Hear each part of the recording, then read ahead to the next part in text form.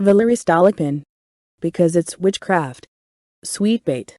Anton was overcome by a desire for revenge. No, not like that, rather willingness to learn to live without it. I wanted to unbearably to reduce the significance, the gravitational attraction of my wife for myself, the strange dependence on this woman, to prove to myself the possibility of alternative events. Life cannot and should not be enclosed in the framework of circumstances that are imposed on you. Attempts to shake up half-dead intimate relationships, slowly but surely coming to a standstill, one after another failed. Family life, alas, grows up and ages with you as it gets old, fades, decays, loses its former charm, hallucinogenic, and narcotic properties. There are temptations all around. There are many of them. When you are in a family aquarium, where the water has not changed for years, a look at the outside world, surprise, and shock. People live around you, but you exist, dimly and joylessly. Not so long ago, sparks of inspiration and impulses of enthusiastic exultation were generously scattered in this confined space. Anton was then covered by waves of altruism, solidarity aspirations, and unprecedented enthusiasm. There were so many things I wanted to do for my beloved, and indeed for all people on earth.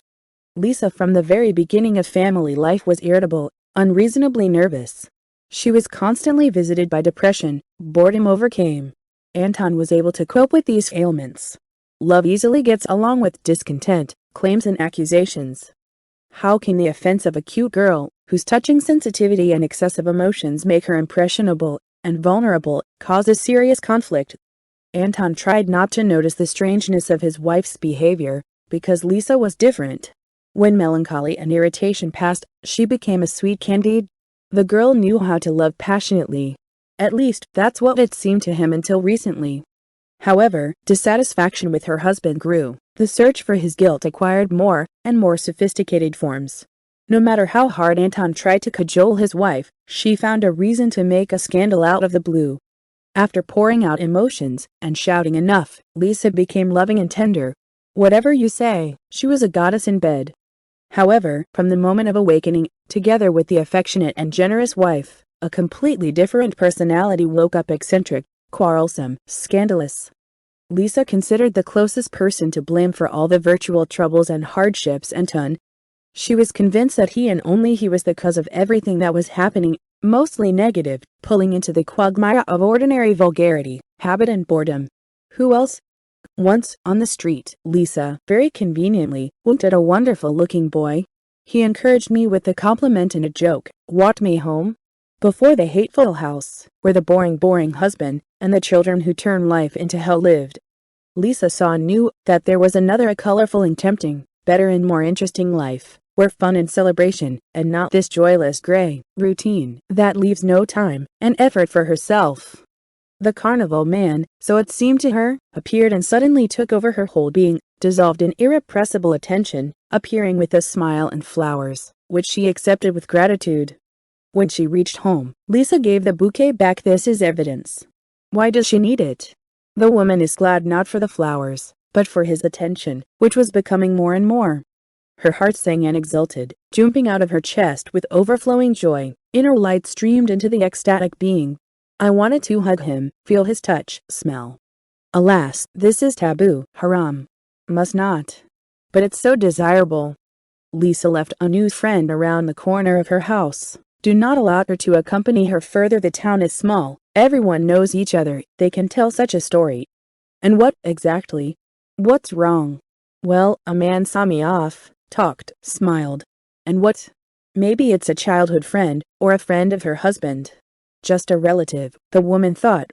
If you want to hide something, put it in a prominent place. No one will see.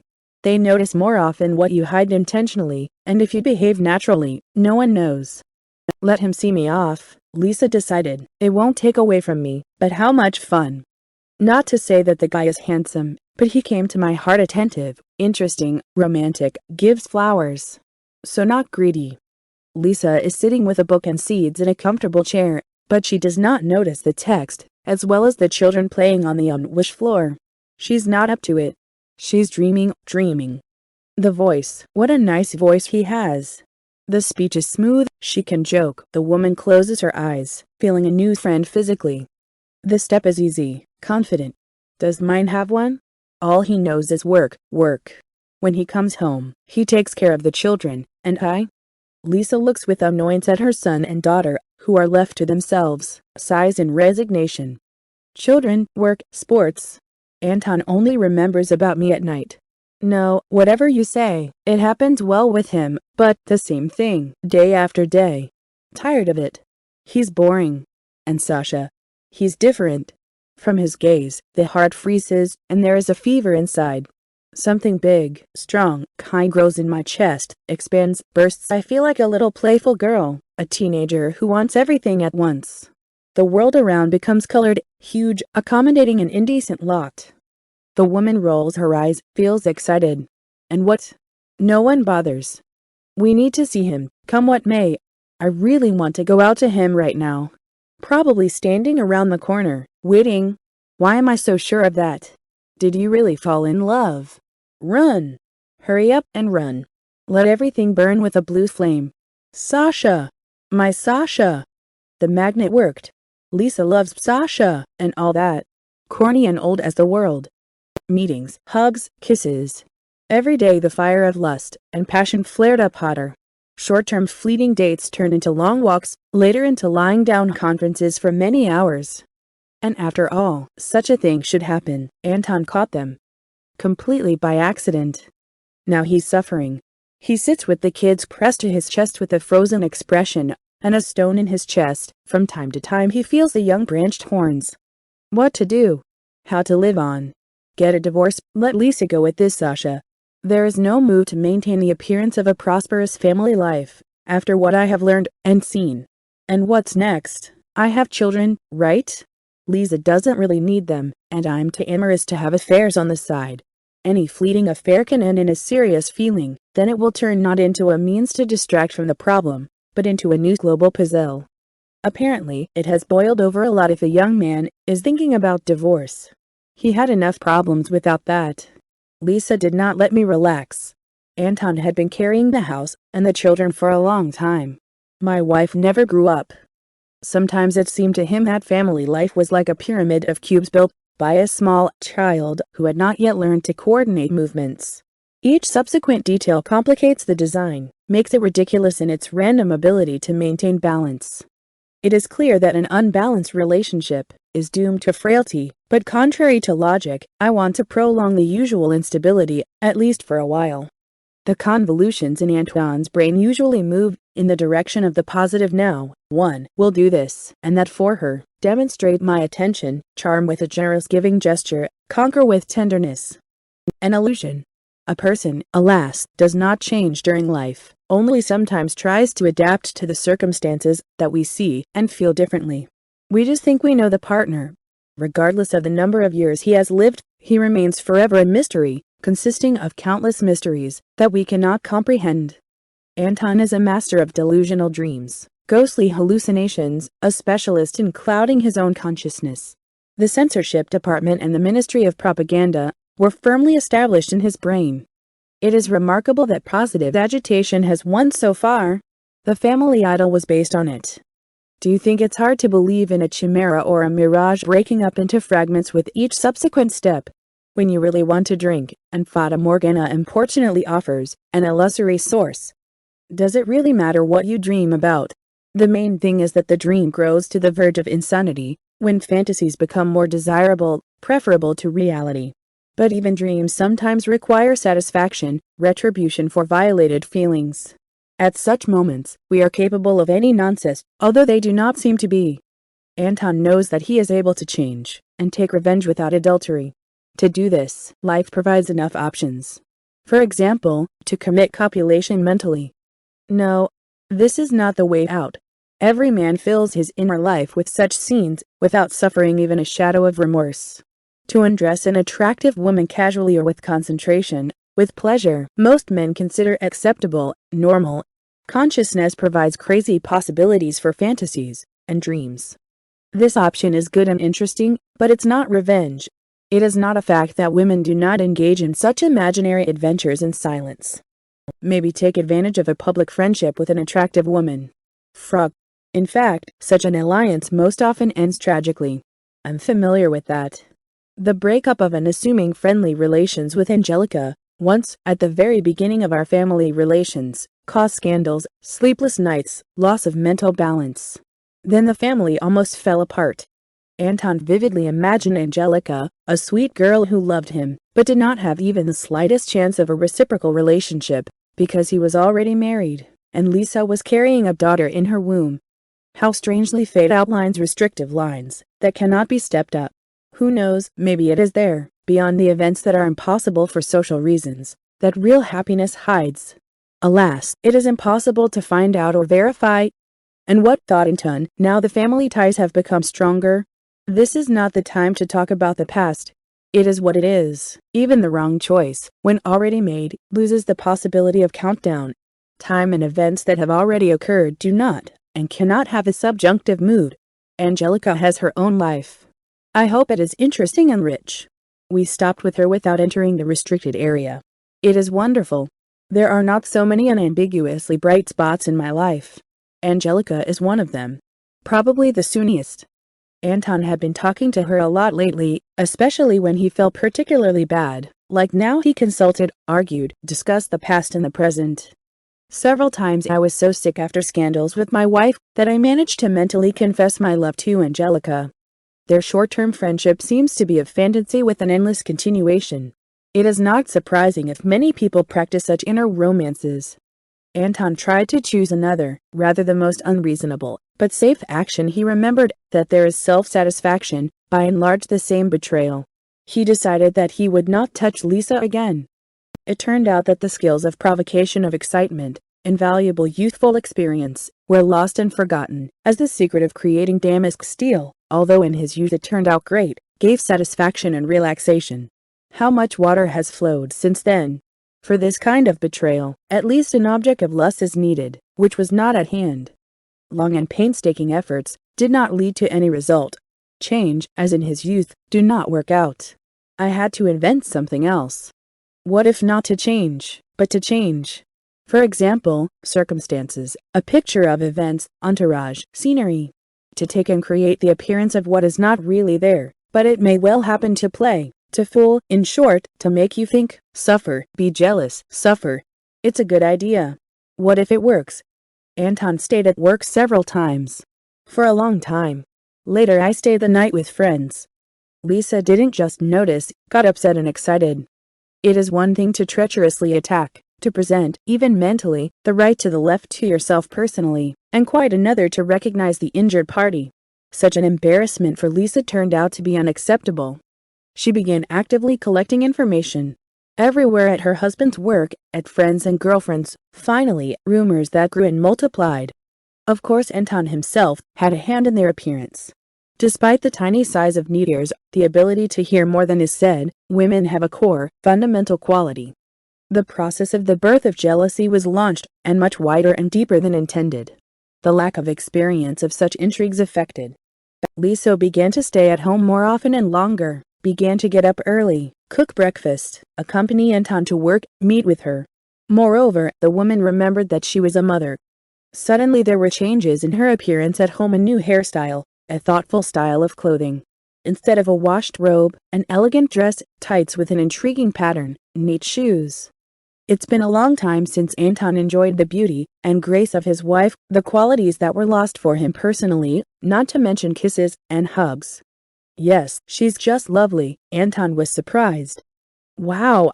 It turns out that Lisa knows how to cook deliciously, exquisitely decorate seemingly simple dishes. They used to be served directly, in a frying pan. And talk, with an approach, with an indispensable desire to find out, to pull out by chance the smallest details of the secret life of the spouse. Kisses, hugs, languid glances. What's the matter with her? Is this really my Elizabeth? Have I stopped being a boring bore? Maybe Lisa really loves me? Or is it still the experience of a selfish owner who almost missed a legitimate prey in a hurry? Yes, business. Here to think and think? Anton enjoyed the moment, however, without making advances to his wife. It's not at all difficult to pretend that nothing special is happening. Perhaps he will make allowances for a casual hobby, but later. We must first make sure that family life is possible. But what about Sasha? Anton thinks, will Lisa be able to refuse the sweet bait? Boys in love. Boys. Funny people, they grow like mushrooms after the rain, you don't have time to notice. Yesterday we walked under the table without bending down, and today they wept such crusts that you don't know how to answer. You ask, what's your name, honey? Coca, and after a couple of years he comes and says, Grandpa, when I grow up, will I also get married, like Dad? Of course you will, my dear, of course. How else? A real man should have a family. And definitely a son. Will you have a wife like Mom? No, it hurts her swearing. Like a grandmother.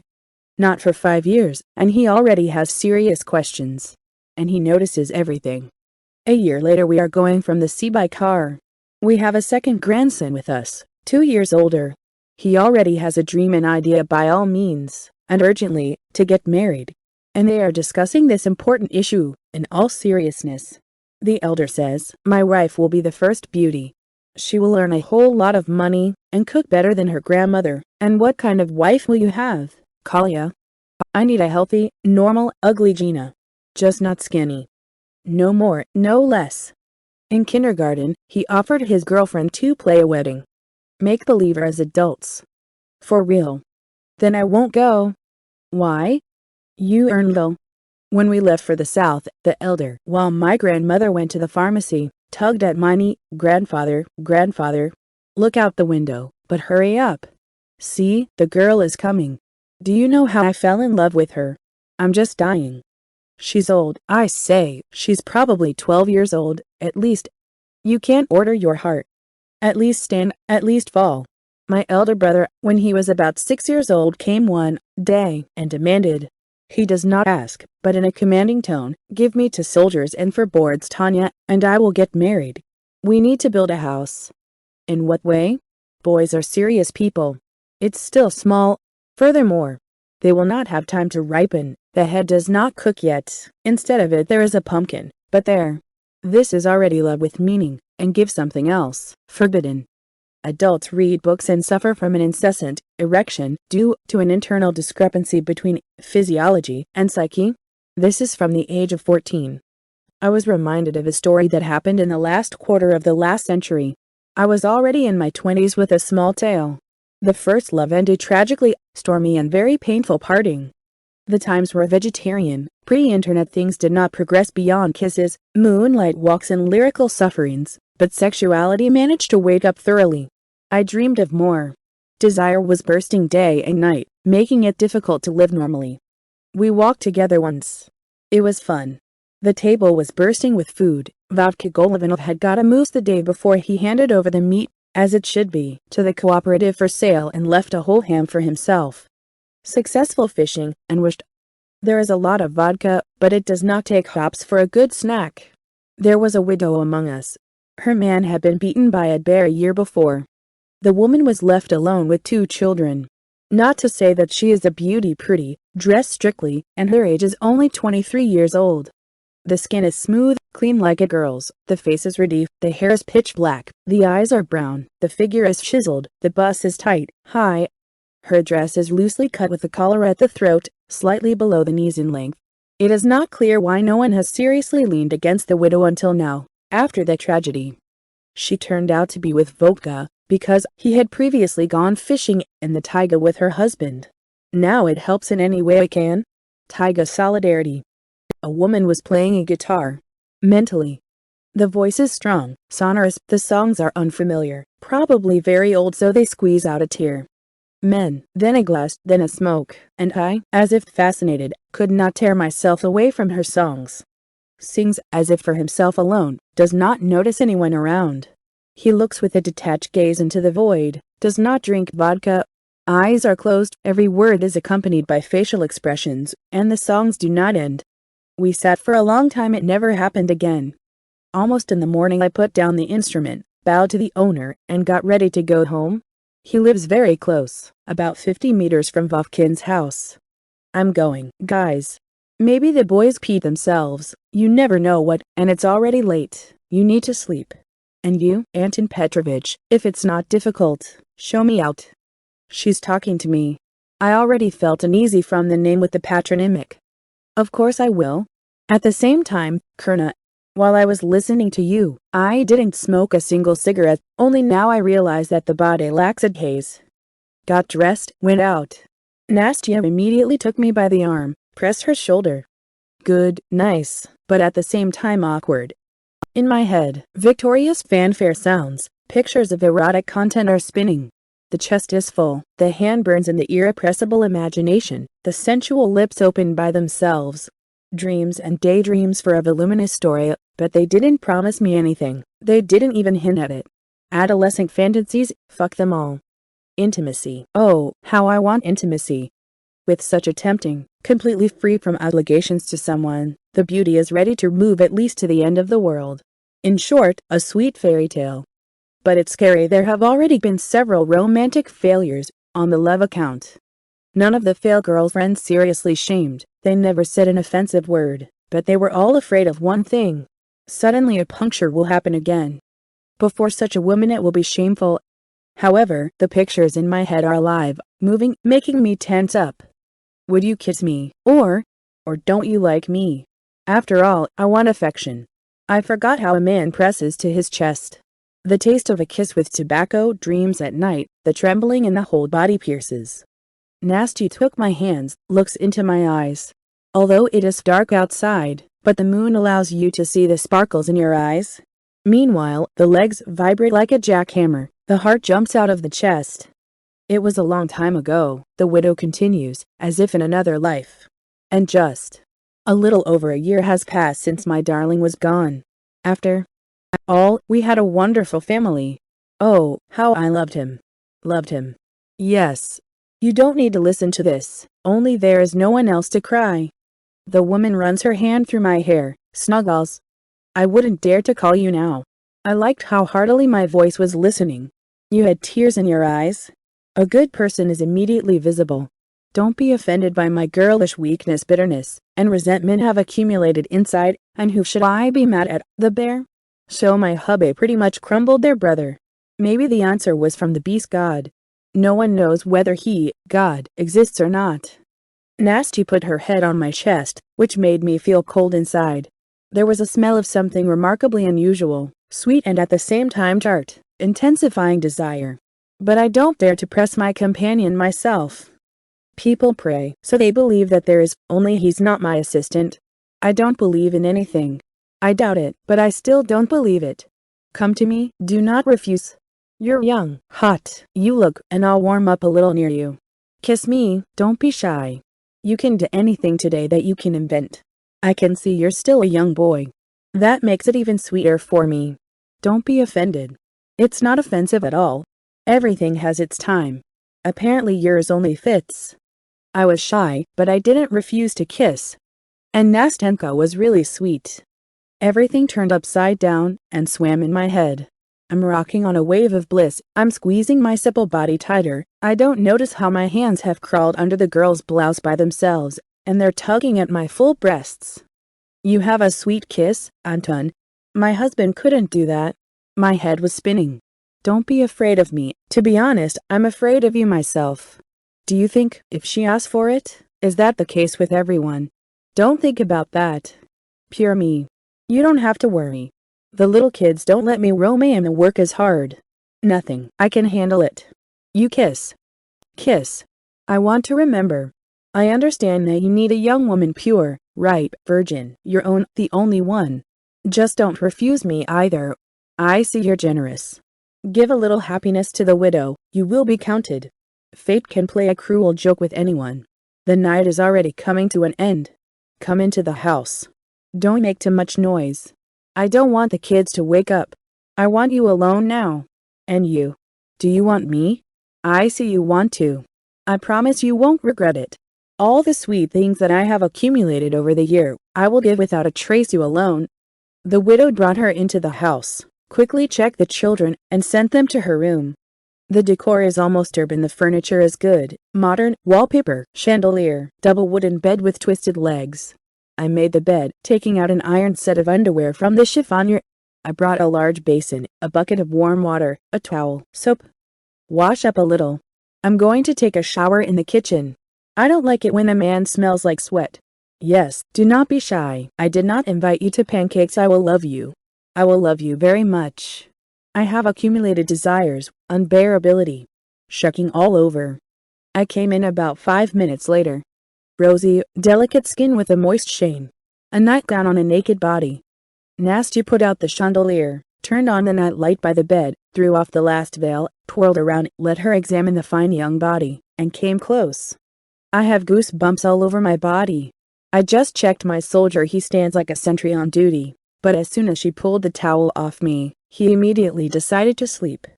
The woman looked at my hero, pressed her bare skin as if burned. And I'm shaking from the cold in a heated house. Nastia, you should turn off the light. It's kind of awkward. Look, I was shy.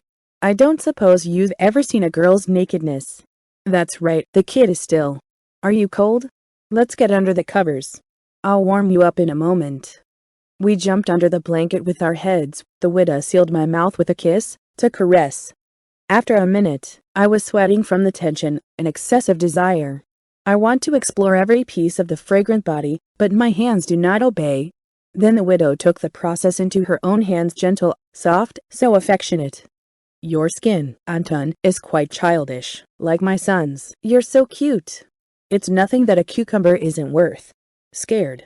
It is seen that it is not often necessary to meet with female affection. Now I will stir him up. There will be no stopping him after. It happens to everyone. I'm sorry, Nastia. Don't lie down like a prisoner or wounded. Kiss, taste, caress. I'm all for you. I feel good already. Here, touch it here. See how well I am? It's so good to be with you. Not at all like my husband. He was rude. He took me by force for the first time. I'm not offended by him. I'm not going to be a girl for a century. You can see for yourself, we don't have a lot of normal men in the north. More and more prisoners, after prison, and with a biography. Soon I partially overcame my shyness. I caressed the little girl, as if I've been doing this all my life. Alas, that was the end of it. It was not possible to penetrate the main female secret. Nastia didn't betray her annoyance with a word or a gesture. She kept saying how wonderful I was and how wonderful I was. In the morning I fed him. Without ceasing, she kissed, showered thanks, invited me to visit more often. I was ready to sink through the ground. In the evening I went to my friend, Valery Stolypin, to talk about the annoying puncture, without mentioning, however, who it was about. Valery, tell me what's wrong with me. Why is it not working with women? Did everything work out with Reka right away? Don't worry too much. Shows happen to everyone. Tell me, do you really want a woman? Very much. But you're afraid. I'm afraid. That's when you want to become stronger than you are afraid, then everything will work out. Not yet ripe. Maybe I haven't met the one yet. Love is not only a pleasure, it is a serious spiritual work and a great responsibility. Sometimes I can't understand myself when we're together. A relationship with a woman is a whole science, brother. You don't need to start from bed. First fall in love, take care of yourself, learn not to receive, but to give. I also said fall in love. I'd love to. But where is she, my beloved? I haven't grown up yet. Will I wait? I'm already 20, and I still haven't seen her. It doesn't matter. Your love won't pass by, you'll know right away. In the East they say if a student is ready, a teacher will appear. I'm a civil engineer, so I'll give you a professional example. When you build a house for the first time, you don't sleep at night. How and what? At night you are awake in a dream, as if you are doing everything in reality. Today, for example, the foundation was filled in. And you build at a dream, as you need to, but exactly up to the moment when you finish work yesterday. All deadened. Not a step further. And so every night until you build everything. After and in a dream, everything works out. What I mean is don't rush things. First, the preparation, the layout of the site, then the formwork, the foundation. Okay, don't get into it. I'm not talking about construction, I'm talking about love to you. There is a time for everything. So it will still stick out. You will not sleep at night, your head will be completely blown off, you will become a poet. Love. Here is my little paradise, for example. In short, don't bother, you'll see for yourself. You can't build a house first and then build a foundation. That creation will fall apart. Theoretically, it is possible, but practically. However, this happens in real life. Therefore, there are single women, abandoned women and fatherlessness all around. Do you need this? You're a normal man, the right one. Of course, if you can't, but you really want to, then you can. But I prefer a love relationship. It's safer that way, and more correctly. It's probably a good thing that nothing worked out for you. The guardian angel tries to protect from big mistakes that cannot be corrected later. And sex. It's not love. It's not the main thing. This is rather an indicator and a sign of absolute trust, because you entrust yourself to the last vein of partner responsibility, which, alas, may not be. I'm sorry I'm teaching. This is my personal opinion. You have the right to do otherwise, whatever you want. We live once. In this world, everyone is for himself. I made my mistakes. Thank God, I managed to edit them in time. Many people fail to fix shoals until the end of their days. So they live restlessly. If you happen to learn from someone else's experience, do not refuse. You will save energy, time, and gain a little more happiness. A living soul is not a testing ground. It feels, hurts, and suffers. Just trust me. But all the men. You are mistaken. Not all, and then, you're not a schoolboy. I'm not a sensei. Then he himself. But if anything, come in, we'll talk. After all, we have a country of Soviets. I always have a couple of stories for you. Let me change with you. I will not keep silent about the main thing. I have enough courage for that. Yes, I want you. I want you. But, you know, less than I would like. Vladimir Vishnevsky. Jenna is sitting, silently, in an embrace with a glass in which a fiery mixture, transparent as a baby's hair, is splashing, popularly called vodka. The most disgusting thing, I'll tell you, and the worst means for relaxation because of the poisonous and very aggressive property of distorting reality. Again, a hangover. Fun for a penny, but the withdrawal is such that fever and flu, in comparison with it, is just a game in at the sandbox. Jenna wondered to drink, or well it. However, the soul is in agony and there is nothing else to calm it down. And what, pray tell, is this very essence so rampant it does not give rest for which day in a row? And the fact is that Erotica, his beloved wife and the mother of 2 children produced together, but once again, she went to live with a dog that turned up on occasion, whom an ill-fated fate deprived of health and well-being, and his wife, by virtue of natural pity and perversely acquired maternal instinct, pitied him. Petanka is such a loser. Fate has taken everything from him. Just think, a person has a heart attack, diabetes, terrible pressure, his wife left, the kids don't want to know. Everything is 1-to-1, in the end, not life, a natural disaster. Pet Junior won't survive without me. He just needs me, like water or air. I will save you. Have you thought about us with the kids? Who will save us from problems and adversities, the cause of which is primarily you with your indiscriminate, alien pity? What does it turn out? Give your wife to your uncle, and go to the bee, and yourself? I don't understand you, Vera. It seems that you are a good person, sincere, with a fine sensitivity, but you are led to the insidious call of a subject who brazenly rubs a story about undeserved troubles and misfortunes on you. After all, he presents his laziness, moral poverty and physical frailty as merit, nobility, and selflessness, causing you to have an attack of inexplicable altruistic sacrifice. You're trying to give everything away, and in return, as a compensation, they give you a loved one, that's all. With all the immense troubles, by the way, deserved. After all, apart from hemorrhoids, these gentlemen are not burdened with anything else, neither wealth, nor family, nor intelligence, nor nobility. What do your wards have besides diseases and needs? Yes, nothing. Everything you say is right, Jenica. Everything is so. Probably. Don't know. It's not that simple. You can't get into his position, but I can. He is unhappy, restless, sick. Needs me like a baby needs a mother. He can't survive alone. And here I will help, as much as I can. Love him, again. And do you love me, your children, your home, finally, your restless and unsettled fate? What kind of hormones do not give you peace of mind? They make you fall in love with everyone you meet and cross, who is worse than you, who has nothing behind his soul or in his heart rock, emptiness. Yes, how is it emptiness if a person knows how to love? His body is sick, but his soul is clean and healthy. That's why the poor guy suffers, because his heart is bright. He dotes on me, worships me, promises to carry me on his hands forever. Does he love you, you fool? Rather, your tits are full, your figure is chiseled, and your eyes are the color of ripe buckwheat honey, all that you are deprived of by virtue of being in a closed medical institution, where you make pricks and take out pots for him.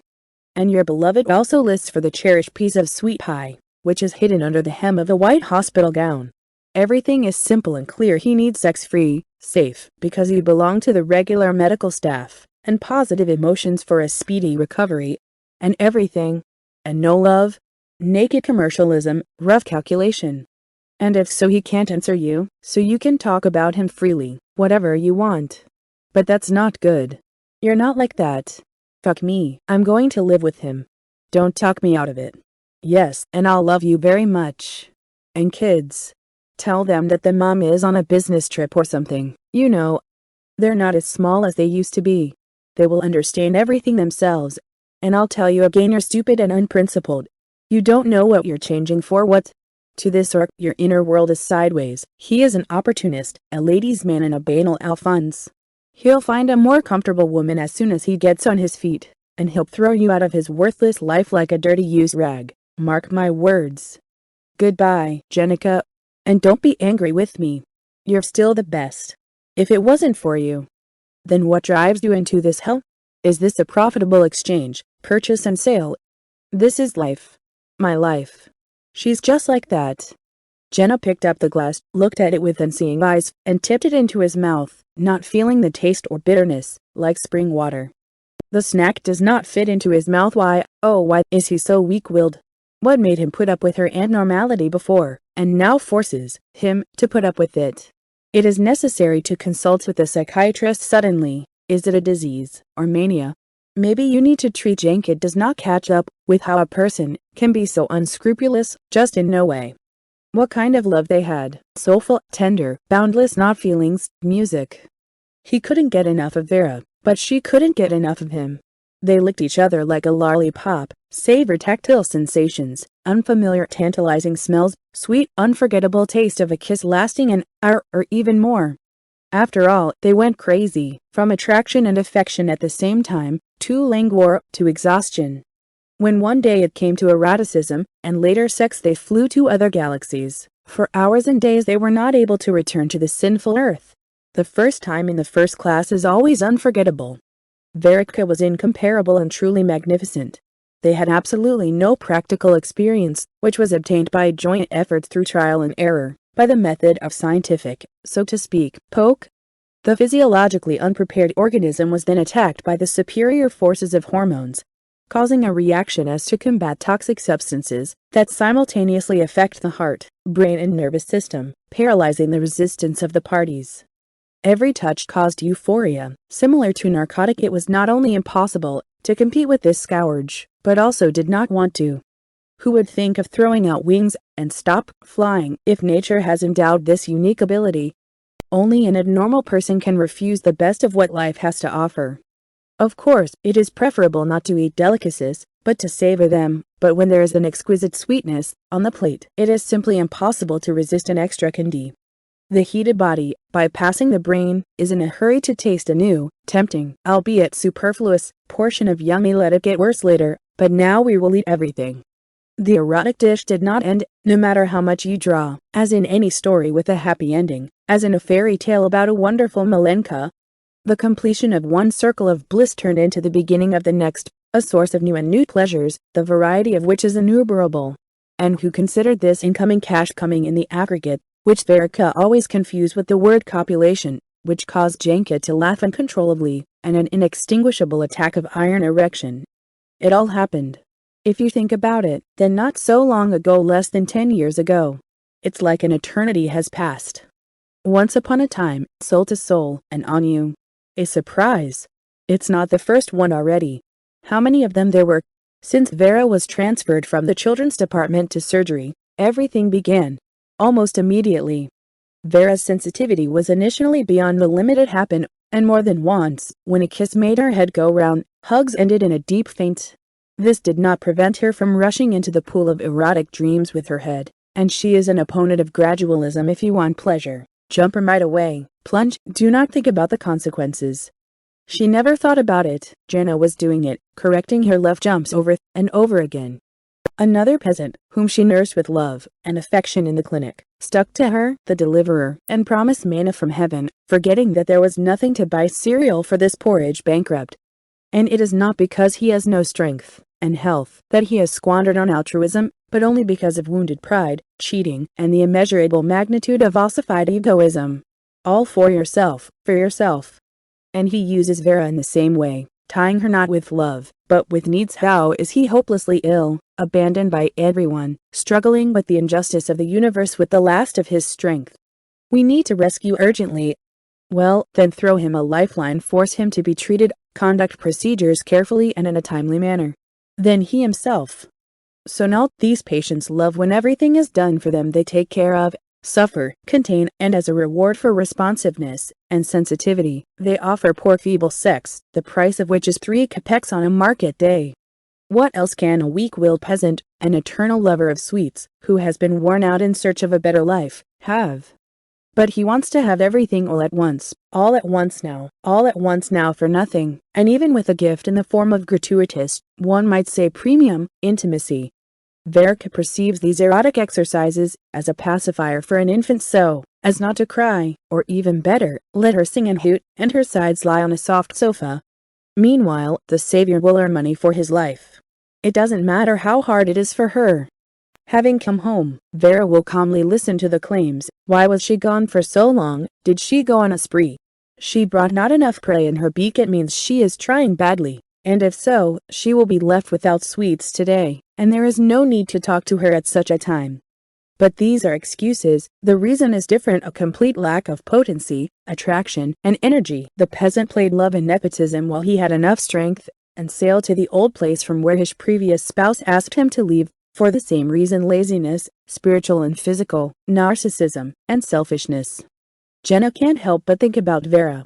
Even now he cannot pronounce her name except in a diminutive and affectionate way, because he loves immensely. Even this one. And yearns and waits. He is waiting for Verka to figure out the next Suryasa, Petunia, Ashat, Givi, or Arnold, to get rid of his irrepressible passion for rescue operations. After all, this good to her in full, one can say behind her eyes, is enough at the operating table, where the struggle, and real, and not fictional, lasts for hours. There she really saves. The sufferings and lyrics of the half-dead, worn-out characters of the conventionally male sex are illusions and fiction of a tired, inflamed female brain. How could she not understand that? After all, everything is fine with them. The house is full, love and prosperity. It was. Alcohol does not take it happens. In the morning, he will definitely feel emptiness, apathy and weakness, along with dizziness and nausea. At least for a while, to escape from what is happening, to hide, like an ostrich, in the euphoria of a drunken state. Verka. Jenna always worked a lot. Eternal and endless part-time jobs allowed the family not only not to be poor, but to live well enough.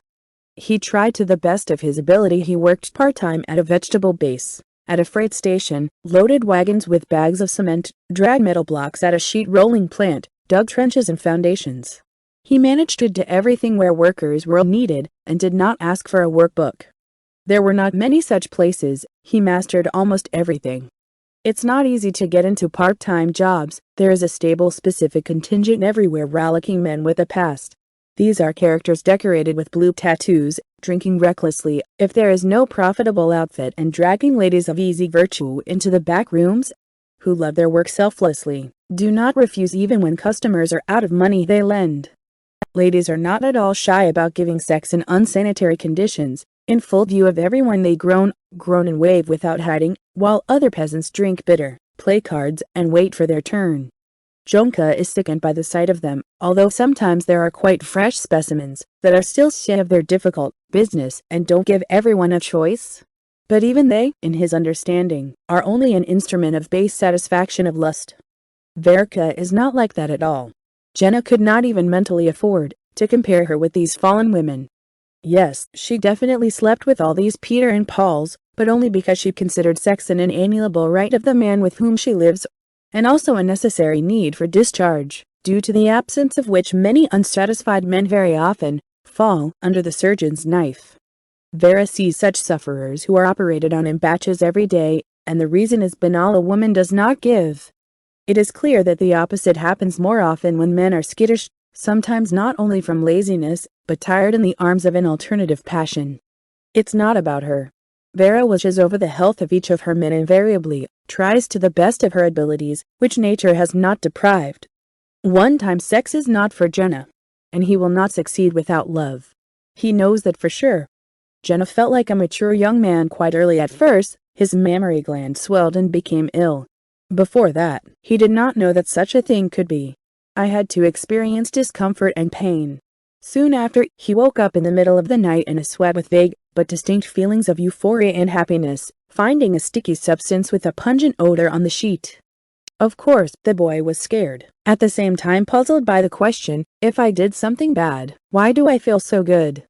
He remembered exactly what the girl was dreaming about, although he saw only a blurry, indistinct silhouette, but he knew for sure that it was a girl, and a beautiful one. She did something that made Jenna feel good, her heart filled with blood, her brain with radiant emotions of overwhelming joy. That's when he woke up. The soiled sheet made me feel ashamed, and the emotions I experienced made me dream of repeating myself. Jenna could not sleep for a long time after that. He tried to return the vision, which invariably came, but unexpectedly, suddenly, without giving the opportunity to prolong the pleasure. He was afraid that his mother would scold, tried to hide the traces of the night crime. Mom looked at him carefully, found the evidence, stroked his head. When did you manage to grow up? And nothing in reproach. So he's all right. I should ask my friends. They confirmed that the same thing happens to them, that such feelings can be caused by yourself, and in broad daylight. They bragged about their abilities. His first love happened at the age of 15 with a girl from a parallel class. At this age, all boys are skinny, shaggy skeletons, and girls already have quite distinguishable female forms with rounded buttocks and breast bumps.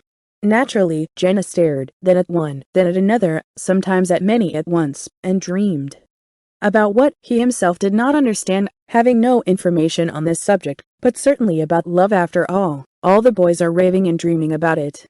The girl approached him by herself. You're looking at me like you're in love.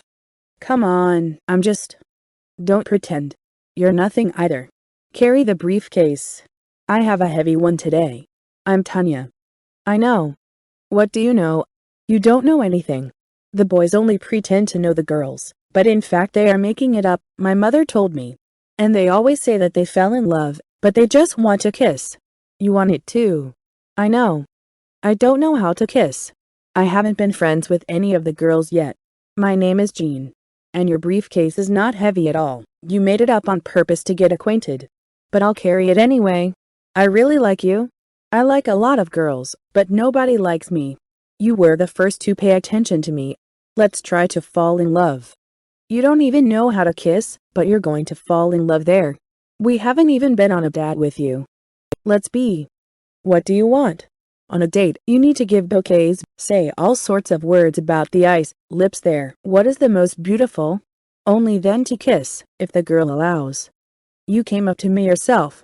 I don't have money for a bouquet, and for carrying a briefcase, you have to kiss me 3 times. That's what you are. And I also wanted to fall in love with you. Give me your briefcase and get lost. Okay, so be it. I'll kiss you. Once. I might not like it. Although, the girl said that it was terribly pleasant. And it tickles. Persuaded. Just not here, otherwise they will tease later. Tilly-do, the bride and groom. I liked it. We kissed for a long time, a lot, selflessly and intently, recklessly tasting every taste. Jenna was friends with Tanya for 2 years. Rather, it was friendship, not love at all. The heart, as friends said, did not jump out of the chest, but parted after walking quickly, and without snotty sentiments. At the age of 17, Tanya fell in love seriously. But not to Jenka. There was a stormy explanation, a last kiss and long tears on each other's shoulders. They managed to get used to communication. It was not easy to part. The next session of love happened after graduation. These were the impetuous, crazy feelings of teenagers waiting for a miracle. Only a magic did not happen. The girl entered the institute, where she met a couple from another social stratum. She tied her fate with him, leaving a delicate fragrance of an excited, but still unknown female body, which attracted and beckoned, but did not wait for any erotic actions. Even at that time, Jenna remained a naive young man. Erotica became the only woman with whom he simply could not have sex. At first sight, she stuck a thorn in his heart, striking his imagination and feelings, bringing to the surface all the most tender and kind. He could not examine in detail and describe the appearance of the girl, because of extreme shyness. As soon as Vera raised her fluffy eyelashes, Jenna lowered his enthusiastic gaze and began to pick the ground with the toe of his shoe. From the first day he realized, even felt, that this girl was made for him. There was no need for them to ask about each other's desires. To negotiate, everything happened by itself, as if at the behest of a mysterious entity who knows every little thing about them and their relationship. If Jenna planned to kiss her, Erotica immediately stretched out her plump bright lips, rolled into a tube, allowed her to move her tongue in her mouth. As soon as he imagined the right mounds of the seductive and completely unknown universe of her elastic bust, Erotica took his hand and guided it into the bosom, where ripe berries of the nipples instantly filled, giving birth to internal vibrations that cause a rush of blood and a heartbeat. Gunka, agitated by the touch, had his breath blocked and consciousness turned off. Vera looked significantly into his eyes, gently touched the raised flesh, smiled, offered to go to one of them to visit, to continue studying geography and at the same time anatomy, because she studied at a medical college and already knew something. Jonka did not resist, giving Vera the undivided right of primacy. I also delegated making serious decisions regarding relationships and classes to her. Erotica did not argue, agreeing with any opinion of her beloved, when it was, if there is perfection in life, then this is his Erotica. Jenna didn't see a single flaw in her. The girl looked beautiful from all sides: pearly white teeth, coral brightness of plump lips, chiseled figure, high elastic breasts, and velvety, childlike skin, a thick shock of brown hair, shiny and fluffy, thin fingers with miniature nails, amazing brightness of the eyes. He couldn't figure out his eyes, they were constantly changing color, from brown to honey yellow. A smile that never leaves a charming young face, kindness and generosity, caring, complacence. Who else could boast of such a girlfriend? She always looked at Jenna enthusiastically, with desire, offered herself right now, without delay. The young man always wanted to be with her, to possess her, and everywhere and constantly. Sometimes the excess of desire even strained, because such concern did not allow you to focus on anything else, and often bulged with the visible part right in front of random viewers. It was exactly the kind of love he dreamed of. Everywhere they were together, parted only for sleep and study. When they finished their studies, Jenna thought, they will certainly get married. And so it turned out. We lived in happiness and contentment for 5 years. During this time, a daughter and a son were born. Jenna idolized his Vera and was seriously ready to kiss the sand on which she walked. And she loved her beloved in return, doing everything possible for the family. She learned to sew, cook delicacies and dishes on duty. The house is always clean, the children are well groomed. She was also lucky with her betrothed. Her husband is businesslike, efficient, caring, always ready, and trouble-free as a Kalashnikov assault rifle. Happiness and prosperity ended unexpectedly. Vera was transferred from the children's department of the hospital to surgery, not just a nurse, an operating room. She flew on wings, admired doctors, learned skills in her difficult but necessary business, and then broke down. Sorry, he won't survive without me. He needs me. And she left. She came home. The children were still small, to cook, wash, iron, and left. Back to him. It was unbearable. Jenna tried to persuade him to come back. The wife was adamant. Vera, are you sleeping with him? Of course, Jenna, he's a man. And who am I? If you need a woman so badly, I'm willing to give in. You are dear to me. I am worried about your health, but do not think that it will be permanent. It's better if you find a replacement for me, at least temporarily. But I don't need anyone else. You know I'd never cheated on you with anyone. I know. Therefore, I love and respect. You're the best. But Petenka will be lost without me. He, the accident man. I don't have much time. Petya is waiting. Should I undress? Yes. I mean, no, I can't, after him. With him. It turns out to be some kind of orgy of perverts, or whatever. Do you think I'm a man of easy virtue? Don't be a fool. It's for medical purposes. And allow yourself, please, sometimes sex on the side. This is quite normal nowadays. Now this issue has become easier. Everyone understands, because it is the age of information, and it is harmful for men to abstain. Do you think so? So what's going on between us is a medical norm? Well, not exactly. I don't allow myself easy behavior, so I honestly confessed and left so as not to embarrass you with cheating, or something else. I'm sorry, Vera, but I have to say indecent things, so it turns out that you are not a B but a sister of mercy?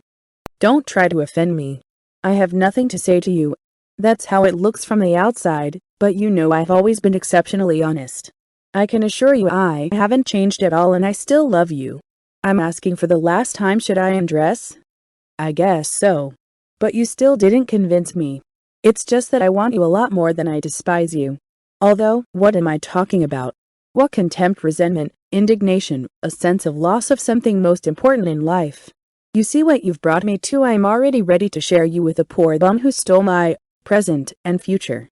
Verica looked at Janko with excited dear eyes filled to the brim with desire and love. The couple immediately began a stormy intercourse. Yes, they remained husband and wife. Orgasms followed one after another. The frenzied energy seemed not to be spent, but to be arriving. Suddenly, at the most inopportune moment, Vera looked at her watch and calmly said, "Sorry, Jenica, I have to go. I'll see you tomorrow. And tomorrow, too. I warned you that this is a one-time medical service. You don't really think I made BUY, do you?" Jenna began to cry, bitterly, sobbing. It became unbearable. But he is not able to change anything.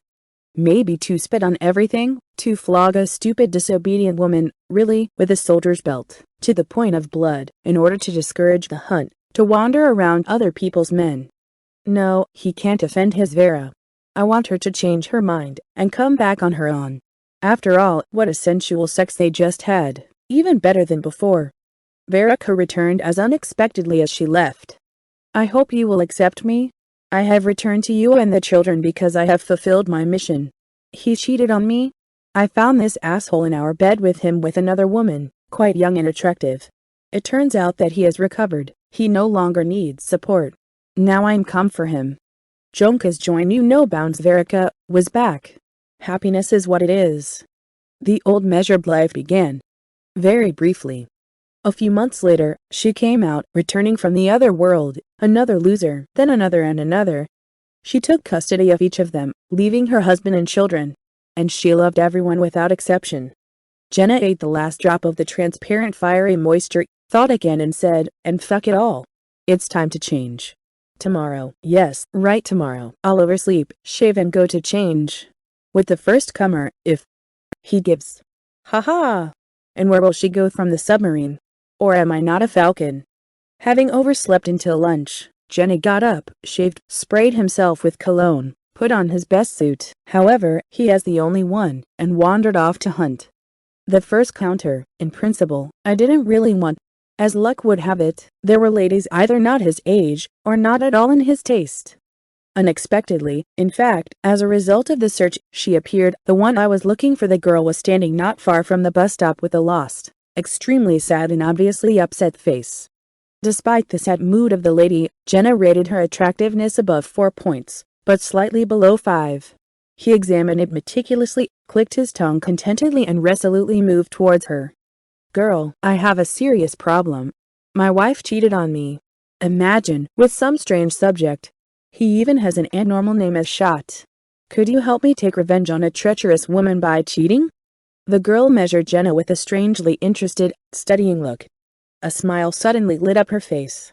The girl laughed and said, with great pleasure, imagine, and Shot, who knows, maybe the same one, cheated on me. I stood there and thought about what to do to annoy this goat. So it will be even. Ah ha ha. You surprise me. It has never been so easy for me to come to terms with a vile betrayal. Well, for a start in a cafe. We should at least get to know each other. Do you think this is the same as Shot? Yes, what difference does it really make if you and I have found out that all the Shots are scoundrels? We'll show them how to cheat on decent people. We'll change it so that the devil will be sick. Jonka and Larissa, that was the name of the companion, cheerfully and carelessly, arm in arm and laughing, went to take revenge. It seems that the world has completely turned upside down, if it has become so easy, perhaps easier than going to the cinema with friends. On the way, Larissa told a joke on the topic. The girl emotionally and very temperamentally explains to her friend a quarrel with her boyfriend. Foreigner, I explained to my idiot that I am not cheating on him, and he, the brute, has rested his horns and does not believe. Jenna listened and thought, seriously, and let Verka live with these spiritual invalids. I won't let you get another shot.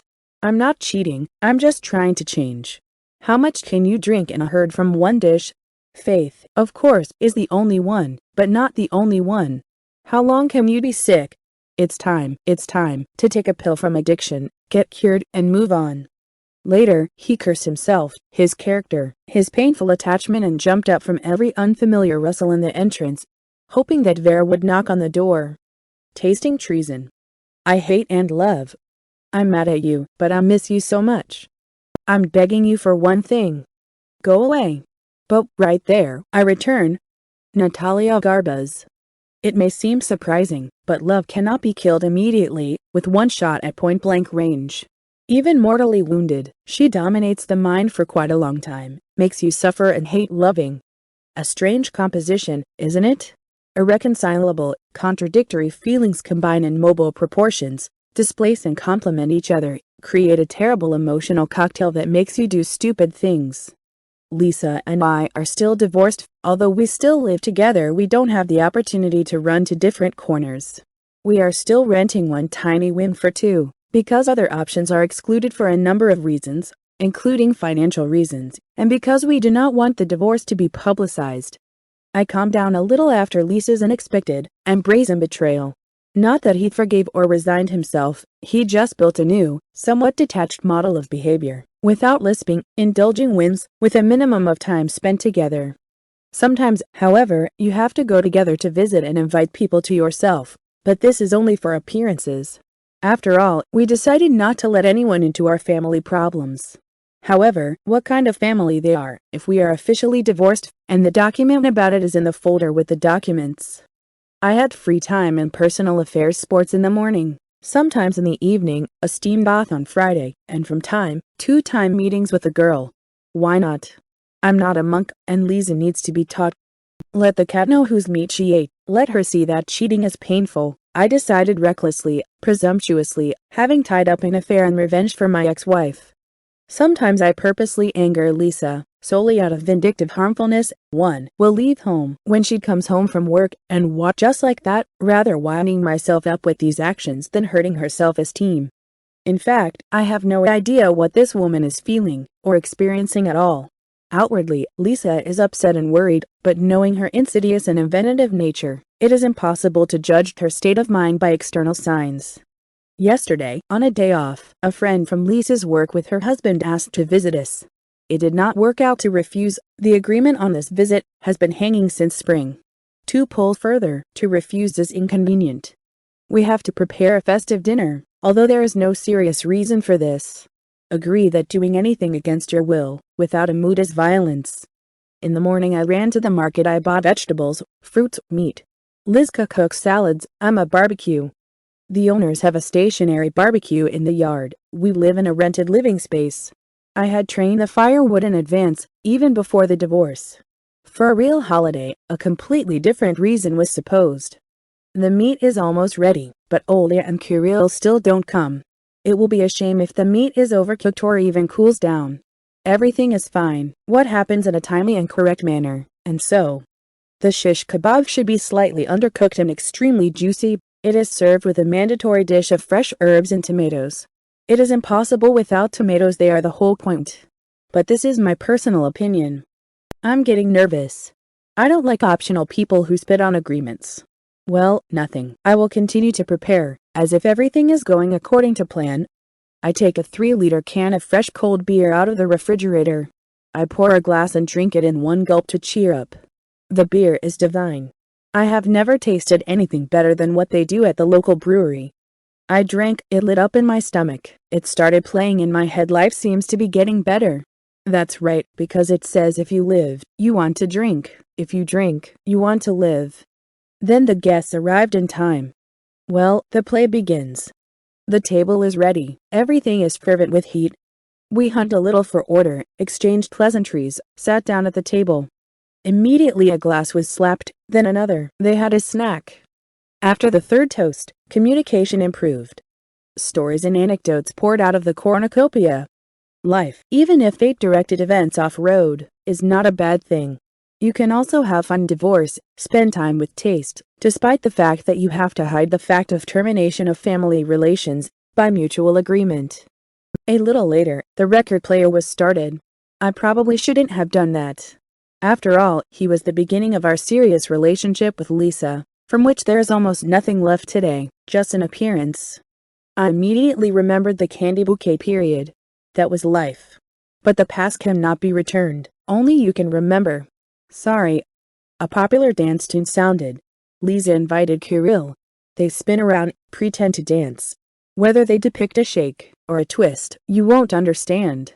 All at once. In a word, and rustic tango performed by two hippos. When the slow music started playing, Olga invited me. Alcohol makes you want to move. I'm not a dancer, but it's inconvenient to refuse. I only know how to snuggle, trample my feet a little, sing pleasantries in my ear, but to be serious, this entertainment is not for me. I put my arm around the girl's waist, thin, elastic, supple, and began to move. Honestly, I liked it. You don't need to be a dancer with such a partner, the legs themselves draw patterns. Something in her made me obey the melody and rhythm. A little later I forgot about the cloudy mood, snuggled closer, put my other hand on Olia's shoulder. Life began to play with rainbow colors, as if it had returned to the past. Then we passionately loved to dance, what we could spend the whole day off with Lisa, merging in rhythmic ecstasy. Catching the euphoria, I involuntarily looked back at the other couple. Kirill, with his eyes closed with pleasure, adjusted to the small stature of his partner, passionately squeezed Lisa, completely forgetting that her husband and his wife were next to her. They looked more like lovers than a casual dancing couple. Lisa was clearly delirious with pleasure, having allowed Kirill much more than decency requires. They whisper hee-hee, ha-ha and spin, forgetting about our presence. Kirill's right hand makes magical passes slightly below Liz's back. The left presses her head, lips walk from the cleavage of the collarbone, along the delicate neck to the ear. The dancing patch in the wing is tiny, God grant 4 square meters. The breathing of the dancers is clearly audible, but you can't make out the words. I don't need anything. Lisa and I have an agreement on an acceptable relationship. We are no longer a couple, and Olga is overcome with curiosity. She had never seen her husband in such close contact. However, I also feel her desire to snuggle closer. Alcohol relaxes, partially turning off the brake. Shyness passes, and passion overcomes. In short, dissonance, imbalance, and I want, and prickles, and my mother does not tell me. And what do you want? Yes, just try something else. Take a little risk, play in forbidden territory, experience new, unexplored emotions. This is how adrenaline or something else works, which makes you change. I looked at this nonsense and decided to offer something that I sometimes thought about but never dared to voice. Now, after all, I can do anything. I'm a single guy, unmarried. What if we plan treason? How do you like this idea? I suggested. What are you, Anton? The roof went. What treason? We're all family, Olga objected. In. That's exactly the point. We live like in prison, stew in our own juice, and don't see shit anymore. What do you think will happen if you are cheated on, or you change? That's it. Okay, my job is to offer, yours is to refuse. They forgot and scored. I didn't offer anything. This is so, a check for lice. I clearly understood that this obscene idea was a provocation, because such a proposal is like a penalty kick at the goal without a defender. The players are warmed up by an alcohol and intimacy. Most likely they themselves dreamed of something similar. A few seconds of silence was interrupted by Kirill. How is it, in treason? Kind of like a bottle? Who will the neck point to, and he kisses? I told you, forget it. I was joking. You never know what idiotic thoughts sometimes come to mind. Too much jokes for me. What are you pushing us all to do? And at all we agreed. Liz commented with displeasure, flashing her emerald gaze. What are you talking about, honey? I just suggested a game. Not betrayal, but ordinary adult entertainment. We are spending time, so why not test your loyalty, and loyalty, in jest, with humor. After all, we do not live in an aquarium. We are constantly faced with situations that put us before a choice. What is more important to us, love, loyalty, constancy, honesty, or betrayal, fornication, treason? Man, a social being, dries up alone, withers away, and perishes. And if you are not alone, then you are swimming in a sea of temptations. Kirill, how long have you been living together? 5 years. It's almost 6.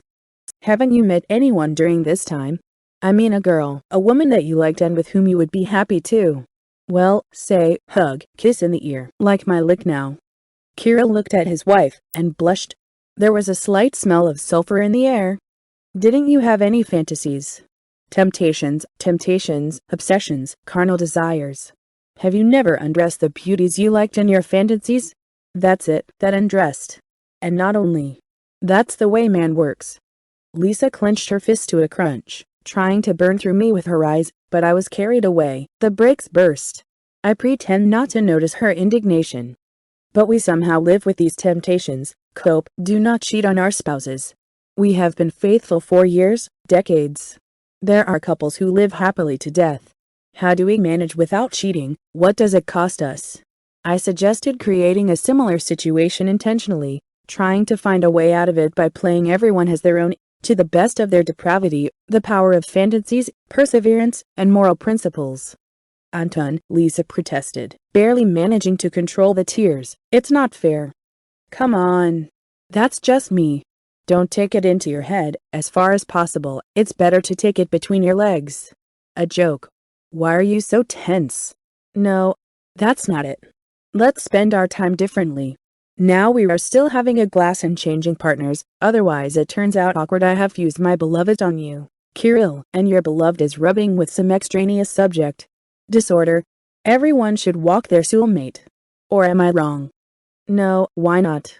I'm having even more fun with your wife. With Ilya, we will still have time to jump. Yes, wife. Jump, who won't let you?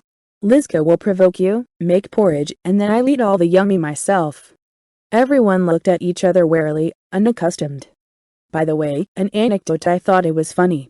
Friends are sitting in the steam room on Friday, steamed, relaxed, about fishing, hunting, then switched to mistresses. It came to the wives.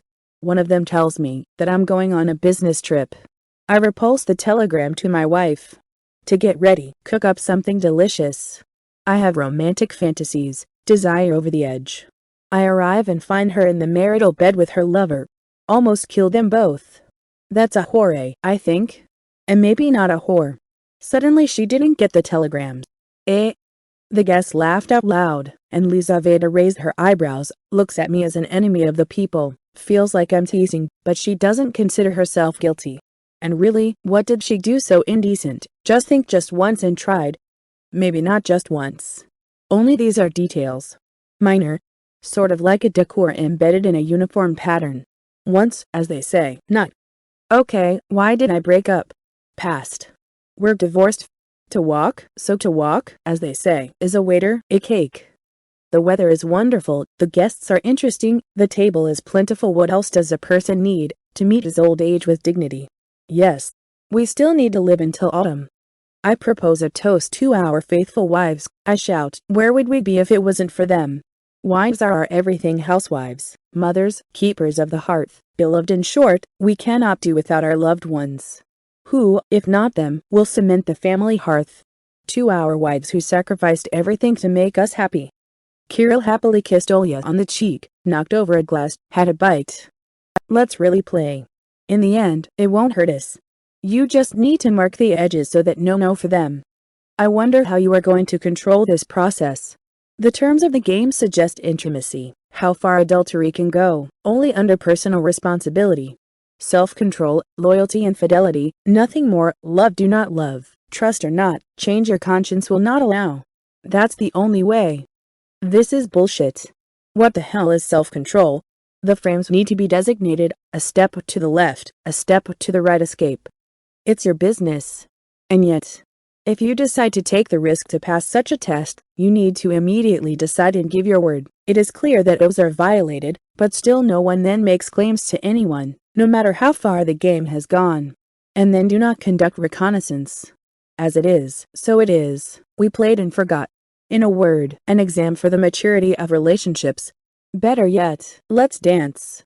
You can also dance. Why did you start it? Alia, let's go for a spin, Kirill suggested with displeasure. They started the record with slow romance again, put out the lights, lit a candle. Good. I deliberately, observing the agreement, asked for a dance with the faithful, if such an epithet can now be attached to Lisa. Now I don't know what to call her. Any comparison sounds unnatural, like a mockery. We keep a distance with her. We do not approach closer than half a meter. Treason is a serious, painful thing. I think it's not easy for her either, especially since I'm not making concessions. It happens, I honestly admit, sometimes we relieve physiological stress in bed, but without emotions and passion on the machine, we sort of improve our health.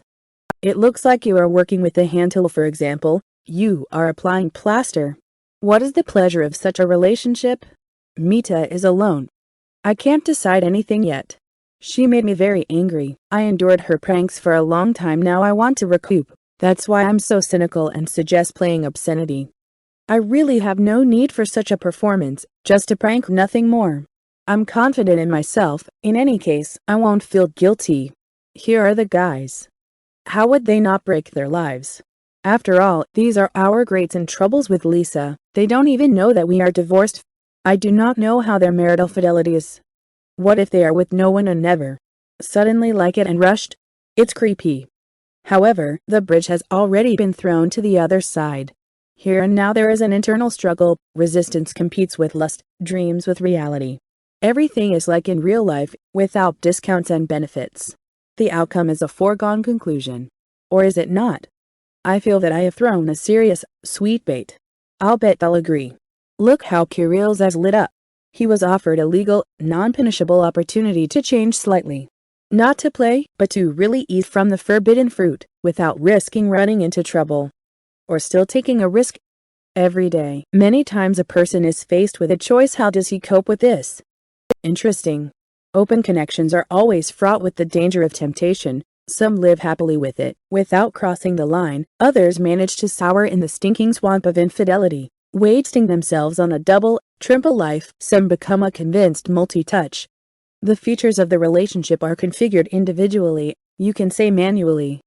For some, interaction with the world is like an organ. For others it is like a violin. There is music, admirers. Any melody has passionate fans. It's a matter of taste and choice. We agree, Kirill suddenly says, after whispering with his wife. That's what I thought. Lisa shrugs her shoulders. It doesn't seem to matter, but she shoots her eyes in his direction. I go to the bedside table, take out the keys to the next wing. Kais, our neighbors, a young couple from Uzbekistan, left for the weekend, on a bus tour. They left it for me, just in case. The opportunity was not long in coming, unexpected, sudden, like a gust of wind. None of us could have imagined that such a thing could happen. Such episodes are like randomly found valuables, which most people do not know how to properly dispose of. Only what is earned, what is deserved is appreciated. Everything else is fleeting and insignificant, especially among Russians who are not very accustomed to surprises and offerings. I remember a story about a guy whose life is bad, just the edge. His wife is a bitch, his children are parasites, his boss is a freak, his job is the devil, his salary is even worse. In short, a full paragraph. And he finds it suddenly, walking along an abandoned forest path in the thicket. A bunch of money. Quite a lot. I counted, got sad and cried. Not enough? That's the point. Try, understand why we are always missing something. What are we looking for when the house is full, and there is love and prosperity in the family? We are looking for ourselves, and we are running away from ourselves, forever and endlessly. And the problems, they always remain where they were born with us. You can go to the end of the world, hide under the water. It's impossible to get rid of yourself. We played the keys. Lisa and Kirill went to the neighbors, and Alia and I stayed with us. Finally we drank, finished the barbecue. Somehow the events were developing tensely, as if it was necessary to jump into icy water, or into the flames of fire. Agreed we'd play for exactly 2 hours. No more, no less. Time has passed. Everything is doomed. They exchanged wary glances. Lisa threw an icy look at me, as if she was trying to win back, but Kirill is in a fighting mood. It can be seen that he is really a boy at all, and lust has swelled on his trousers. Trouble. I probably shouldn't have started this. My friend and I were left alone. Silence. You can hear the alarm clock ticking steadily. I put my ear with a glass to the wall. It's curious, though, what's going on there? I can't hear anything. Well, that's fine. I look at Olga frowned. This situation is new to her. A girl at all. Seems like a really loyal wife. I have no idea what to do, where to start a 2-hour session of adultery. The game is only invented, completely spontaneous.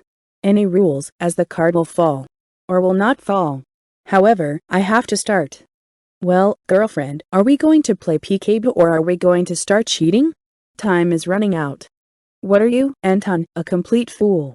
How to change it immediately? Why immediately? Let's start gradually. We'll kiss first. The curves are different there. We will study the cracks in the intimate zone, the rhythm of the heartbeat, emotions, warmth of the soul will grow together, then we will take up delicacies. And then, you see, it will come to bed. Well, you're Antoine and a vulgar, completely crazy. Then why did you agree? I don't know. Curious. And if they get caught? And if we are them? We agree 2 hours of silence. The main thing is not to delay time. However, not involuntarily you can refuse. We will listen to music and talk. But I'm not averse to kissing, crumple tits there, and everything else. Well, are you making up your mind? Your word, your decision. Changing? It's not real a game, a joke, fun. How is it possible to kiss and pot? It's not for real. Half or what? To portray passions. To break a comedy. Yes, no, by the way, the phrase is such that there is an affirmation and a negation in one phrase, only in Russian it occurs. Wonderful.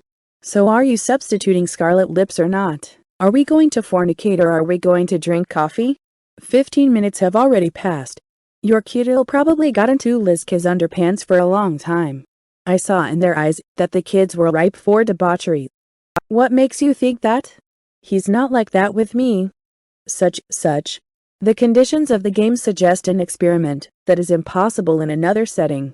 He won't be able to stand it, I'm telling you for sure. Unpunished list, even that beta won't break. Are we kissing or not? We're just pretending. What are you talking about, Anton? Do you offer a virtual tasting? Chat it in his mouth and spit it out, so what? You're thinking in the right direction. Only it is not necessary to spit, you need to enjoy, try, experiment. Do you like to kiss? Okay, persuaded, get started. Why me? You're afraid, you start. For example, I'm not scared at all. Hug me, kiss me, my blonding freckles. I'm already starting to fall in love with you. The lips are plump, soft. So they ask to be tasted like a ripe berry raspberry. Do you like to kiss, or not? I was just kissing Kirill, no one else. Wow, a disaster. Everything happens for the first time. Try it, I'm sweet too, you'll see. Show me how you do it, and I'll show you my skills. So we will teach each other the sweets of mutual communication. Olga squeezed her eyes shut, comically compressed her lips. I had to start. Oh, you don't even know how to kiss, you gray-eyed piglet. That's how it should be. I covered her sensual lips, gently pushed my tongue into her mouth, and began to study the mazes. The girl clung, trembled. A minute later, there was an expressive moan, after which she froze. I continued to penetrate deeper with my tongue. Pleasantly. Maybe someone else's wife is sweeter than her spouse. The girl clung to me, I feel her crotch pressing, hugging, as if for the last time. Like it. So much for make-believe, tasting. Such games always take place in all seriousness, treason, with all the ensuing consequences. However, I was already wound up, started kissing her ears, neck, even unbuttoned her blouse. The girl's breasts are tiny, but nice elastic like a tennis ball and hot. The Pipuchki instantly rebelled. Old purred. It seems that all the fear has disappeared. He asks for the continuation of the banquet. It'll be all right, I whisper, not quite everything, but let's continue. You're nice. Do you like it? Why am I asking? I feel that my friend is on the verge, and I'm not in control of myself. It's not worth going too far. And not because I'm afraid of betrayal, I don't want to break up the girl's family. In the nobility, damn, decided to play, I grinned to myself, well, okay, so, that's it. We only play up to the waist, if we can slow down. If the girlfriend doesn't wound up in the end. Undressed topless, we're making out. They shoot each other in a circle several times. The main thing is not to instruct hickeys, so as not to give a reason for jealousy. Suspicion is one thing, but the facts are different. There's nothing to run into. A small portion of unproven infidelity will not hurt, and traces of passion can easily turn into a divorce. Let them live happily ever after. They have a 3-year-old daughter, a fragile stem. She needs a mom. And the folder too. We got carried away in earnest, almost forgot about the time. Good. Have fun and that's enough. There is nothing to test the aid for strength. Life is not a toy. That's it, Olenka, finish. Wash your face, girl, comb your hair, put yourself in order. Game time is running out. Liked it or not, I don't ask, that's how I see it. If you can, I'm sorry for putting you through such a test. Ola is almost crying. She couldn't imagine what lust was driving her to. Probably now he is thinking about what stage Kirill and Lisa have reached. I see that the girl is not pounding like a child. In vain, just in vain started this mess. It's too late, you can't win back. I put the kettle on, lather my armpits, make coffee, clean up the table, update plates and cups. There shouldn't even be a smell left of our passions. However, there's not much to blame us for. We are ready to receive a third-party delegation. Representatives of an alternative team of players stumble into the room without delay, but in a thoroughly torn form with a thick, pungent smell of active intimacy below the waist. Sterlitz has never been so close to complete failure. Operation Treason was successful. I think our team won. We were only slightly hooligan, which cannot be said about our halves. Strange things are happening to me. I don't understand myself. I know for sure that Lisa and Kirill were fornicating for real, but there is no jealousy. At all. As if it were necessary. We shouldn't go on living together. After all, it turns out like in a joke when a girl asks a guy who liked her very much if he is married, and he answers, yes, but not very much. So Lisa and I, it seems, were not very married. They're not married anymore. They tasted it. Why does it hurt so much? The best conversationalist. Harry, I was allowed to go on vacation for a week at my own expense. I'm going to my newborn daughter and my wife, whom I haven't seen for more than 2 months. Lisa's pregnancy was difficult, with complications and severe intoxication. Several times she was placed for preservation in a local hospital, the conditions of treatment in which caused a lot of questions and headed wards, broken beds, lack of staff and medicines. It was possible not to pay attention to these little things. There are simply no other conditions in the outback, but people live and do not grumble. I reasoned otherwise. I was afraid that something might happen to my wife and firstborn. I took the woman in labor to her parents. There were more acceptable living conditions, a decent clinic and a milder climate. My daughter was born prematurely, but quite healthy. I was immensely happy. It so happened that in the railway ticket office there was a single ticket to a soft compartment. Usually there are no such cars on our route, but sometimes they are attached to the train to deliver celebrities or high-ranking officials. Very expensive, but, alas, there was no other place, and time is running out. I had to fork out a compartment for 2. The traveling companion is a pretty girl with a set dear look and nervous habits. She wasn't sleek or thoroughbred. Provinciality is difficult to hide. The appearance of the girl was mesmerizing with unsophisticated beauty, inconsolable melancholy, and modesty. The fellow traveler looked so that I wanted to feel sorry for her. Such an anxious feeling is usually caused by a kitten rubbing against its leg, straying accidentally on the street. You want to take it in your hands, caress it. A smile would be more to the girl's face than the minor expression with which she greeted me. A sweet girl is sitting in front of me, with whom you can paint a picture, but she is extinguished, tense, as if her parents put her in a corner. She is about to cry. She didn't even undress, although the previous station is a few hours away from mine. Strange. The car is heated in winter, from the heart. I undressed, put my simple belongings in the proper places, took out a book. Although I'm not up to reading right now, I'm all in dreams and daydreams, but I needed something to occupy my hands to balance my thoughts. My daughter was born, and I didn't even see her. What is she like? I look at the book, and I imagine people dear to my heart, who I have missed incredibly. I haven't seen my beloved wife in reality for a long time, only in a dream. Men are also sentimental and very sensitive, but they try not to show their feelings. I have not parted with my wife's nightgown for a single night, although the smell of Liskin has long since disappeared from it, but from memory it also excites quite strongly. There were plenty of provocations from the female sex. During the absence of his wife, the team at work is predominantly female, very, I'll tell you, sociable, even too much. The neighbor in the apartment, again, was constantly building lies, and not only her. Happily married men have a mysterious background, which is impossible to see, but not difficult to feel. Have time only to defend yourself from those who want to drink, from the source of bliss. I'm just putting a price on myself. I'm a bumpkin by nature, indecisive and shy beyond measure, but sometimes a wave of audacity and fearlessness rolls over, especially if they won't in time. Do you think it's easy not to notice flirting charmers when their appearance and smell strive to thoroughly demolish the roof, and you don't have any weapons for this case, except loyalty?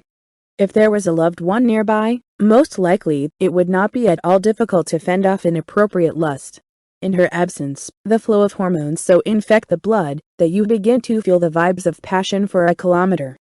The girl made a movement with her hand a couple of times, as if trying to take some action, but she can't decide in any way. I noticed this out of the corner of my eye, involuntarily throwing fleeting glances in her direction, disrupting the smooth flow of thoughts. What's it to me? There are enough problems of their own. My brain is boiling. I see, I feel, I touch the native body of my beloved with every cell of my body. I have no time for interlocutors. Here I run my hand through my wife's hair, touch my pliable lips with my finger, press my whole body against her, hear the heart beating in her chest, touch her full breasts, instantly rising and bulging peas of elastic nipples. Inside, everything shrinks and rises, strains and groans, vibrates, adjusting to the beats of the pulse. In dreams, everything happens extremely real. I sit with my eyes closed and enjoy flying into the astral, where a different flow of time and everything is possible. I am so arranged that I live two or maybe more lives at the same time, which sometimes do not touch, intersecting only in moments of dreams and contemplation. A quiet cough and long sigh brings me back to the sinful earth. I have to distract myself from the vision. It is not so easy to move in an instant into the real world, where it is gray and everyday. I don't open my eyes. I'm trying to get back into the car, which I have no desire to do. There are no thoughts in my head, only sensations and the experience of a contact that has just taken place in a parallel universe. Sharpened by the prolonged absence of intimate contacts, the sense of smell catches the sharp smell of a young woman, her tense breathing, and a wave of energy from an intrusive gaze. This happens when you are very excited. The senses are exposed and willingly absorb even relatively weak vibrations. I have to open my eyes, pretend that I am here and now, which is not very good. You can't rebuild right off the bat, but I'm trying. The girl sits with lowered eyes, falsely portrays indifference. So much the better. I can't wait to see my family, especially my daughter. Why do I need someone else's problems now? I don't know anything about my bloodline, just that she is and that she is my daughter. They probably don't happen to be as happy as I am. It's just unthinkable I'm a father. Cool. The girl clearly wants something, is trying to push me to contact. This is so out of time. The traveling companion is clearly shy, but tries to attract attention to herself. Or is she afraid to be in the same compartment with me? That's why she's so nervous? Can I help you with something? I break the silence. Maybe you need to change clothes, and I'm in the way? No. Not that at all. You're not bothering me at all. It's just that the passenger's eyes swell with moisture. I'm so worried, so worried. Can I talk to you? Come on, dear girl, don't worry so much. Everything will get better. Not anymore. We broke up. Yes, for good. The fellow traveler sniffed. A stream gushed out of her eyes. She nervously wipes her nose, then tears, then her nose again, rubbed mascara and lipstick, then went into hysterics. That's all I need. I like to talk, and I'm not indifferent to juicy stories from real life, but not now. I just felt so good. And if she falls behind, it will be even better. Don't think about it. I'm not crazy. Only this is our first quarrel. Probably the last one. And I took and left. To my mom. And he was left. All alone. Well, let him get mad. Worry? Serves him right. I'll find myself even better. Can I talk to you? Well, please. Okay, let's talk. I really love the heartwarming stories from the lips of beauties. But I have a condition with your face and no more tears, or I'll cry with you. I'll be right there. Only you will definitely wait for me. I really need to talk, to consult. A matter of life and death. The girl ran out, putting down her skirt and finally giving a grateful look of swollen, but therefore even more charming eyes, leaving her alone. The beautiful vision doesn't come back anymore. Now, against my will, other people's problems have completely engulfed me. Okay, maybe it's for the best. And the girl is lovely, slim, curvy, cute. I didn't have time to see my eyes and face very clearly. It's inconvenient to stare brazenly. But the overall impression is charming. I'll have to get acquainted, which is not part of my plans at all. A few minutes later, the little girl returned. The face, of course, is swollen, but the features can be seen. A charming young creature. The traveling companion sat down, strained again, looking at me, jumped up, took off the voluminous knitted sweater of cornflower blue, with a wide collar wrapped several times, folded it carefully, shifting it from place to place several times. Worried. A ripple of clots of a charming smell swept through the compartment, not perfume, but the fragrance of a pure young girl's body, that instantly hit her head. The exciting vibes hit the fertile ground prepared by the previous vision, warming up the already naked feelings of closeness. An obsession flashed through my brain like a whirlwind, a beckoning silhouette, the rounded forms of mature youth. The heat was thrown into the fire by the details of her anatomy. My unwitting companion turned out to have a tight, voluminous chest. Cherries sticking out on top of the towering heels pierced through the thin fabric of a silk blouse. The top button, which was accidentally unbuttoned, revealed snow-white fragments of roundness. There are droplets of saliva or sweat on a slightly swollen lip. Radiant turquoise eyes, nervous musical fingers. All this splendor is a meter away from me, and looks at me with a simple, trusting look. Anyway, that's how I see it. I felt hot and sweet, just unbearably good. A wave of trembling ran through my body, followed by lust and desire, which covered my head, and I don't really want to swim out of this storm. Even on the contrary, it would rather be slammed and twisted. Well, let's go. I was already with her in my mind. I understand, after all, a parasite, that if a person has opened, bared his soul, then you can take the body with your bare hands. You just have to want to. Thoughts rapidly swirled in an indecent, vulgar, but such a seductive dance. In an instant, I was planning on a whole novel with a sequel, but as soon as I began to approach the finale, I remembered about Lisa. Stop, I say to myself, did you rush far? Darling, what are you thinking about? This is adultery, treason, and then what? Let's say you came out of this situation a winner, a hero lover, and what's next? Why? For what? And the family, and the daughter? And the little girl who was struck by an unsolvable, as it seems to her, life situation. How will she continue to exist, having sinned, not loving, succumbing to a fleeting romantic situation? Will she be able to understand and forgive herself? Meanwhile, the girl began to tell something about fairy tale love, and a prince on a white horse, about swift and exalted love, a hurricane of emotions and feelings that covered both partners with their heads, about long conversations all night long, an amazingly generous bodily contact for experiences and feelings of unity. Probably neither her mother nor her close friends knew such frankness on her part, but here it is. But this is true love, and why on earth would she run away from such feelings, headlong? The banal narrative of magical love did not last long. In any case, I would have told more and more colorful about my love, but it's me. The traveling companion paused, began to sob again, could not resist, burst into tears, calmed down a little, again began to dump on my unprepared head the story of a failed, but such a desired happiness. In the rest of the narrative there was pain and hatred mixed up in emptiness.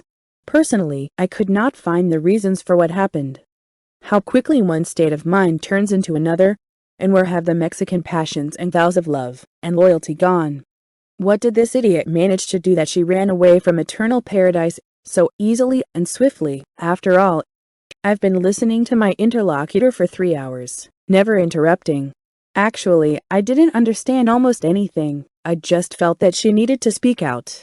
To the bottom, to the very bottom, so that there is not a speck left in the soul.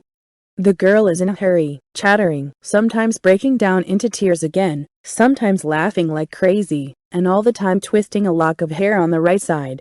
She wraps it around her finger, muss in her mouth, then puts it behind her ear, wipes away a tear, almost inaudibly blows her nose into a handkerchief crumpled in her left hand, apologizes and starts telling again. I almost do not perceive her speech. I listen to her on the machine, more watching the facial expressions, nervous movements of very beautiful hands with snow-white skin and thin, neat claws. From the narration I understood only one thing: the girl suffers, as it seems to her, from unrequited love. In any case, the exaltation testifies to this. Everything she tells makes me think that she contacted a real son of a bitch, although I don't see any reason in the narrative for such a conclusion. Apparently the boy looked somehow wrong, said without thinking, failed to intuitively adjust to the course of her thoughts, or she was imagining things out of an excess of feelings that were absent in real events. The result is that the young people broke up, and did it too hastily, on negative emotions, telling each other absurdities that could destroy anything, not only fragile, nascent feelings. Why did she decide to dump all this on me? I'm not a psychotherapist, not even a psychologist.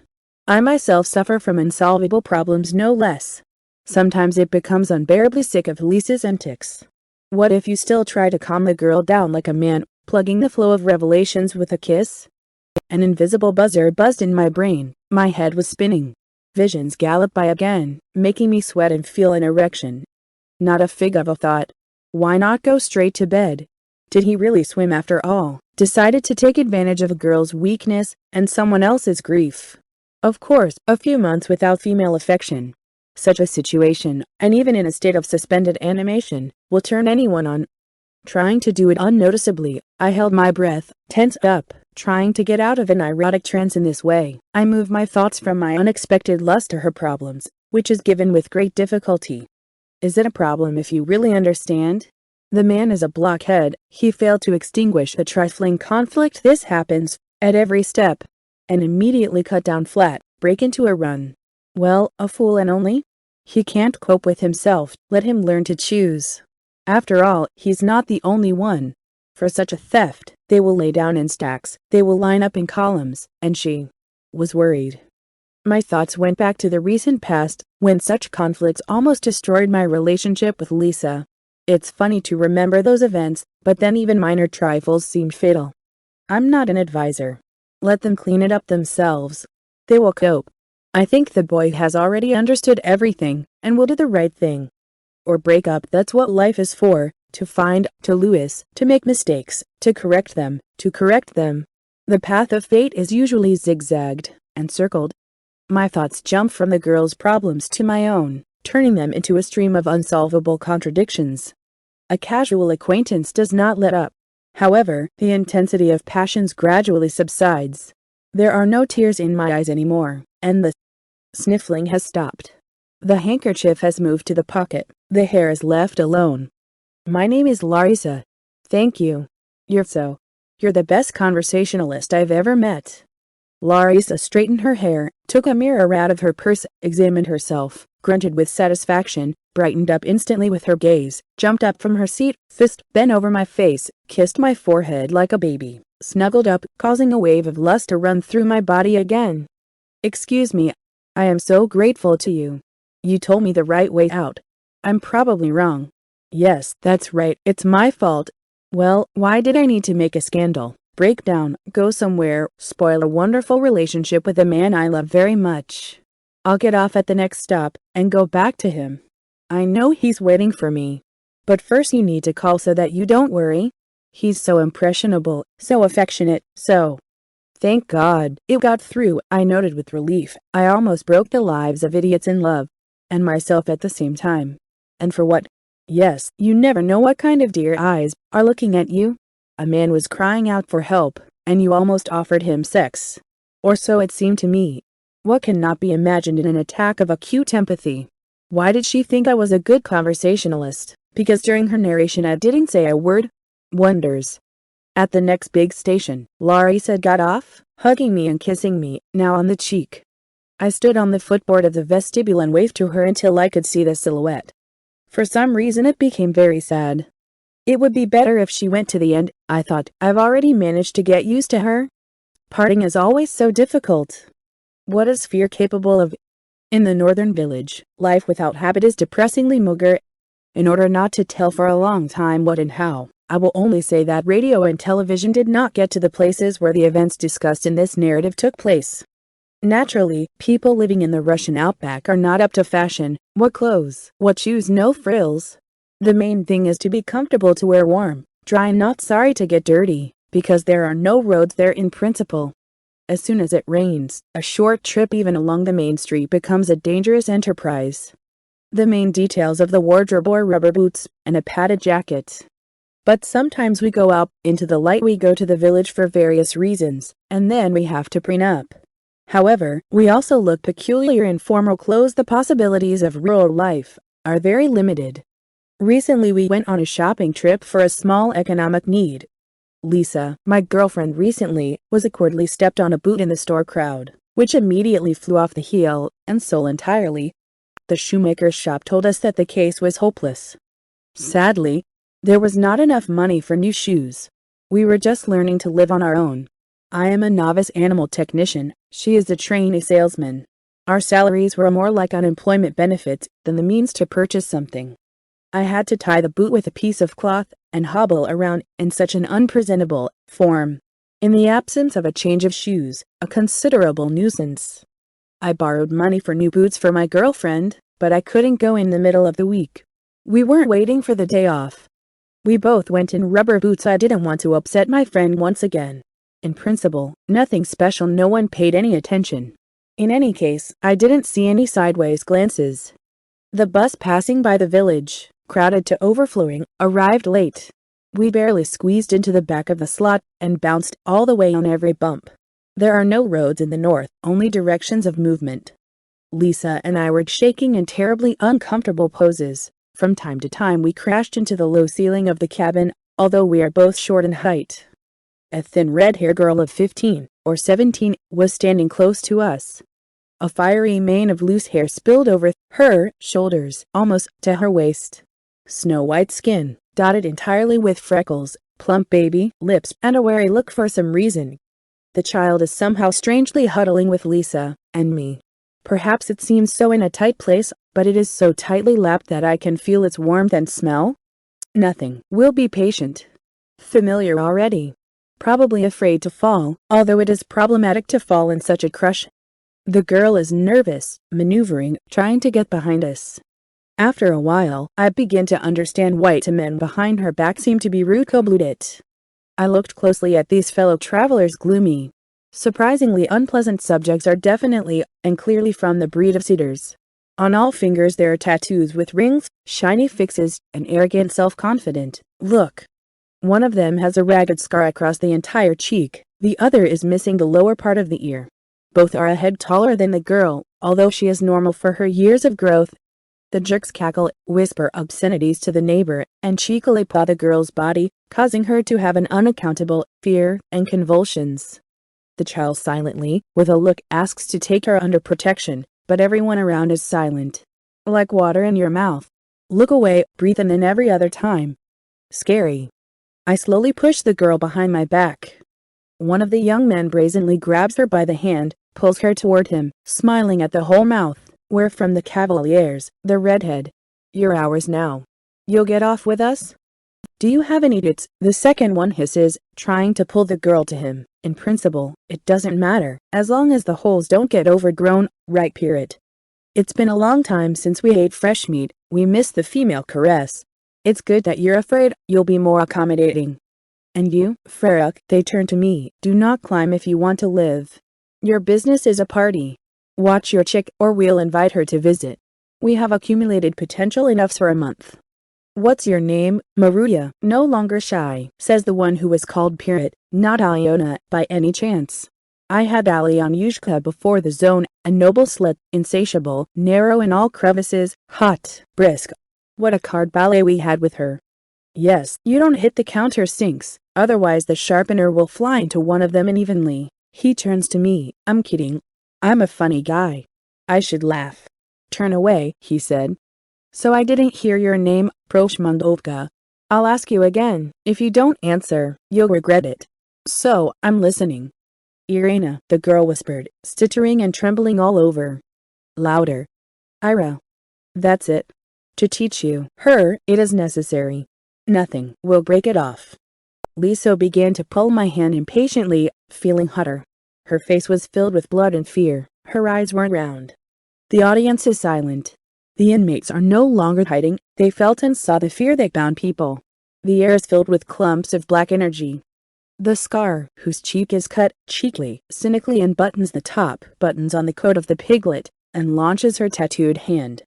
Irina squeaks faintly, closing her eyes, shrinking into a ball. The girl's face is distorted, paralyzed with horror. And what normal tits? You can say your favorite size. There are 2 of us. We will dissolve into a couple of sizes. Don't be afraid. You'll live. We'll play for a week, and let it go. Yes, Pirate. He grinned contentedly in a gap-toothed smile, more like a grin, and guffawed. Sure, I'm the first. I like to print. You, my friend, will like it. I have 7 balls on my head. I tried my best for you, my dear, so that I could enjoy it to the fullest. You won't regret it. Don't be silly. At first, everyone doesn't want to. Then you'll like it. You can't pull it by the ears. The Urks, feeling the power and impunity, began to get impudent, not being shy of anyone and nothing. My hamstrings are shaking and shaking. Hordes of goosebumps are crawling through my body. My head is splitting and nausea is coming. There is an itchy noise in my ears, and no thoughts except the desire that this all turns out to be an illusion, not reality. I'm sorry for the girl. I can't convey it. I can imagine what happens to her if I start to panic. At some next unceremonious knee of the couple, who had become insolent at the end, I was thrown over. Fear for Irish that overcame the horror that bound me with sticky shackles, forced me to get between the scar and the girl. Pirate, pulling out, as if from nowhere, deftly pressed a sharpener to my eye, grinning, now really threatening. Scar kneed me in the groin, but missed. Pirate pulled back the knife, apparently afraid to use it right on the bus. Who knows what he was guided by, but he removed the blade and hesitated, and I, more out of fright than out of courage, hit him in the nose with my head. Pirate screamed, clenching his face with his free hand. It cracked decently. It was clearly audible. Scar tries to reach me, but the tightness prevents me from doing it quickly. The women instantly broke through. They began to shout, demanding the men to intervene, and the driver to stop the bus. Meanwhile, Lisa, seeing the balance of forces not in my favor, and even a knife, clung with her teeth to the wrist of Pierrot's hand, the one in which there was a sharpening. The bandit screamed, dropped his weapon. Someone kicked the scary object away. The blood from the Urka's nose gushes like a fountain. He is not up to resistance. Scar, unable to punch, pulled the cap over Lisa's eyes and hit her, hard, painful, sensitive. My friend intentionally, or not, got her knee into the most sensitive place of the wild idiot. But most importantly, the bus stopped. The men began to wrap Pierrot's hands and push the second one out. The aggressiveness of the sitters instantly disappeared. Scar tumbled off the steps into a puddle, jumped up and trotted away, leaving his bleeding partner, who was twisted, laying his muzzle on the floor. The whole bus is buzzing like an overloaded transformer, retelling the events of the last hour. People have relaxed a little, but they can't calm down. Too much tension has accumulated during the minutes of terror. The driver set the bus straight to the police, where they handed over the hooligan, who screamed and whined, forgetting instantly about his coolness. He also turned in his friend, although they would have found him anyway. A noticeable trace in the form of a torn scar gave him away. All this time, Irina did not move a step away from Lisa, who suffered, as she believed, for her. My girlfriend, who received a sensitive blow just above the bridge of her nose, had one eye completely swollen and the other was glowing with a blue rainbow. She keeps stoically, but when I suggested going to traumatology, she burst into tears in earnest. Lisa is very afraid of injections. Now I will remember this incident for the rest of my days. Well, I couldn't watch calmly as a young girl was being raped in front of my eyes, almost publicly. And I got into a fight, having submitted to the instinct of self-preservation, impulsively, one might say involuntarily, moreover, defending myself from a possible opponent's blow. I think I was just lucky. However, the girl was more lucky. Who knows where a meeting with overaged thugs would have brought her in the end, if there had not been a timid boy nearby who raised a wave. When Irina was sobbing on my shoulder, snuggled up with a puny baby body, Lisa watched us with indignation and reproach, immensely jealous. She is my savior. Who knows what these brainless creatures were capable of? What if they really would have gouged out my eye without regret? How quickly and recklessly she stood up for me, ready, risking herself, to save her beloved. It's been a couple of hours since the fight, and the trembling in my knees has not stopped. Now I was pounding thoroughly. It finally came to me that I was practically risking my life. And not only his own, but also Liz's. My Lizov Ada. Well, how not to love such? We're tied up tight now. And with Erotica, we are now on our own board. And we didn't buy boots like that. We didn't have time for them. I had to call the director at the State Farm, ask him to send a car for us. I couldn't tell him everything. I told him that we were attacked by hooligans. The police confirmed that I was talking from their phone. Ira ran to the pharmacy, bought a body bag, some cream, bandages, cotton wool, and conjured over Lisa's injuries until they came for us. She really turned out to be 15 years old. Just a kid. And it had to happen. A medic at the State Farm prescribed a sick leave to a friend. She did not prescribe injections, bearing in mind the incident that happened not so long ago, when Lisa, burning with fever, staged a uniform pogrom from the sight of a syringe. Then it got both me and the doctor. Lisa stayed at home for a week, reading lying down with one swollen eye. In our free time, we indulged in absolute debauchery. It's been a wonderful week, apart from the daily scolding for my initiative. Once again you get into the wrong business. Blame yourself, Wilpart. He's lying. Where is she without me now?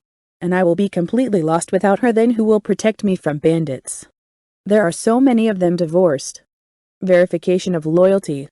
We are sitting in the editorial office together a few months ago. A boy who became a family boy, and my employee, who oversees education and culture at the newspaper, a 27-year-old woman who has been married twice and now enjoys freedom. She feels like she has lived and experienced, easily talks about love and sex, does not hesitate to speak frankly about what makes my ears turn crimson. Men are overconfident, especially very young ones. It seems to them that they do not just fall in love with a woman, give bliss, inspire a partner, but endow her with happiness of an immeasurable magnitude. It seems to them that a woman inspired by love with an exaltation awakened by him personally will not dare to instruct him horns.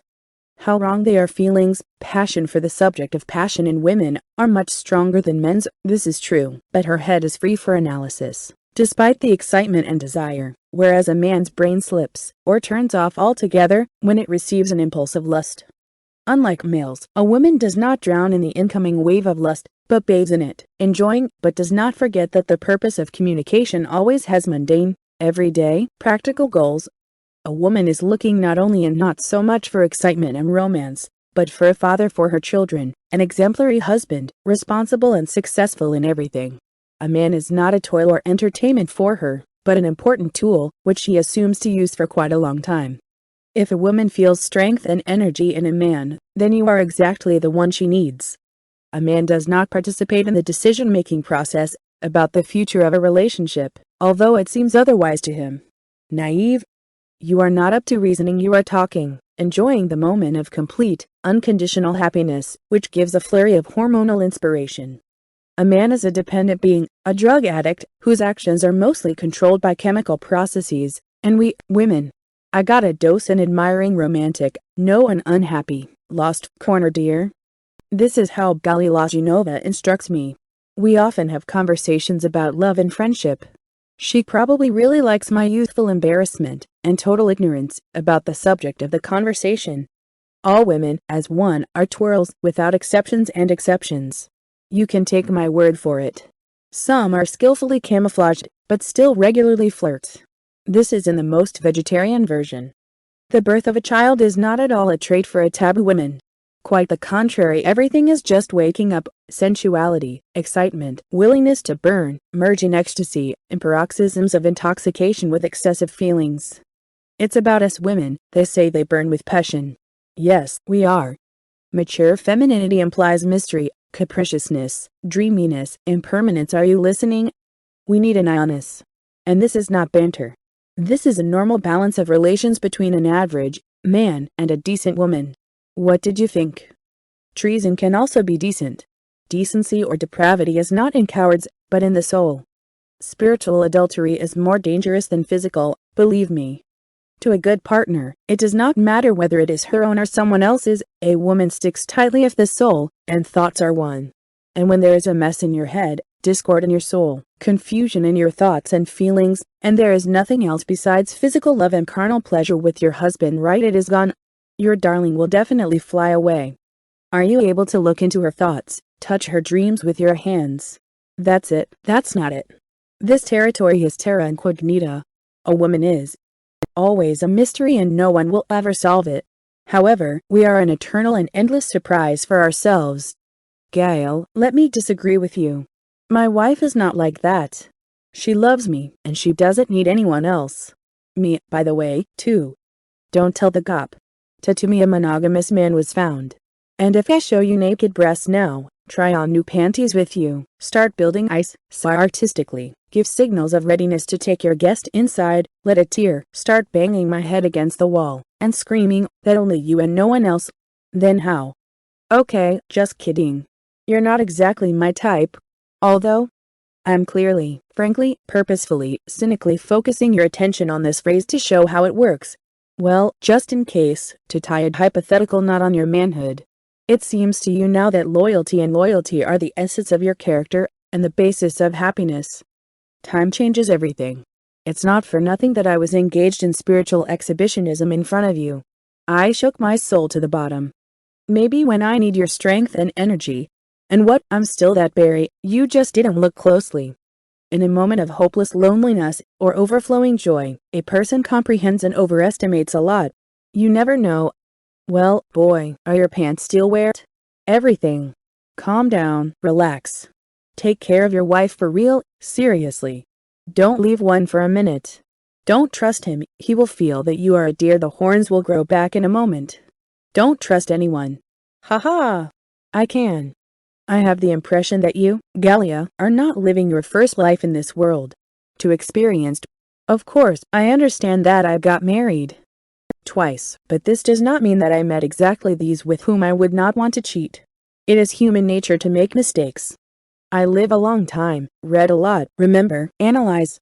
I also thought when I got married for the first time, as a youngster, that it was forever. She was stupid. Like everyone else. It's bad that a lot of knowledge is a lot of sadness. When there is something to compare it with, it's not great either.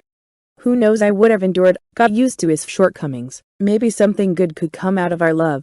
On the other hand, a person does not change over time. He was a tough man, even cruel. I don't regret that we broke up. And about the female treacherous essence, our fickle nature, the naked truth. I'm studying to be a journalist now, and my first education is a psychologist. For 5 years they trained me to understand motives and characters. I've learned something. Admit it. After all, I turned you in, not jokingly, and you were ready, like a darling, to throw off your youthful purity into eternity. I saw how your eyes sparkled when I adjusted my tights. And even now, I think you will not refuse an alternative experience of communication with a wonderful employee. Don't blush. You're a man, I'm a woman. We are young, energetic, full of desires. You have a desire to fuck me, admit it. Don't blush like that. I'm talking business. Think about it. When you get older, you will find out that the desire to desire and achieve is a very costly energy process. For many it is unaffordable. Give-take. Desires need to be indulged in moderation, but to indulge in weaknesses. Let's put it this way to allow implementation. While I want to, while he loves, while life is colorful and bright. Do you love your wife? You ask. I have it. Just don't tell me how gentle and affectionate she is. You're rock climber, you still said that with no one, never. Were you really a virgin when you met your mom cell? At 22. Puzzled. I've never met boys alive at your age before. So, you have no one to compare and no one with. I see. And I'm singing gorilla songs to you here. So you love one. Forever. And period. In business. Where have you been before? Kissed with whom? Well, yes, I kissed her. Isn't her name Lisa? Nothing so wonderful, prominent, bright, with character. The look, to be honest, is bitchy. She's from your village, a family with many children. Yes, brother, I think you got it. But it's up to you. I'm not a competitor for her. This is how I think about myself, out loud. If anything, common passion, as I love to teach inexperienced boys the art of eroticism. You probably don't even know how to kiss properly, do you? I could teach a master class. Joke. I have a student now. Or a teacher who will sort it out. But he is not adapted for family life, only for sports training. Maybe we, too, will practice? Eh? What are you talking about, Gail? You're 5 years older than me, and my wife is young, beautiful, the only one. Love, by the way, is not looking for peers. And experience is never superfluous. Never give up on the good. Take everything from life that comes into your own hands. Well, you're still a child. By the way, you've turned me on pretty good, too. All wet. Do you want to touch it? Come on, I'm just kidding. Go already to your beloved. I passed the lice test. You are the right one, persistent. I respect you. I also want this, but I'm seeing more and more disposable ones. Don't vote, I'm begging you. Ancient medical books described hysterical conditions of women as inflammatory phenomena in the uterus. Nonsense. No one knows where it comes from.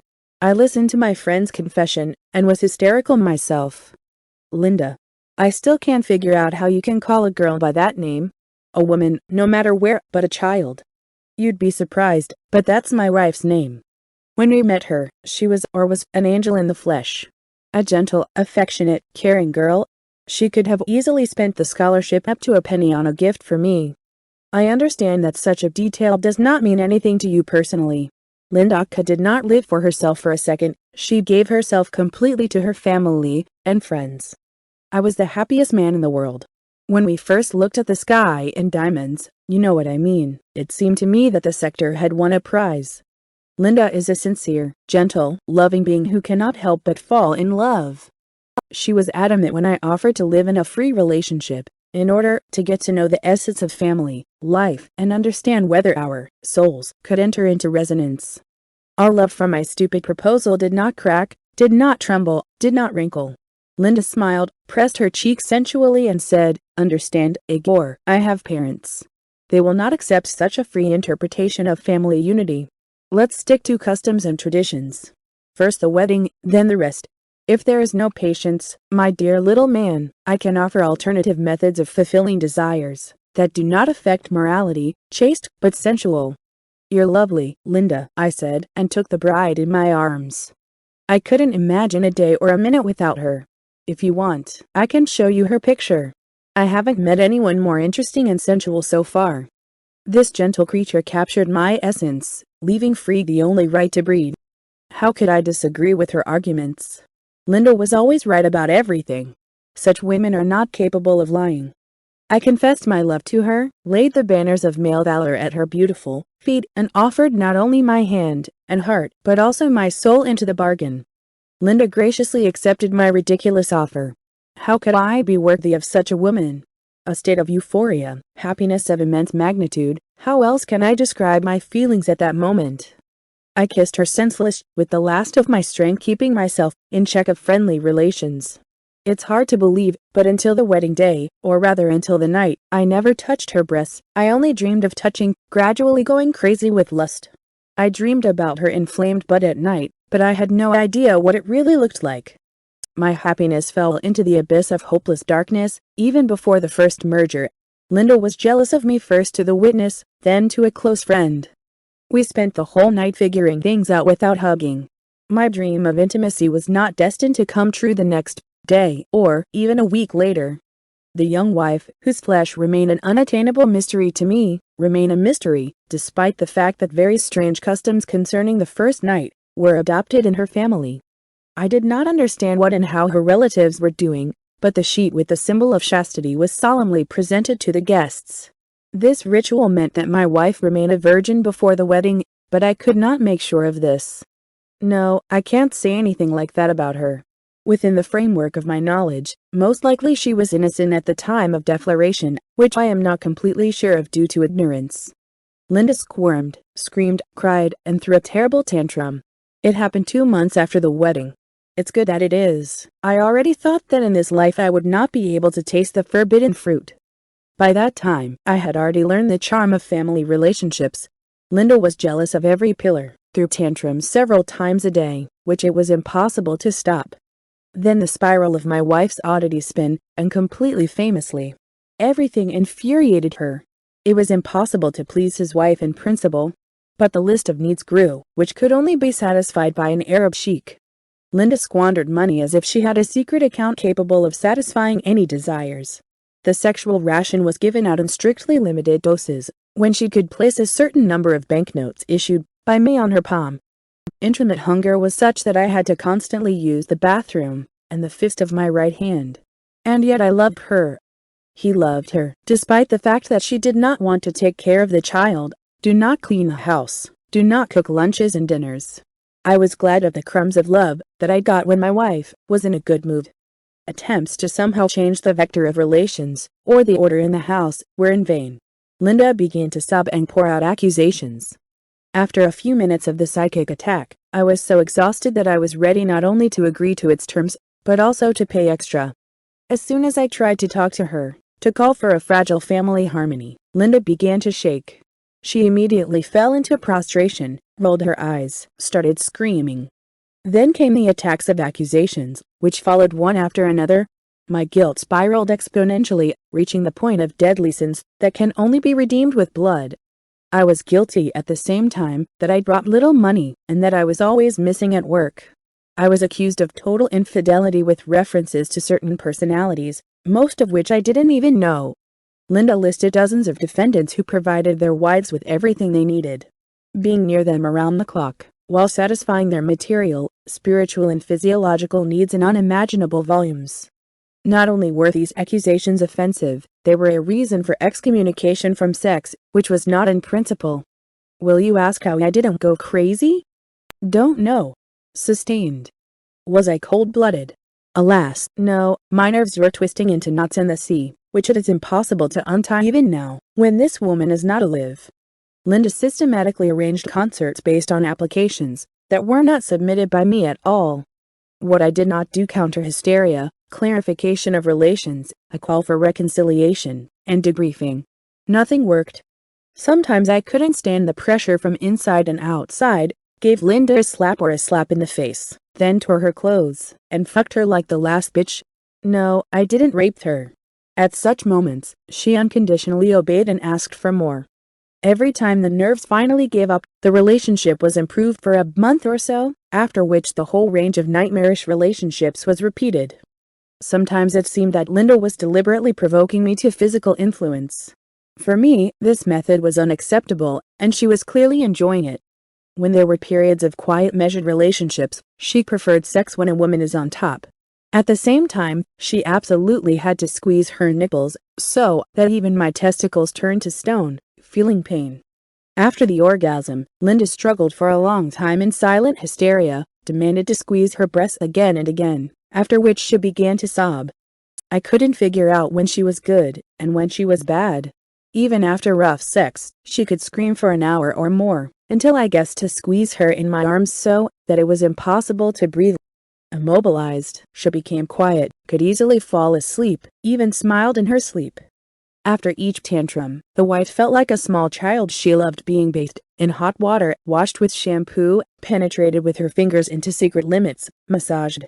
If there was passionate sex after the bath, she cried with happiness, thanked and swore eternal love. At such moments, Lindy could promise anything, and she believed in her vows, which she forgot before she woke up. In the third year of family life, when our daughter was already walking and talking, after another tantrum, Linda became pregnant again. I didn't know about it.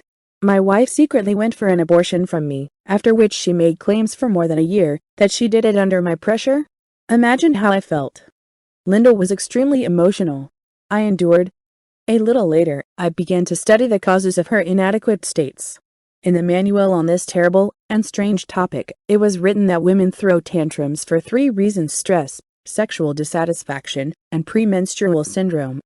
A man who falls into hysterical prostration has a specific reason for this, which, in his opinion, he cannot resolve. A woman, one reason is not enough. It builds a logical chain which is impossible to trace in principle. Even if you are not guilty of anything, moreover, you have an absolute alibi, it is impossible to prove it until the woman calms down. Moreover, if you try to prove anything, you will only aggravate the problem. A woman does not need proof and justification of guilt. She's unhappy, that's the only problem. If you want to aggravate your situation, start proving and arguing. Any woman is an actress from birth. She needs an audience. Only the indifference of the viewer can stop the performance. Try not to take part in her performance, and everything will end. But are there men who are ready and able to withstand women's tears? Having felt your reaction, no matter what direction, she will pose as Ophelia, a girl unhappy in love. And don't try to calm her down, you'll regret it. The scene must be played to the end. The body gets used to a certain rhythm of human life, allocates a certain amount of energy for each process. Calm down, watch it to the end. Perhaps you will be rewarded. An overexcited woman after a hysterical fit becomes a passionate lover. I understand though not everyone will like it, but what to do? I don't have another woman. Sometimes I had to extract information in order to avoid a scandal, literally out of thin air. I remember there was such a case. I woke up because I smelled pancakes. Not so often did the faithful pamper me with homemade delicacies. I watched, dressed, went out to the kitchen, out of habit tried to hug my wife. He grabbed a bust, found a particularly sensitive erogenous zone on the neck, and licked it. The reaction was immediate: a hot frying pan in the forehead, an onion in the groin. That's the kind of love. I didn't have time to group or defend myself. There were no prerequisites and reasons for defense. As a result, a burn of the face and a tumor on both eyes. But these are the little things of life compared to the hysteria that followed. Do you think there was a good reason for the dramatic performance? You're wrong. Linda had a dream in which I slept with her best friend. My wife didn't talk to me for more than a month. She had a fight with her friend forever. Do you think she's mentally deranged? But no. The doctors say in a voice that everything is fine with her. It turns out that I'm not normal. Then why did she slit her wrist when I announced to her that I was demanding a divorce and went to my parents for a week? About first love and gullible romanticism. Boris did not like noisy gatherings, when unfamiliar people gather at the same table, united only by a feast and a drink, relaxing to an illusory bliss, enveloping consciousness. Just a few toasts wish away communication barriers, including moral ones. Chaotic acquaintances begin, frankness of a strange nature, fraternization. Especially unpleasant to him was the indispensable attention to his person of drunken women, who usually did not notice him at all when sober. Boris was not an unsociable misogynist. He liked women, even very much. Close acquaintance with the charmers was hindered by moral principles, professional employment, and extreme shyness, which is why, at the end of the third decade, he was still in the dark about intimate joys with women. The company in which the man worked as a programmer celebrated its 20th anniversary. The management strictly warned failure to appear as fraught with the loss of the bonus. I had to obey. Trying to avoid close contacts, Boris sat down at the distance and leaned on cognac. The hired presenter, as he could, amused the crowd, and now and then offered games, with frankly adult rules. Flushed with booze, employees in between toasts and dances willingly took part in artless games that allowed shameless touching and other liberties in front of everyone. Boris was waiting for the moment when he could disappear unnoticed, without drawing attention to his person. Alcohol clouded the brain, relaxed. Sensual games involuntarily aroused interest. Every now and then one of the participants got into an awkward situation, which caused a flurry of applause. After an hour or so, most of the employees turned into a common biomass, where hugs and kisses became the norm of communication, and a man's hand on a woman's chest, or details located much lower than the back, a sign of friendly attention. Several times within an hour, a slightly cheeky, bright, unfamiliar brunette with an unusual asymmetrical designer haircut sat down with a glass of wine and offered to get to know him better. Boris has never seen her among the employees, most likely someone's relative or invited by someone from the management. The woman was older, but not much, 5 or 6 years, no more. Boris was surprised that with an abundance of men, this lady chose him for an undisguised flirtation, a man who deliberately shunned communication. Albina, so she introduced herself, addressed him by name, whispered terrible nonsense in his ear, pressed her elastic breasts and bare hips, clearly shocking. She smelled like a rather pleasant mixture of good alcohol and expensive perfume. The woman looked exquisite, even glamorous, which caused Boris even more embarrassment. Nevertheless, the young healthy body reacted violently to feminine charms. Despite the internal assistance, the touches, the honey voice, the smells, the warmth and energy emanating from her body fully fulfilled the task of seduction. Boris swam without noticing it himself. After a while they danced something slow. Albina openly, with gasps, pressed herself, trying to touch the sensitive areas of the male body. Her knees stubbornly climbed between his legs. Her hands accidentally touched the male core, stroked her breasts. The ability to resist disappeared completely. Boris was trembling all over, feeling how unfamiliar waves of voluptuousness were covering him one after another. Albina praised the masculine virtues, which turned out to be unexpectedly many. However, Boris was not up to it. He was afraid and waited at the same time for her modest touches, from which everything shrank and hardened from the inside, melting the brain. The woman tickled his sensitive neck with the cold tip of her nose, touched her soft lips, rubbed her cheek, pressed harder and harder, which it was impossible to refuse. Boris looked like molten plasticine, from which you could easily mold anything. The partner was becoming more frank and affectionate by the minute. Trembling femininity dissolved the last barriers in a man who met with such strong feelings. For the first time in his life, Albina seemed to Boris fragile and languid, touching and sensitive, tremulous and ardent, sweet, fragrant, desirable. Associations interspersed with desires raced through the brain, the main of which sought to get deep inside the nymph, beckoning with lust. He was ripe and ready for anything. A friend insidiously and prudently led Boris to the idea of the inevitability of a passionate rendezvous in solitude.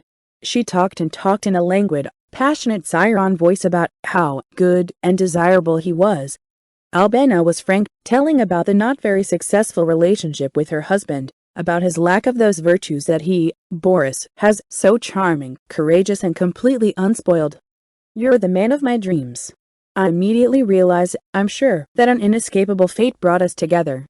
After another dance, Albina took him deep into the corridors, into a secret corner, where they nervously smoked, then kissed passionately, intricately intertwining their tongues, enjoying the taste of internal juices to the point of clouding their minds. The woman's hands traveled lustfully where no one had touched before, which made desire and passion grow in size. She was shameless, outspoken, insatiable, vicious to the very tips of her fingers, but it was really great. "My husband is on a business trip now. No one will interfere with our love. You and me and you. We will be together all night, if you wish, then the day. And don't be afraid of anything, nothing at all. I'm a doctor, I work with patients. We are checked every month. Does it really matter? You are the best woman in my life, or rather, the only one. Later, everything later. We'll have time to talk enough, get to know each other better. Now we need to manage to get out of here, so as not to arouse suspicion. I wrote my address here. Say that your stomach aches, that you're drunk. It doesn't matter how you get away, the main thing is to disappear unnoticed. Wait for me at the entrance. Wine, cognac, do you need anything? Weirdo, look at the tables, there's enough of everything here. I have a bulky handbag. For conspiracy, hang out with someone else. Don't look like that. We need a distraction. You and I have drawn up. You've turned me on so much. Here, touch it." Albina lifted the hem of her dress, took his hand, lowered it to where his thoughts were now. The man almost suffocated from touching the mystery. He was on the verge of fainting. In the taxi, Boris thought only about her, sniffing the palm of his hand, which kept the smell of her insides. All night and all the next day, the lovers alternated murders with libations. Albina was insatiable. Her experience surpassed any fantasies that could come into Boris's mind. The obscenity of the poses did not bother the woman at all. She wanted both this way and that way, showed the wonders of perverted flexibility and the lack of breaks in the intimate sphere. Boris's complete lack of sexual experience especially turned her on. Albina felt like a seductress, teaching the vice of a baby. She revealed intimate depths, guided his actions as if she were a mentor who was entrusted to reveal to the student all the secrets of being hidden from outsiders.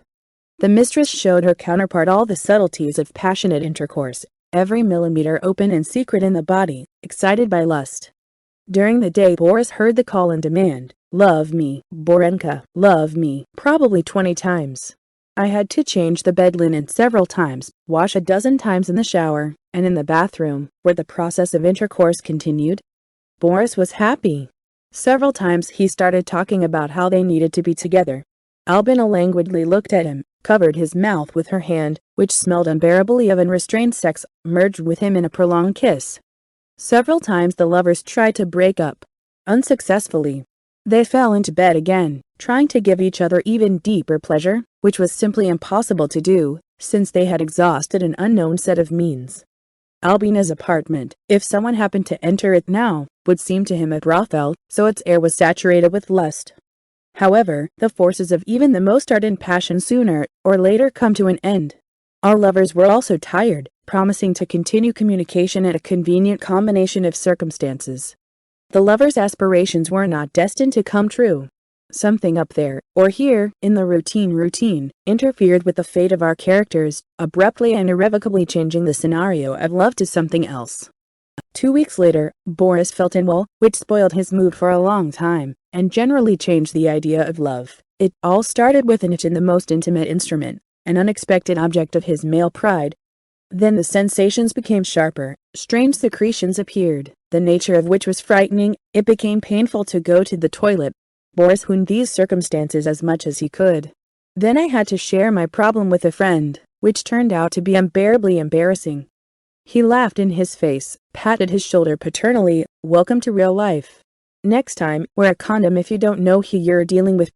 She is a doctor, they are constantly checked. Besides, she's married. Naive. Fate gave you 1,000 danger signals, you couldn't see a single one. Get treated, brother, get treated. It's not fatal, even though you started it.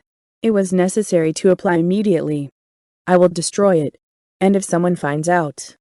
The comrade put his finger to its lips. It's not necessary for someone to know about this. You said she was a medic. Let him heal. It's in her best interest. God forbid my husband finds out. Albina swore and swore that she had nothing to do with it, that she had no symptoms, but she was scared. She came to his apartment as if for work, injected him with antibiotics several times a day, brought food and delicacies. The adventure went without publicity and visible consequences, but for a long time put an end to intimate relationships with women. Yes, Boris still fell in love and got married 6 years later. You will laugh, but he met his future wife under absolutely similar circumstances: corporate, drinking, flirting. This time the man decided to approach almost 6 months later. After the first sex, he anonymously took tests for 3 weeks, only then confessed his love to the woman. Love with a commercial bias. Events and time in the Saprikins family have already been divided by an invisible demarcation line, invisibly changing the scheme of relations, lifestyle, and even feelings. Before there was money in the family, it was different. For better or worse, I won't say, but everything has changed: food, things, daily routine, habits. Relationships have mutated most thoroughly. A formless monster grew out of romantic and trembling love, erasing vivid feelings, replacing them with a commodity money exchange, the equivalent of which became kisses, hugs, and marital duties. At first, when they managed to escape from the tenacious claws of poverty, which accompanies every nascent family starting to build a life from scratch, life began to boil. Love bubbled and bubbled like water in a teapot, splashing to the sides and spewing from under the jumping lid scalding splashes of happy events, desires, and goals. Bubbling bubbles of triumph and bliss rose like a bell from the very bottom, making everything dance and shimmer around, proclaiming the joyful news to the surrounding world, with energetic emotions and beautifully insane actions. Each of us knows the delight about the first family acquisitions, the funds for which are accumulated through total savings. A cotton dress, cheap shoes and lipstick for her, a shirt and socks for him. Isn't that a reason for celebration? Lovers are ready for each other for anything. The main family value is love. The joy of dreams coming true was short-lived. There was no adequate reaction to the frantic struggling and hissing of the overheated, and therefore overly saturated, material vapor. Comparison with families who know how to live showed Lisa the wretchedness of what fate gave her directly. Why the harmony of jubilation and complacency collapsed in an unknown way, turning into the complete opposite: dissatisfaction and envy, was unclear. Events developed quickly. The stock of positive emotions was still enough to decorate relationships and everyday life. The unstable balance of intra-family relations was balanced by love, Lust and passion, the concentration of which in the blood of the spouses still exceeded the average values. Jealousy of everything unattainable, which one should definitely have, did not appear immediately. It took time to realize the immeasurable magnitude of the gap between the desired and the available. As for the interaction and feelings, they poured over the edge, as water usually escapes from a kettle that has stood on fire, flooding the stove and extinguishing the crackling flame. Zilch, and there are no relations, only squabbles and claims that multiply, and the hiss of extinguished gas that threatens to explode from an accidental spark. Approximately so, but not immediately. The first free money was stored in the third volume of the collected works of A.S. Pushkin, The Russian Everything. Lisa stroked the coveted bills, counted them several times a day, carefully folded the banknotes in a pile that grew. Let it be too slow, as it seemed to her, but it was coming, giving hope, causing waves of sweet dreams. The woman comfortably sat down on a chair with her legs curled up in a relaxed pose of a resting kitten, clutching a book to her chest, inside of which was a dream. No one knows what exactly painted her fevered imagination. Perhaps Lisa felt like Cinderella on the eve of her wedding with a fairy prince. She wanted everything at once: a 3-room apartment, a car, a dacha, fashionable clothes, and a vacation in the Crimea. The progressive movement of prosperity gave rise to delightful vibrations that caused a rush of blood to the head, which was spinning in a magical dance of lust. Dreams, one sweeter than the other, hovered in the air of the apartment, small, but his own, overflowing him with dreams that were about to come true. Wasn't that what she was thinking, dreaming of the future in a stuffy and dark corner of the hayloft in her parents' house, where besides her lived 5 sisters and brothers, a little less dressed somehow, but fed and clean? Soon, now very soon, everything she dreamed of as a little girl will come true. So, it was not for nothing that she met her future husband, even if not a prince. Maybe she doesn't put up with him in vain. As soon as the stack of bills began to grow, Lisa lost sleep in peace, hatching a plan for the implementation of temptations. Today, for example, I want repairs, furniture, and a refrigerator, a TV. I need to write it down, she thought. It is necessary to find out how much it costs. But that's later. First I'll dress up like Valka Pronina. No, Valka, this is a collective farm of red paws. There are a lot of clothes like hers. I'll buy shoes and dresses for myself in the birch tree so that no one has such. There's so much we need. And children. Although, they will wait. What are their years? First, dress yourself properly.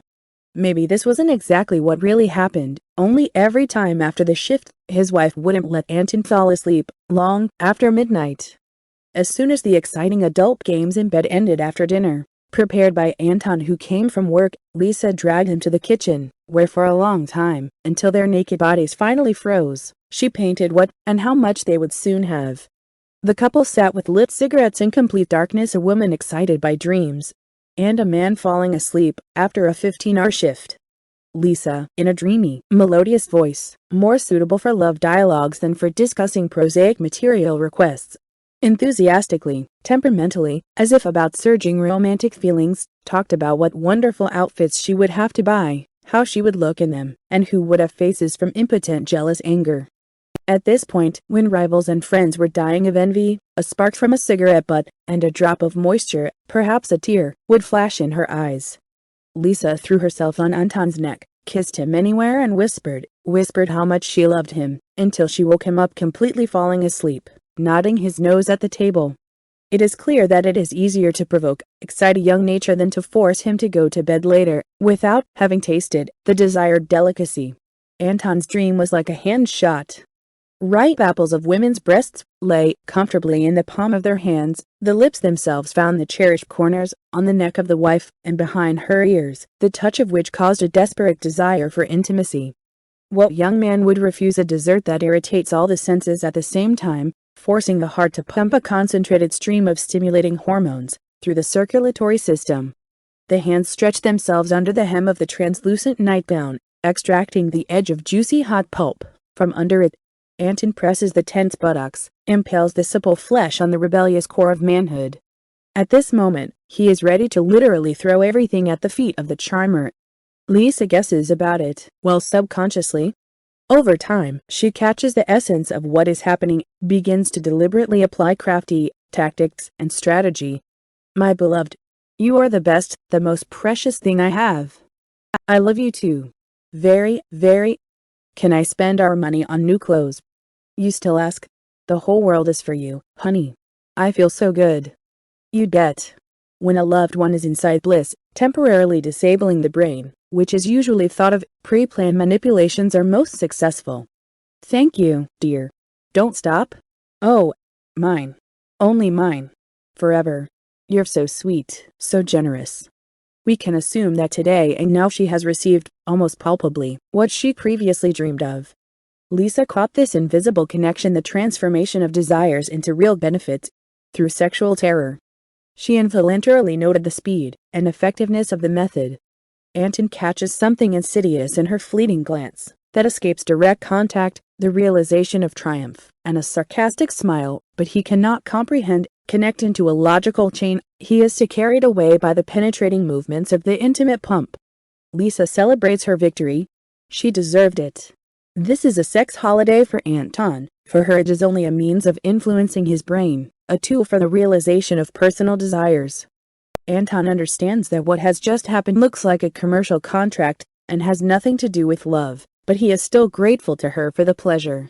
The calming heart again begins to drive blood into the brain, which is almost suffocated by voluptuousness, which gives food for thought. With such approaches and intimate conversations, you need to be careful. I had completely different plans for this money. From now on, we will have to stipulate in advance the purpose of the accumulated funds, the man thinks, falling asleep. In money matters, the wife still behaves like the girl, who learned during the period of passionate love and the development of relationships. Anton is older and more experienced, so he is obliged to decide everything for her. It's convenient. In fact, the husband does not feel sorry for his wife, but the family is not only her. Common goals and plans are much more important than personal desires. This is a principle and he does not intend to deviate from it. That's what his parents taught him. To be honest, making a pleasant wife is also a considerable pleasure. It's a real holiday to see women's eyes burning with joy when they radiate soft green, gently flickering warm rays of gratitude. Sometimes such a look is the best of gifts. On weekends, spouses most often travel to Moscow with their children. They visit the animal theater, amusement park rides, circus and other events that are interesting to the kids, then have lunch at the restaurant and end the holiday with a visit to a clothing store. It is because of this final chord that Lisa meekly agrees to all other activities to which she is indifferent. The question of her participation in family outings is solved by buying another dress, blouse or a gold ring with turquoise. A grateful wife shines like a copper penny, instantly becomes sociable and cheerful. In the evening, Lisa does not forget about gratitude in the marital bed, and approaches the issue of payment thoroughly, with passion. Anton has long understood that family life is a social symbiosis based on physiology, separation of powers, and collective responsibility. That's just the rights and duties are somehow distributed incorrectly, according to the principle of voluntariness, which does not always take place with a wife. Family systems are equipped with a kind of collective conscience, which forces one way or another to perform the full range of functions necessary for life. Each spouse lives by himself with personal habits, feelings and thoughts, but maintains a balance with the needs of all other family members. This is a social contract. While all parties unconditionally follow unspoken conventions, try to give no less than they receive, the family develops and grows stronger, even with temporary disunity of interests. Step aside, and the balance is broken. Lisa's selfishness ended tragically. The family fell apart when the last crumbs of love flew out of the whistle with the remnants of superheated steam. The children stayed with Anton.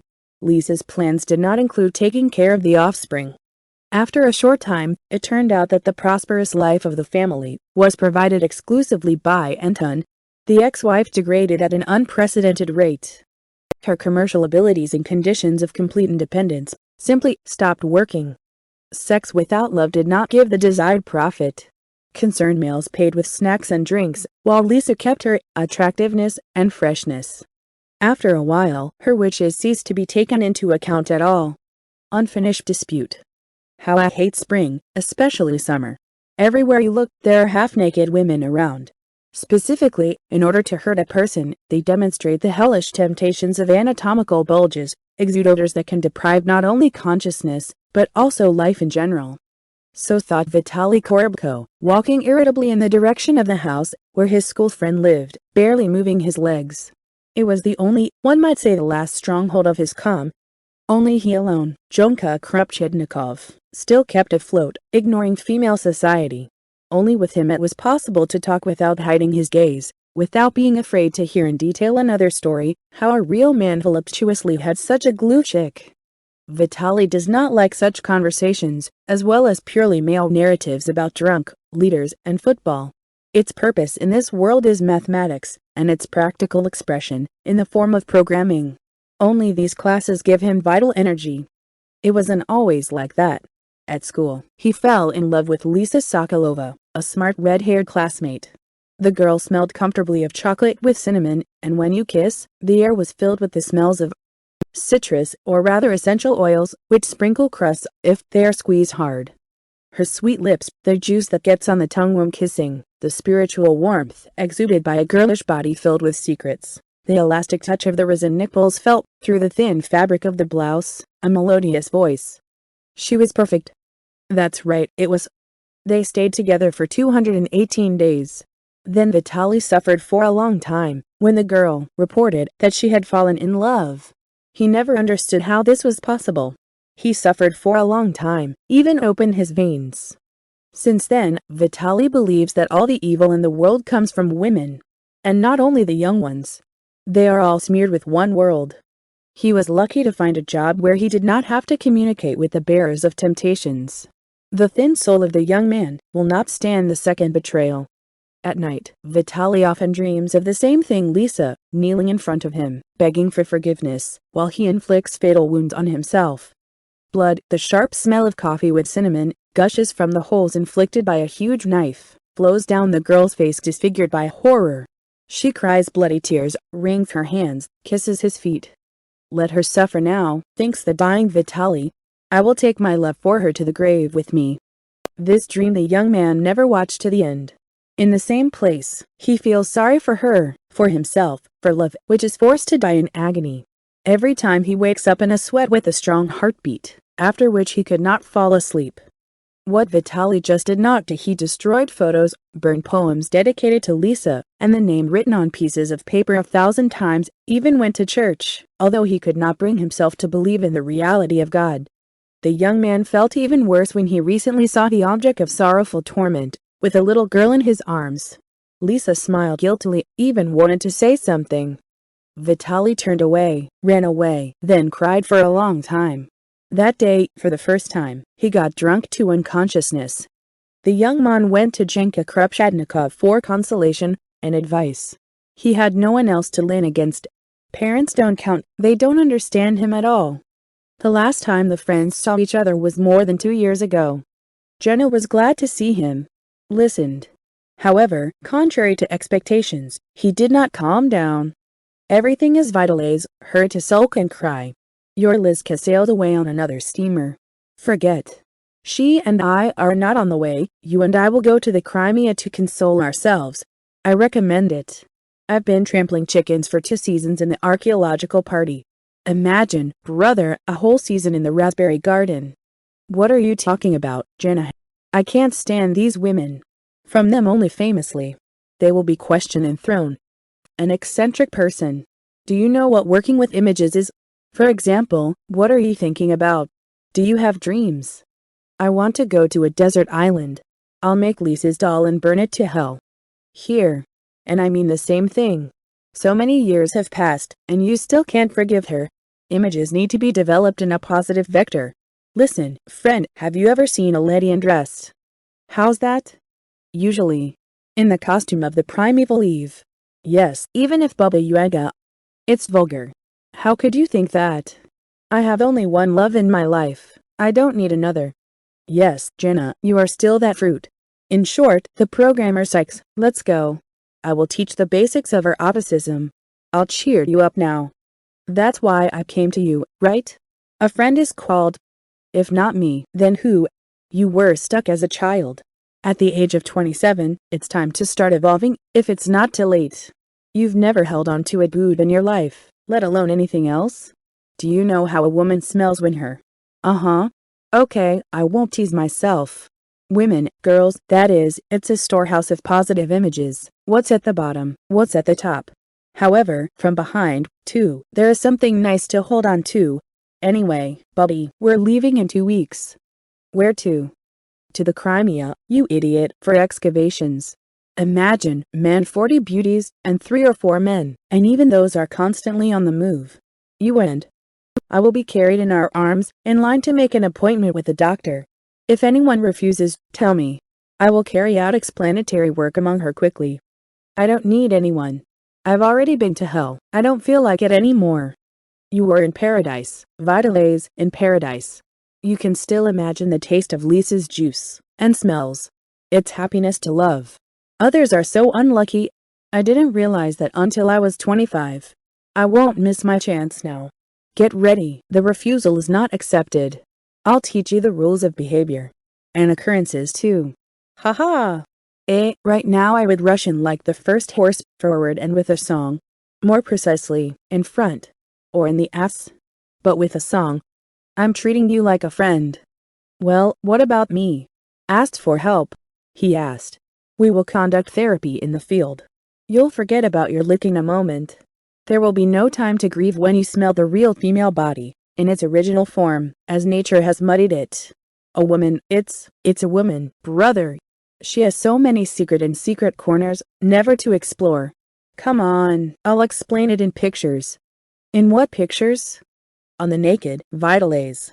To begin with, so as not to shock you, without details and a close-up. And in order to think better, you and I will start by eating a bottle of vermouth. I've had it since last year. Ha! The tart smell of the Crimean steppe, hot sex and beautiful women, and the taste. Then you can pull away from the steppe mares by the ears. We will drink milk directly from the breasts. And what elastic bottoms they have! Damn it, I got him excited. Anyway, let's go. I have a job. And I don't want to dig into the devil knows what. Young and green. One has only to dig once, then it will have to be dragged out. Yes, brother, it's too early for you to teach theory. We'll have to start it with practice. When everything was ready for the trip, the documents were drawn up, and the contract was signed, Jenna suddenly refused to go. I have love, brother. The mares will wait. This time it's serious. I'm getting married. Such, got caught, you won't break. There's no way without a wedding. Don't worry, everything will be fine. Listen here. So let's take her with us. Who is into love with his Salmavar? No, Vitalis, not an option. She's a businesswoman, I need to protect her. Here you are, you missed your lick. I don't want that. We will conclude a marriage contract with her, and get married in the church. That's how it turned out. I feel bored by the will of the steppe, but there is nothing to do love. You didn't fall in love yesterday, Jenna. So he knew in advance, the parasite. I tried for you. I'd give you a tooth. You won't regret it. In Simferopol, at the train station, the guy was met by a thin, black-browed girl with beady eyes. She was holding a poster with his name and surname on it. The girl was wearing an open front, a short flirty dress made of yellow calico, shoes in color. From under the kerchief, dark, almost black braids fell on his chest. The young man's vision involuntarily focused on his high chest and thin waist, which caused his mouth to open slightly and his ears to light up. It's not for nothing that Jonka conducted the course of a young fighter. The girl smiled, turned on tiny heels, letting herself be seen, playfully stroked her sides and hips, pressed her tummy, invitingly smacked her lips, and immediately pretended innocence. Meeting his gaze, she jumped up. Vitaly, I recognize you right away. What a white one. As if the century did not ton. We're waiting for you. And Jenna, why didn't you come? I've decided to get married. How do you know him? Just like that, the girl was confused. And I don't know at all. He's been digging with us for 2 seasons. That is, we were digging and he was Jenna's cook. He doesn't know how to cook, but everyone loved him. My name is Olga, my last name is Narena. I am responsible for the supply in the expedition, and I perform the duties of a doctor in parallel. If you get sick, come in. I will cure any ailment. So it is from anyone. I answer. I'll definitely cure you. Olga easily picked up Vitalka's bulky backpack, half of which was occupied by programming books. I'm driving. Lydia Romanovna ordered to be delivered fresh. Are these your professional jokes? This is the reality of steppe life. The air temperature reaches 45 degrees during the day. We have to drive for 2 hours. Is this your first time in the south? Yes, I've never been. We will arrive, you will get settled, we will run to the sea. I'll show you everything. I promise. You will live with Krasnov. He's our mechanic. A normal guy in principle, but a drunkard. I don't understand why Lydia Romanovna is making out with him. Although he often visits her. We have a maiden kingdom. I'm taking patronage over you. Alia rolled to the side of the road, looked into Vitaly's eyes. I hope for reciprocity. Are you married? What are you? Still young? Also tell me that there is no girl. And there never was. Yeah, that's what you all say. Maybe you don't even know how to kiss. Why should I answer provocative questions? Because we have love with you. What are you doing? What a love, I don't even know you. So let's get acquainted. You won't be lost on an expedition with me. Now there will be a small almond grove on the way, and behind it a garden with mulberry trees. I brought a blanket with me. Vitalka pressed himself into his door, became quiet. Such treatment was for him a sign of vulgarity, promiscuity. He was afraid for himself. 40 women. And if each of them has its own claims. Well, Gunka, you little bastard. Get out, Kusadik, we've arrived. Get to know each other better. You nothing. You'll see, you'll like me, you'll ask me to marry. I'm tired, Alia. Let's do it another time. I've only just arrived. Exactly. Promise me you won't be with anyone else, just me. What are you talking about? About love, Vitalik, about love. It's boring here without men. Don't think I'm royal. If you're kind to me, I'm all yours, so no. A kiss at least once, it won't hurt, otherwise I have something to spread. I'm sweet. If I fall in love with someone, I will not give up. Come on, don't be shy. Touch it here, you can. You don't know me at all. It's nothing. I have an intuition. In the steppe, people are immediately visible. You won't betray? Let's go, Alia. I can't do that. He was given a spacious tent. Krasnov was asleep. He smelled terribly of alcohol. After getting acquainted with Lydia Romanovna and his duties, Vitalik decided to swim. I changed my clothes, took a towel and went to the sea, which I had never seen before. The water was warm, clear, and refreshing. Vitaly was unaccustomed to coming in for a long time. Suddenly a wave came, although there was a complete calm, followed by several more. He swam. While swimming, clothes and slates were washed into the sea. He found the trousers, the rest was taken away. I had to go barefoot. After a few steps Vitalik realized that it was incredibly difficult. Evil thorns lurked all around. Olia was running towards him. I saw a painful expression on her face. Why barefoot? It's not in the city. Show your heels. Well, like a child, by God. Sit on the towel, wait. I'll get you something. I'll give you a kiss. Now you can't get away. The girl looked slyly, turned around. Why should I try on credit? Every work should be adequately paid. Kiss me.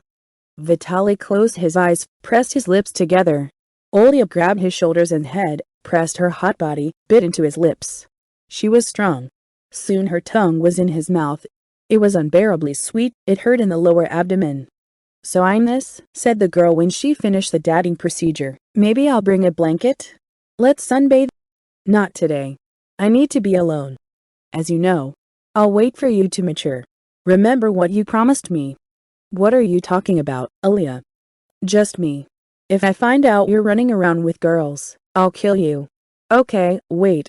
Time flew by quickly.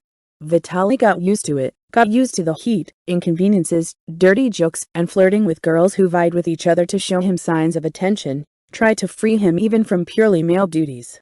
The young man stopped being wary of the employees, willingly responded to their jokes and harassment. It turned out that the devil is not as scary as he is painted. The girls were wonderful. He understood now why Jenna was hooked on working in the expedition.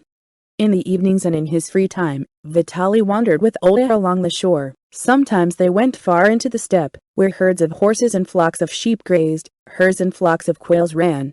Sometimes they kissed. It was magical. The girl smelled of wormwood and something else, which made me want to find myself inside her. But there is nothing scarier than the unknown. Vitaly did not dare to deepen the relationship in any way, although he felt that he and she had become one. One day they were walking along the shore, watching a bloody sunset. Waves rolled slowly, gulls chattered. The young people got carried away, do not notice how dusk had thickened. "Let's go for a swim," Olya suggested. "Today the sea is amazing. Look at the moon. And the stars.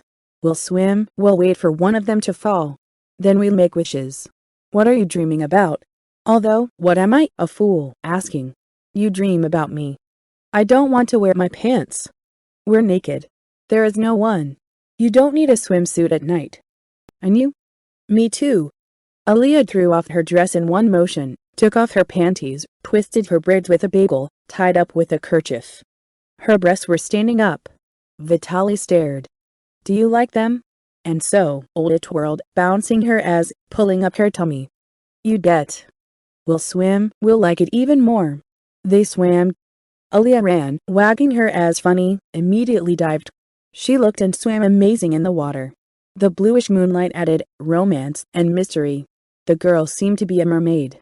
They swam very close, sometimes touching each other with their bodies, which caused a sensitive discharge to slip between them.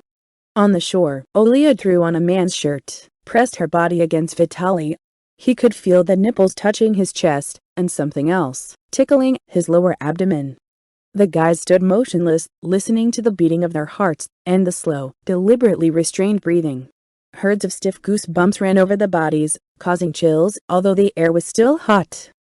Olya reached out to Vitaly's lips in anticipation of a kiss, grabbed him behind her back, pressed herself into him, as if she wanted to stick. The guy's nature rebelled, began to push invitingly. There was no way to refuse the call of nature. "What are you doing to me, Olya? Don't you see, you fool, I fell in love with you like a cat. I want everything. I want you.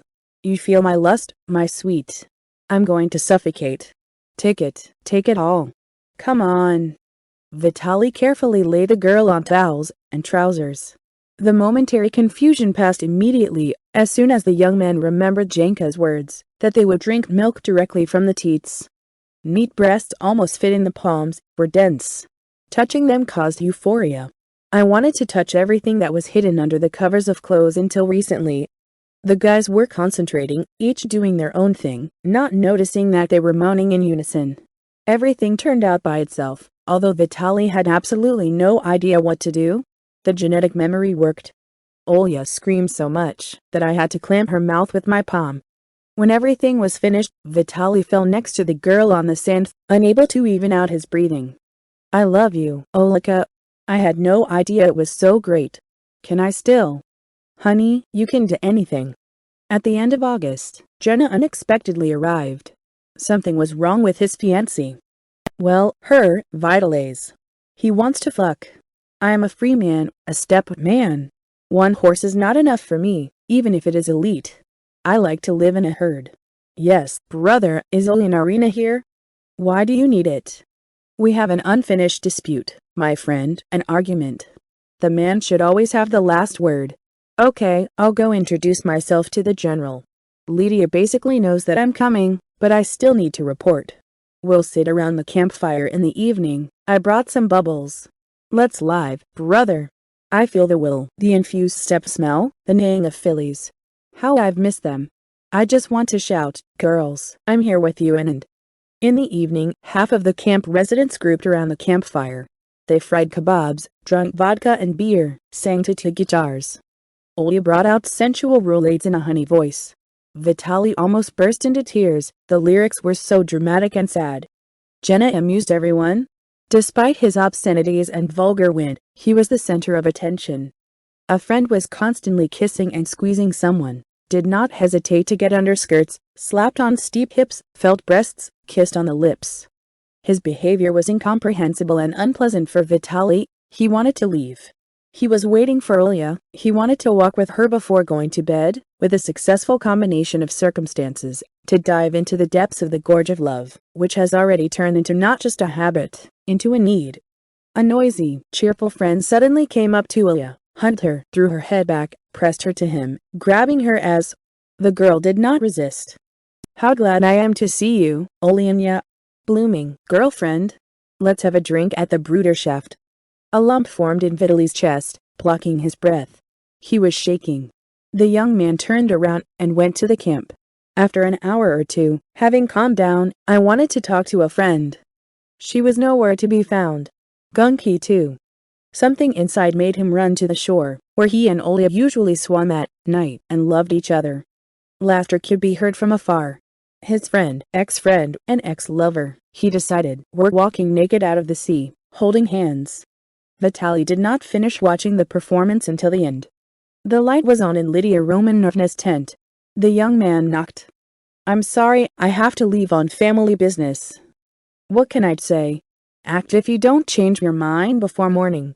I'll send the salary later. I hope you have money for the road." "There are," Vitaly answered, barely holding back tears. "I won't change my mind." "I understand." Olenka was not divided. She shouldn't have done that. Jonka is a good worker, but not a family man. He needs space. He wants to try everyone in the world. "Sorry, very sorry. Can I count on you next year?" "I don't know. I don't know anything at all now. You can bring your things to me. I'll allocate a car in the morning. Don't be afraid, I won't bother you. Don't worry. This is life. You understand yourself. Kolya loves Olya, and Olya loves Vasya. A love triangle." "Thank you, Lydia Romanovna." In the morning, Vitaly found Olya at the entrance to the commander's tent. She was dozing lightly. It turns out that there, on the shore, the girl saw him. Olya apologized for a long time, cried, tried to cuddle up to Vitaly. He was adamant. Vitaly, arriving home, bought a case of vodka. My heart felt lousy. I didn't want to live at all, and I didn't want to die either. I started drinking. At first it was disgusting, then I got involved. 2 weeks later, when the fuel reserves ran out, he ran into Olya on the way out of the apartment. Turns out she quit, too. "If you can't forgive me, I'll kill myself and him." "Who, Olya?" "You're our baby. I'm pregnant. From you, Vitalik. Believe me. We had nothing. I won't lie. If you hadn't found us, I would have slept with him. I didn't know then that we were going to have a baby. Tell me honestly, do you need it?" "Dear girl, you can't imagine how glad I would be if it weren't for that night baiting." "Yes or no?" "I need to think." "How much? Can I wait at your place? Are you sure it's not just the baby that's the reason you're here?" "I swear. I love you. You have no idea what has been happening to me all these days." "Okay, get undressed. I'm going to get some vodka now. We will correct the situation. But that doesn't mean I've forgiven you at all. And yes, one more question. Have you finished your argument with Jenna?" "What dispute?" "I think you should know better. He said he would have the last word." "Well, really, no." Here he did not guess. "Can I kiss you?" "No, not yet. The temptation is great. Measured, balanced by time, balanced by characters, lifestyle, and joint goals, family life does not have any special temptations, because happy spouses have enough of their own, what they completely own. Unless the temptation is too great, or the brakes are blocked by one or another catalyst. Sudden fleeting changes in life give a temporary boost of strength, a deceptive state of euphoria, but not for long, because the cost of spiritual and physical energy are too great. In order to understand this, you need to be able to love, including yourself, and listen carefully to the prompts of the inner interlocutor. Pavel Igorovich Kulikov, deputy head of the planning department, a man of 37 years old, an exemplary husband, and father of 2 school-age girls, was going on a business trip for a whole week. He and Albina Vitalyevna Ganekina, an experienced accountant from the adjacent department, a blonde, slender woman with whom he was in constant contact with the service, will have to make presentations at the seminar. The man did not like this occupation. Pavel Igorovich is a purely domestic, family man. He tried to fight off the trip, but in vain. The head of the department did not want to hear it. He promised to write out a decent bonus at the end of the quarter.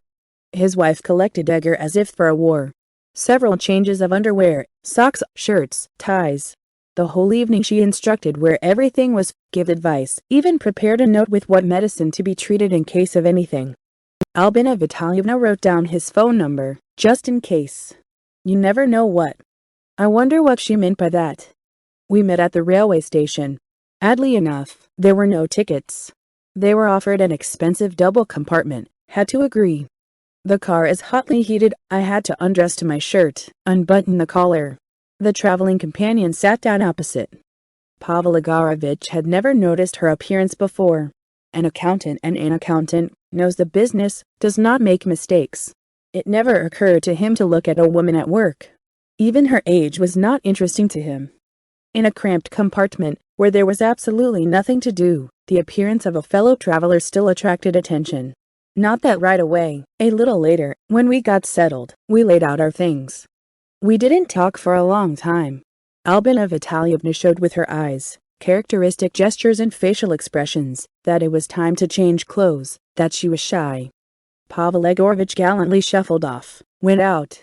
Passengers were walking back and forth in the car. In order not to interfere, he went out into the vestibule.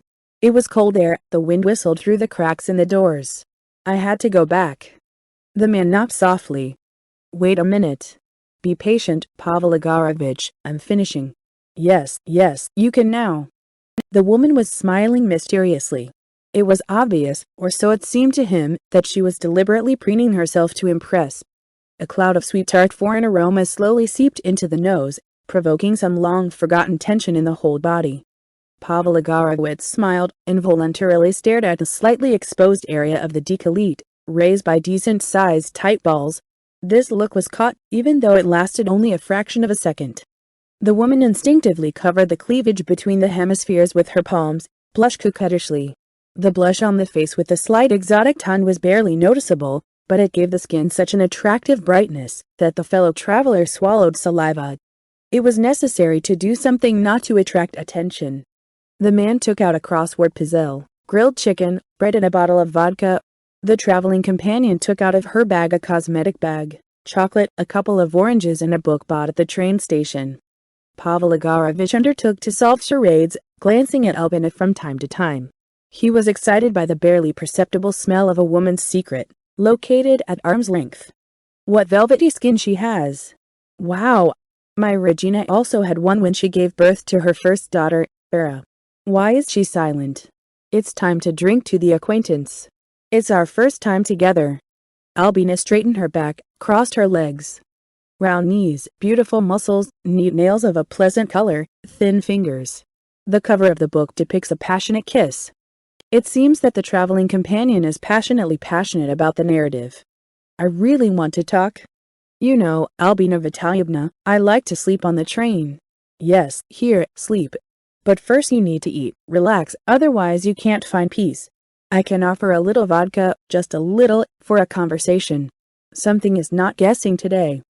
Okay, one shot. So as not to seem like a buka. We've been traveling together for almost a day. I can't read it either. Do you like to read? Yes, of course. But I didn't bring anything with me. Yes, and my head is not busy with that. I have prepared the report, but new thoughts arrived along the way. I was promised a bonus in case of a positive review. The money would come in handy for me.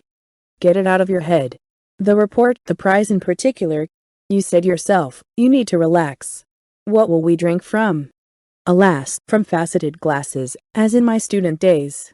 Do you remember how wonderful it is to be a student who has nothing but a brain behind his soul? But there was a hell of a lot of love. You will say the same. Is it possible to forget the most beautiful moments of life? A glass, so a glass? Let's remember our youth. Albina Vitalyevna, it's not for you to talk about youth. You're still that flower. I never thought you were so charming. That's what I don't like. I'm a woman, not you. Flirting is my privilege. You cannot count on adultery. I am happy with my husband. I have it. It's not fair. What does the husband have to do with it? Have a snack. I offer 3 vodka gurgles each for the Bruderschaft and in the cradle. I'm not going to bother. I have a wife too, I love her so much. But I'm a man, after all. Do I have the right to tell an attractive woman the truth? I like you. At you. Pavel Igorovich, my dear, I know all my pros and cons. Now you will start looking into the neckline of the dress again, at the knees. I know what's on your mind. Enlighten me, dear Albina. Yes, I'm a man, so what? Would it be bad for you if I slightly crumpled your dress? That's what I was afraid of. Do you think it's so easy to refuse a handsome man? And then, what will happen to us then? Let's go to bed? Albina Vitalyevna was silent for a long time. It's terribly difficult for her to pronounce a clear no if she really wants something completely different. The woman felt such a strong attraction that the panties definitely have to be changed. How romantically the wheels knock at the joints of the rails. A long journey, a pleasant companion. Is it difficult to relax and have fun? Pour it, Pasha. One at a time, and that's it. Wonderful. I felt that you liked me. The man drank in one gulp to get closer, wiped his mouth with his sleeve, lustfully brought his heated lips closer to the companion. Albina really wanted to find out what could happen next. She smiled slyly, considering her actions. Her brain resisted something incomprehensible. The woman felt her nipples harden, as excited magma melts somewhere in the depths of the bowels. We still have a drink left. However, I do not know how to divide. Will you pour it, Albinoka? Can I see your report? Tomorrow. Everything is tomorrow. Today we have a different agenda. May I ask what it is? Today it's only about love. That's right. My husband. Do not take in vain what you should not think about. Both of them have an indescribable mess in their heads. They want one thing, they think another, they say the third thing, which they don't want at all. Albina stopped smiling. She's more serious than ever before. Well, what's the big deal if Pavel Egorovich touches her tight breasts? Really, nothing will change from this. But she will know the taste of happiness. Perhaps he will. He feels every movement of her thought. He is a faithful husband and is not going to change either. So what if they once?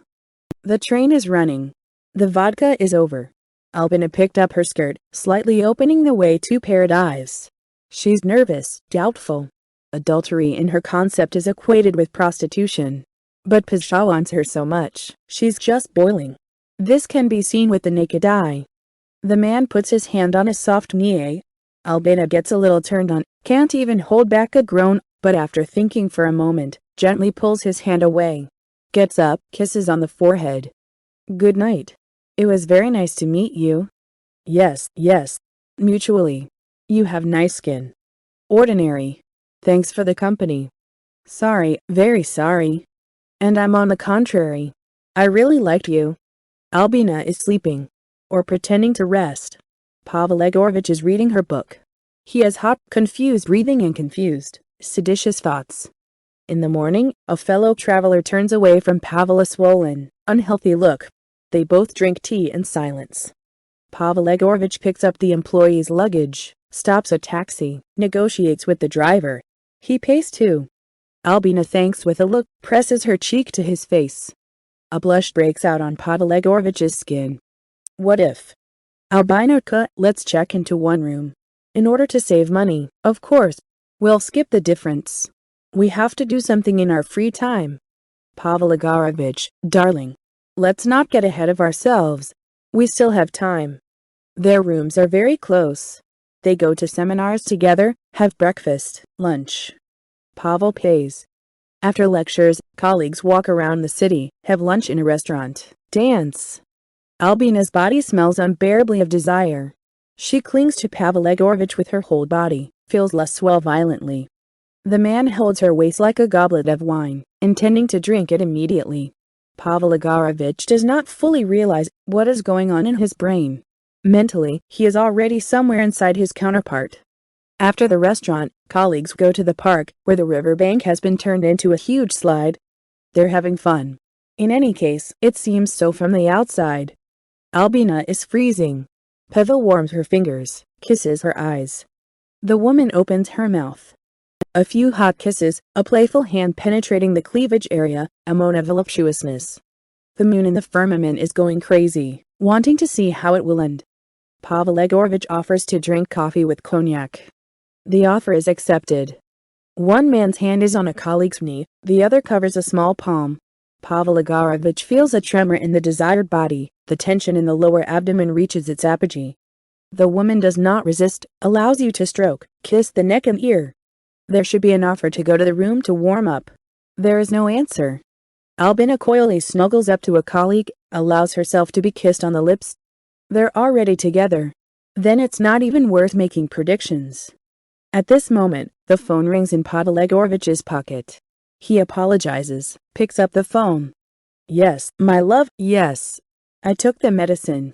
Now I will finalize the report and go to bed. Yes, of course. Love, kiss.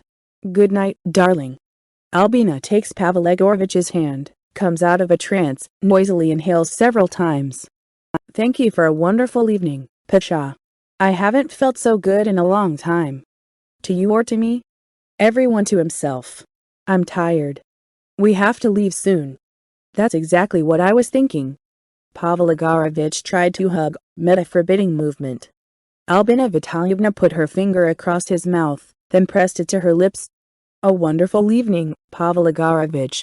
It's a great night to sleep on such a moonlit night. Especially together. It's true? I've missed my husband so much. And how? What exactly? I wanted to say that I will also have something to remember. Their rooms are within walking distance. Both are awake. Tomorrow is the last seminar and home. He wants her, she wants him. It's so obvious. It's good that not every one of us is capable of treason. Cross-pollination. This strange story unfolded before my eyes. It is simply impossible to believe in it if you have not seen what is happening yourself, because the order of events is absurd. However, contrary to logic, all the participants of the paradoxical show found happiness. I had two friends. Of course, there were more friends then, but the story concerns only two. We grew up like everyone else. We played the same games, bullied, were friends, quarreled, fought. Boys, in a word.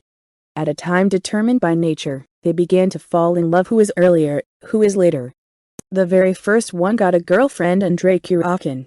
He began to take care of Lenika Smoliakova from a parallel class, a black-eyed Thumalina with a languid look and a weightless figure. It was simply impossible not to fall in love with her. The competition for her attention among the boys was exorbitant, but Lenika chose my friend.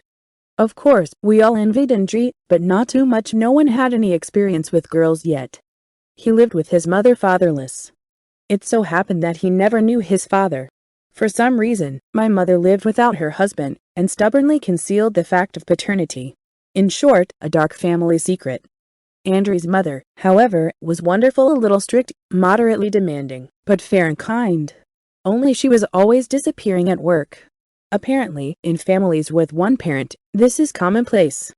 In her absence, a great love ripened, striking all of us with the unchildlike feelings and actions of this wonderful couple. At first there was the usual curiosity, when a boy gets to know a girl, and vice versa. The transformation of the relationship took place in an open mode in childhood. Little is hidden from friends. Andrei and Lenika cuddled on the benches in the schoolyard and along the entrances, passed the young fighter course of novice lovers, and decided to move to a more comfortable environment home, since no one interfered with such meetings. Sharamura, movies on TV, tea with sweets and kisses for sweets. Both turned out to have a sweet tooth. They devoted all their free time to kissing in an embrace. They were interrupted only for the preparation of homework, which they quickly did together, taking into account the time of the arrival of the mother. They slobbered over each other in 1,000 layers, dissolved into a world of previously unknown dreams, hurried to learn the ABC of love in practice. The guys only regretted that they started the process of learning too late, that they missed so much grace time for nothing. If you knew how beautiful the world of love is, you would have started with the 5th grade. Andrei was seriously upset that 4 years of his life had been wasted. So they purred the whole 9th grade. Times were more vegetarian than they are now. Young people were not even aware of cunnilingus, and they did not dare to think about outrages below the belt.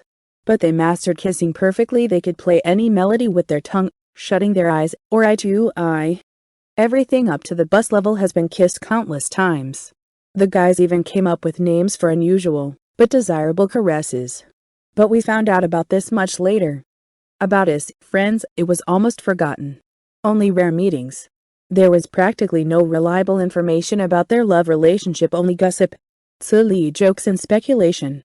In conversations, this couple was listed as a bride and groom, and adults whispered all sorts of heresy about them.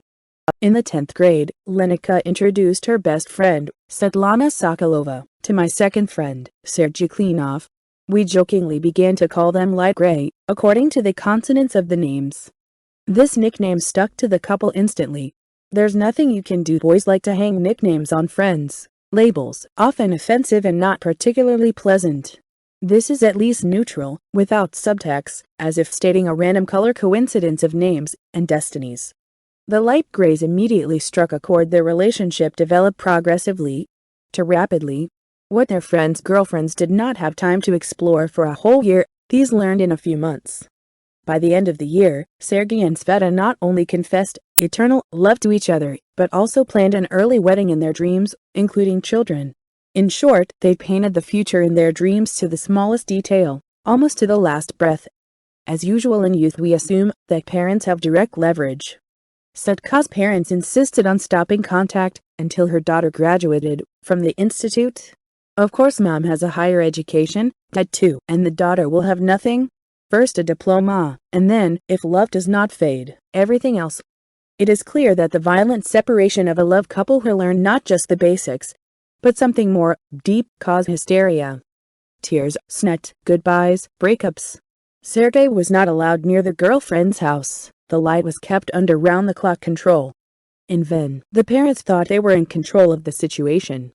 It is impossible to tear off tightly glued bodies without pain. The love malaise turned into a disease. Sveta closed down, began to lose weight rapidly, completely stopped eating, then sleeping. The parents stood up, began to save their beloved girl. Sergei was sent to serve in the army. Papa Svetkin made a fist to call the hero lover without delay. The guy, out of grief or for some other reason, did not argue. My daughter grieved and began to compose a novel in letters. Someday he will write 2 letters to his darling, or even 3. It seems to have calmed down. I entered the institute, waiting. Andrei and Lenica were developing an almost perfect relationship. At this time, they idolized each other. No one interfered in the children's lives. Mom was glad that her son had grown up to be a real man. The lovers themselves decided no before the wedding. Only light flirting, kissing and touching above the waist. But we are ready for the wedding. Lenica, on purpose, in order not to be separated from her darling, failed the exams to the institute. They are waiting. They will not wait for adulthood to immediately announce the beginning of a life together, and to know all the delights of adult love.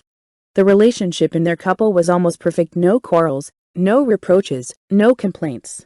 Andrei and Lena seemed to have been born to live together. There was one dislocation after all. Despite her young age, Lenica dreamed of having children to the point of passion. I came up with names for the firstborn, painted portraits of them, collected patterns for children's clothes, read books on pedagogy. On this basis, she did not give rest to her beloved, painted the delights of family life. But this did not annoy Andrei at all. I am glad, and only agrees.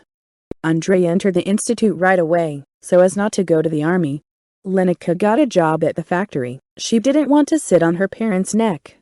The young barely waited until autumn. When they celebrated their majority, they immediately filed an application to the registry office. Parents were informed already after the fact. We settled with Andrei's mother. The wedding was not celebrated, only a party for the closest ones. Immediately after the wedding, with all possible seriousness at this age, they began to make a baby. All according to the textbook, with charts of ovulation periods and other deducted wisdom.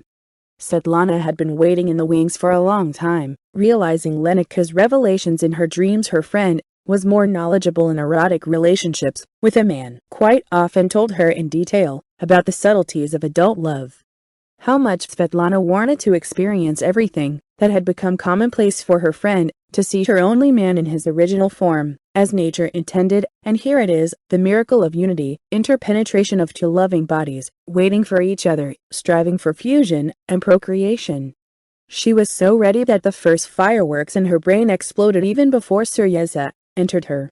When he caressed where no one has ever penetrated before, Sveta flew away, disconnected, lost contact with space and time, plunged into nirvana, as if she was falling into an abyss, falling into it head down. It seemed to her that the flight lasted forever. Returning back to her body, Lenica found Sergei lying on top of her, and breathing like a marathon runner in the last meters of the distance.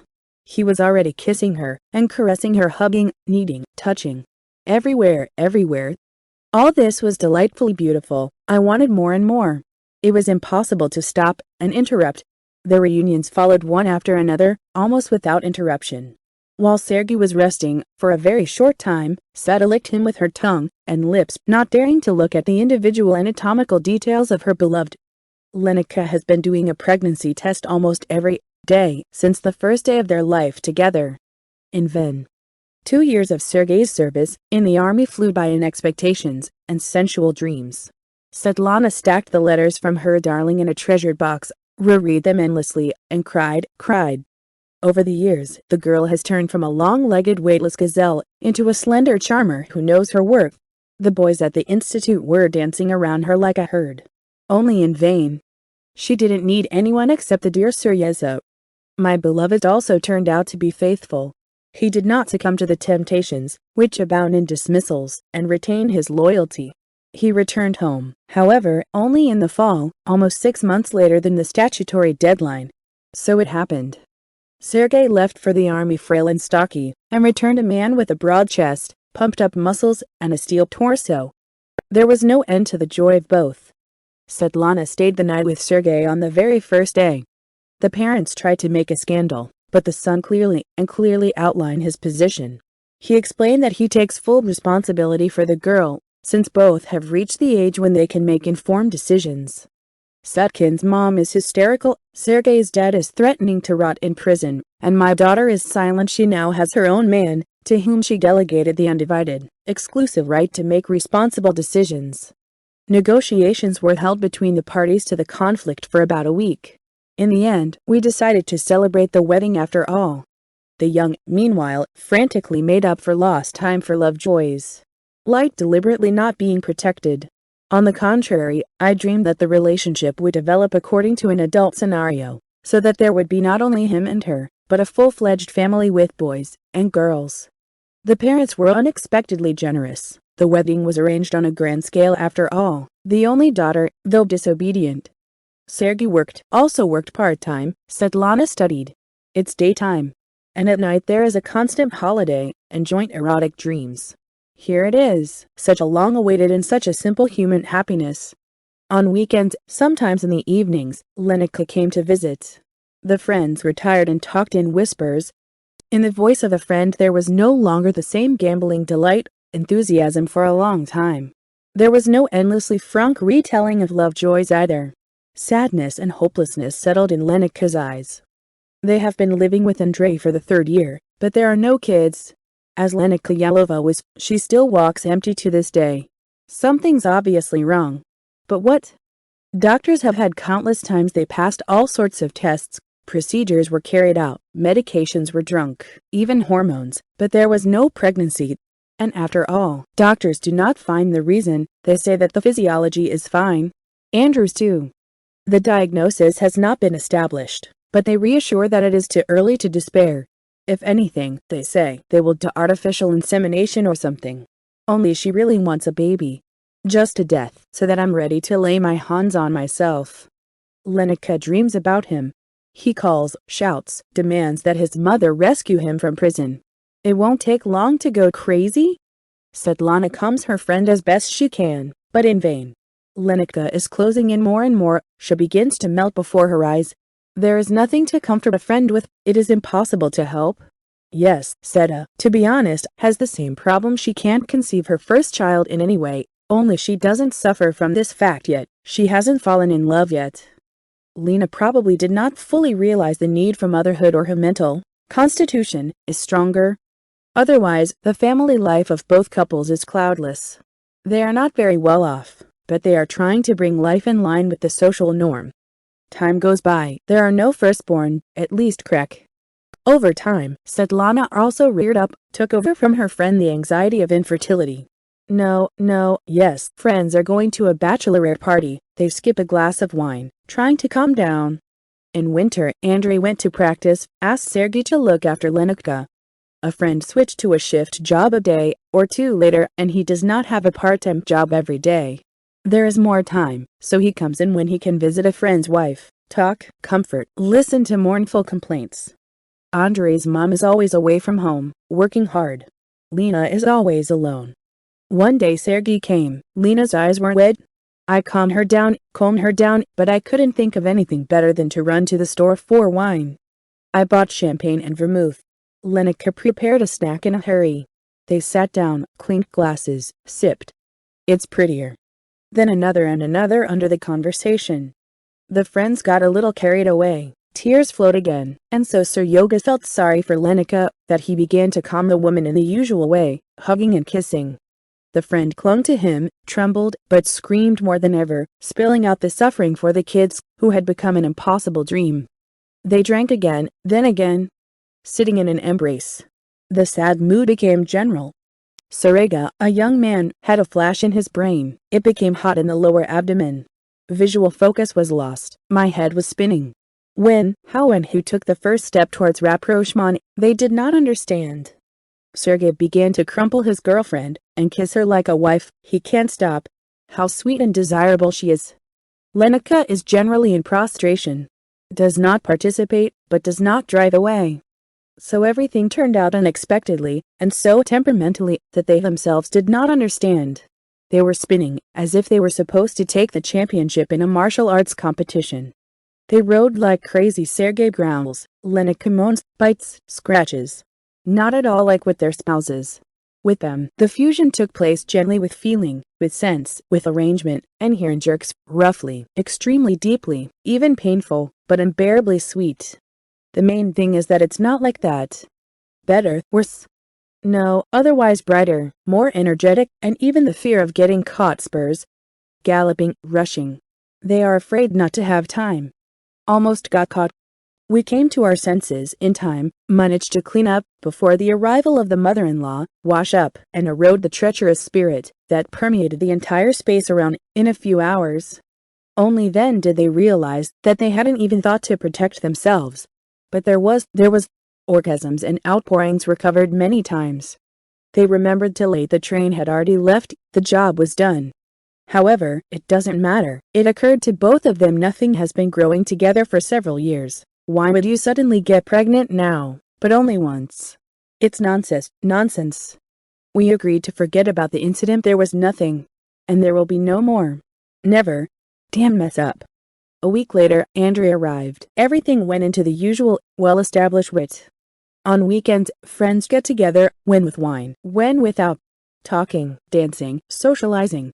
Girls, as usual, turn out intimate life to the very guts, except for one single moment. Sergei and Lenica behave as if there was no crazy, some truly animal intimacy between them. There's nothing to tease geese. The past has grown. There's nothing to remember. Suddenly, the light grays quarreled, which they had never had. They began to throw claims. They remembered everything that was and was not, and dumped it on each other's heads. Svetlana, let's throw things, and beat the dishes. Burst into tears, ran away from home. He doesn't know where to go. To the parents it's a shame, and there's no need. They will make up, and they will be guilty. We need to figure it out ourselves. I went to a friend. She's at work. Andrei is alone at home. Teaches lessons. Busy. But there is nothing to do. You need to help out your friend. Calmed her down. The young man put aside his business, prepared to listen. She can't believe her ears. Honest mother, Svetka, Sarega. But they are calm, like water in a lake on a quiet day. They will never utter a rude word. Yes, an ambush, however. It needs to be corrected. And Andrei began to play the role of a psychotherapist. On the one hand, it will fit. On the other, it will fit Svetlana in no way, even crack. That's it, he says. Divorce and maiden name. I can't stand him anymore. Don't be a busy, Svetka. You're a smart woman. Sorry, girl. Well, where are you without him, and he without you? You have grown together. Finally and irrevocably fused. Roots, trunks and everything else. Come on, let's wait for Lenica. She'll be able to explain it to you better. In the meantime, I'll rush for a bottle. You need to calm down, come to yourself. While you fry the egg, sausage, cut cheese, bread there. In short, look for yourself. Where's the gray one? At home. Uh-huh. He's not that calm, like a stone pillar. He must have fallen asleep.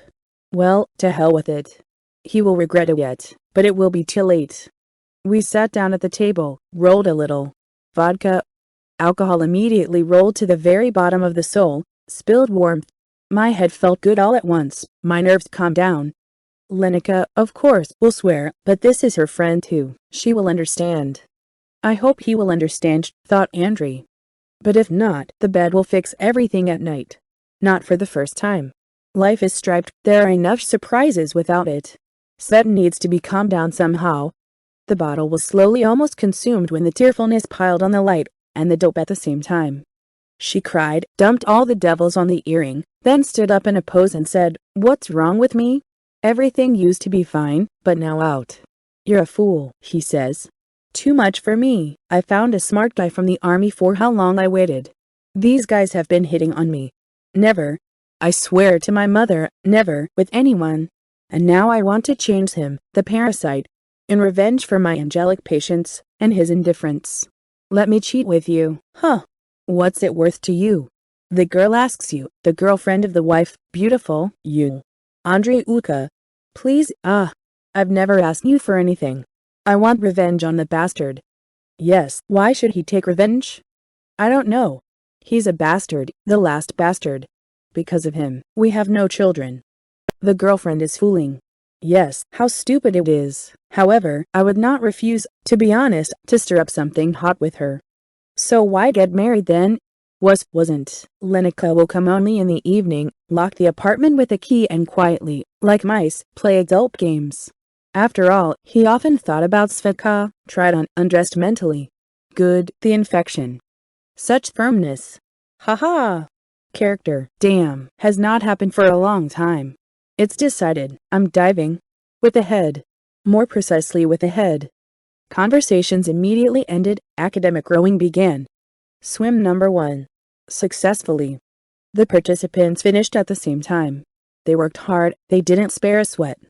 Sobered up already at the third distance, then the second wind opened, then the third. Andrei secretly glanced at his watch, and was freaking out, not specifically understanding how this could happen to him, an absolute monogamist, and an opponent of primitive, BSTV. Just a poltergeist, no other way. While she and Svetka were taking revenge, thus seeking unconditional surrender from Serega, the friend forgot why she had quarreled with her husband. Probably it was a hormonal, not a psychological conflict, no other way. The girl, while still under Andrei, was concentrating on how to correct the situation now, and make peace with her husband. That this is necessary has not even been discussed. He is the only one and beloved. In this case, what is happening at the moment? Nothing is happening. Nervous breakdown. The doctor prescribed such treatment. It helped. Everything is great. Andreyuka, the Sabbath. Hooliganism and it will be. Thank you for not refusing. You're a real friend. I will remember forever. Now forget it. Good. There was nothing between us. Just know that. Where you were, what you did. You don't remember anything. Slipped, fell, woke up plaster. And you're cute, funny. No wonder Lenica loves you so much. But you don't know how to make children either. Or her. Who will sort us all out? By the way, are you worth it? What am I doing? Are you crazy about me? You need to speak in time. What's that got to do with me? Lenica and I never protect ourselves. Yes, we are, in general, too. That's why I overlooked it. Okay. The little things of life. You can kiss me one last time. If you want. That's it. I went. And thanks again, I suggested it. I love my Serega and I won't trade him for anyone. So I'm also, well, it's just Lenutka. You've got me a friend, I'm not happy myself. I drove it into sin. No, don't think about it, I'm not offended. However, you have a temperament, God grant. And this guy didn't offend you either. He walked like an elk through an impenetrable thicket. I enjoyed it. Honestly. Just this between us. I went. A little more time passed when Lenica became ill. Poison, it seems. An ambulance was called. Doctors arrived, examined and sent to a women's consultation, where they made an unambiguous diagnosis: pregnancy, 6 to 7 weeks. Affairs. So much effort wasted and suddenly bam. The second shift, or rather the first pregnancy. They put Lenica on the register, sent her to take tests. A real holiday. The girl is elated, she does not find a place for herself. Upsets only one, but very prickly, restless thought whose fruit. Suddenly Suryaskin? And then what? Okay, even so. As it is, so it is. The main thing is mine, period. It became even more interesting 2 months later, when Svetlana's pregnancy symptoms appeared. Serega stood on his ears with happiness, ran like crazy and told everyone in a row what he had done.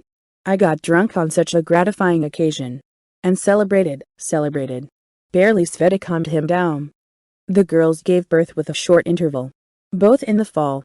Lenica had a boyfriend, Svetlana had a girl. They took care of the kids diligently, attracting grandparents. Everything was fine until the children turned 6. The scandal broke out suddenly. Svetka and Sergei are both brown-haired, and the boy's hair began to turn red rapidly. Who would it be? The grandparents spent a long time going over all the relatives in their memory. They could not remember a single redhead. But each of them knew one well, Andreyuka Kurakin. And it started tears, slander, talk. It's good that at that time no one had heard about genetic analysis, and the actors never confessed the snout is in everyone's skin. Can you imagine what thoughts people live with it? Or are you used to it? I think it's not sweet for them at all.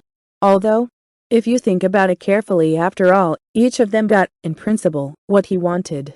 Everyone has kids now, and what is created by cross-pollination, so it happens in nature, as they say, the will of God.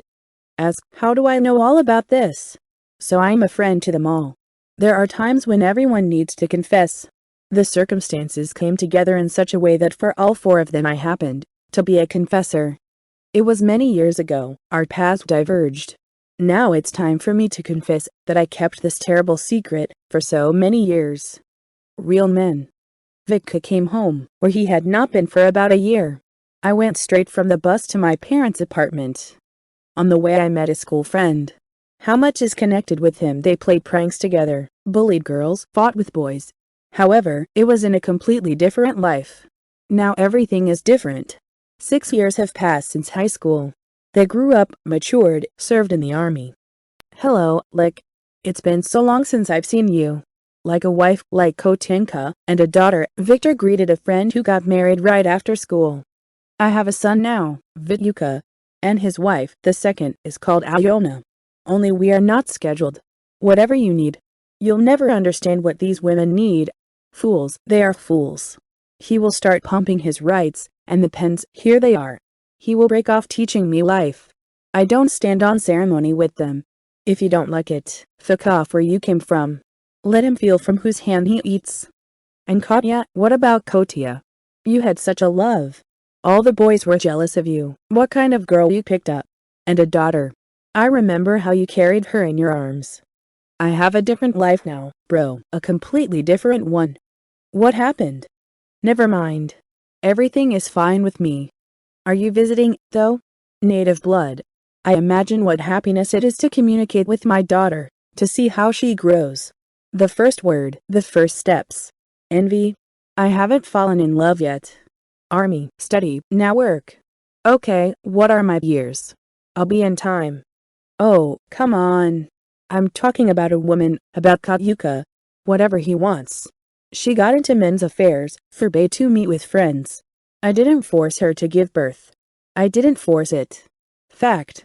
She wanted to. Let her sort it out now. I offered to give her an abortion. What kind of abortion, my friend? What are you talking about? Katya wasn't 17 then.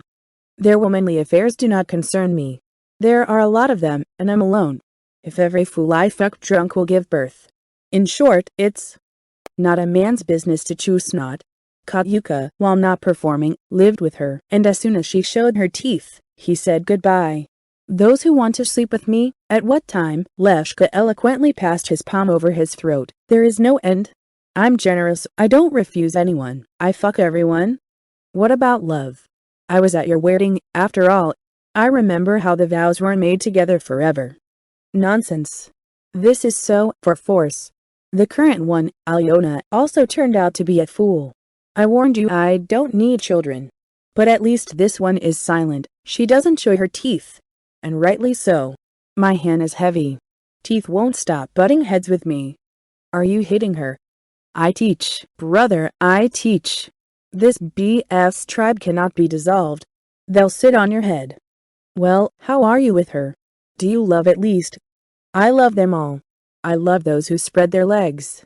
Alyona cooks well. Not a spender. He takes my friends to visit. Drinks in moderation. So, if she opens her mouth and makes a claim, you will immediately take her with the child to the street. Let him say thank you, slit that I feed. The apartment, again, is mine. My fact. The girls jump into my bed themselves. There is no end. This one is silent. And my health, is like my father's. By the way, Daddy also got married again. How many times is this? And who counted? He's a real man. He's in his 6th decade, and he brought a woman. In my opinion, she's 30 years old, no more. I would have fucked her too. She's cute, but she's drunk. You know yourself, you won't spoil your father. With one blow and the knockout will recover. Then he will work in medicines for the rest of his life. Well, fuck them all. There are a lot of women. These purses are more than enough for my age. You say you have Alyona. Sex, Vityuka, does not happen much. In life, you need to have time to try everything. And everyone. I try. Aren't you afraid to stay alone in your old age? Not. I have a profession. I'm an electrician. And a plumber. I will always be with money. Women only need a full-person male strength. I'm fine with that. None of them complains. Maybe you'll come to visit for a glass of tea. Thank you. No, I'm used to it at home. My masculine strength is only enough for my wife and work. Leshka grew like a weed. He had parents. Alive, relatively healthy. My mother was coming. The reason for this was excessive drunkenness and laziness. By the age of 30, she had developed liver and kidney problems, along with allergies. I gained, with a height of 160 centimeters, 100 kilograms of weight. As a result, joint destruction and tremor. However, she did not stop drinking, smoking and living recklessly. Lyosha's father is of a heroine complexion. His strength was impressive, heroic. If someone shakes his hand half-heartedly, the bones crunch. He earned quite well, and therefore there was always money in the family, but they didn't spend it on everything, more on booze. The refrigerator was usually empty. Leshka was always hungry, but a couple of cases of vodka under the bed did not translate. The presence of fire water was strictly monitored by the father. There were always a lot of gas in the house. When the mother began to take, 30 years is still youth, and she turned into an old woman. The father began to bring young and cute, but pliable and trouble-free. After taking hot drinks, he conducted a test. Naturally in bed, for what he drove Leshka out of the house, and locked his wife in the kitchen, putting an open bottle of white in front of her. The mother did not contradict. Hubby's fists are a little smaller than his head in size. He let them in often. The bruises on her face almost did not go away. There was a case, even in my youth, I experienced for myself, saying something without thinking. The blow was lightning fast, right in the forehead. She didn't remember what happened next, but she had a headache for 2 months. The mother never voiced her views and opinions anymore. If he asked something, she nodded without hesitation. She seemed to agree. Over time, I adapted. I considered this state of affairs natural. Leshka learned from drunken parents, sometimes from guests, to clean up pockets. Sometimes he fished out decent sums. Never got caught. There were cases when, having obtained several large banknotes, he arranged an attraction of unprecedented generosity for the boys. He bought lemonade boxes, ice cream boxes, and gingerbread. The boys loved him for it. Mothers of friends often fed the boy, considered him an orphan. He didn't wear rags, but he looked homeless. Leshka's clothes were bought, but no one washed it, repaired it. From purchase to purchase, trousers, shirts and sweaters took on a completely obscene appearance. Leshka weighed his school uniform on hangers. She had quite a respectable appearance, but she exuded such a smell that no one sat down at the same desk with him. He studied poorly, had no desire to gain knowledge. He was assessed more out of compassion and pity, as an orphan. Due to the physical strength of the children, he was a horse guide. He had plenty of wit and ingenuity for mischief. Every now and then someone brought him by the ear to his parents. They sent the complainants to hell, but as a sign of respect, and as a conciliatory measure, they offered a generous dose of hot stuff. When the parents of the offended children left, the father gave Leshka a dream and said that he was doing well. That's the way it should be. Look, they took the fashion to complain. Fuck them all over their faces to make it easier to breathe. A man has to be a hooligan, otherwise you won't break through in life. You can't even earn a glass. Women, they love cool, arrogant, determined. And let the lousy intelligentsia know its science. Maybe they will remain without teeth from that knowledge. Fuck, they'll learn as much as I do. Not with their heads, but with their hands. Wealth is forged. Who needs important diplomas if an engineer earns less than a loader? Fuck them. We're fine as it is. If only there were plenty of friends, travel women, and a good feast. Everything else will follow. So, Leshka, hooligan to your health. Don't listen to anyone. Just me. The father will not teach you anything bad. Leshka absorbed the science of survival like a sponge. I've learned. I have women, and where? He showed his fists, to devour, to cook, to lie down beautifully, so that I would like and could. Yes, more than once, until I fall asleep. The father did not hide anything from his son. With him, the girls defiantly used and offered him. Let him see everything. Sometimes he showed in detail how, what, where. Leshka watched, assimilated. Study, student. When you grow up, you will learn how to earn, and they will give you. He taught his son. The mother died during another binge. She went limp all at once, as if she had fallen asleep. The drinking buddies first pushed the body aside, then carried it to the bed, and forgot. Such events in such companies do not touch anyone. I'm gorged, you brute. Well, fuck it. He'll sleep it off. 3 days later, when the alcohol ran out, they began to recover. They started to slow down the mother, but she is cold. The father with a hangover got flustered, became angry, began to bring the dead body to life with his feet. When it came to the fact that there was no longer a wife, a mother, and a person in general, he went berserk. How is it? Without asking. Fed, and she. Bitch. Never get married, son. All women, beyond. Remember. The father will not advise anything bad. Bury this bastard now. I ruined such a holiday. And he went to his young mistress, buying 3 bottles of vodka along the way. Too poor trouble. Why the fuck should I worry about this bitch? I didn't know the measures. I was eating vodka. If I wasn't a fool, I would have found a normal man. Love, B.Y. Give it to them. With your head, you need to think. When a man is standing, he doesn't give a damn about love and other rubbish. Compassionate neighbors collected money, buried. Leshka was small. He didn't understand anything, in principle. Fell asleep, mom got drunk. They took me somewhere. As for what happened after her death, nothing has changed. I want to eat. Survived. He survived with all his father's mistresses, not because, but in spite of. One of them casually taught a 13-year-old boy bed sciences. While her father was at work, she showed in practice how, where, why. At the age of 15, Leshka could read any of his father's roommates, even from the front, even from behind, without thinking about the consequences. His mistresses were usually no longer threatened with the possibility of getting pregnant after dozens of abortions and untreated diseases. The boy was strong, but stupid. But for those who wanted to have fun with dad's girlfriends, he could insert a whistle that was too old for his age, as long as it took. The lady who taught him, Leshka kicked out when she started to pump the rights to make claims.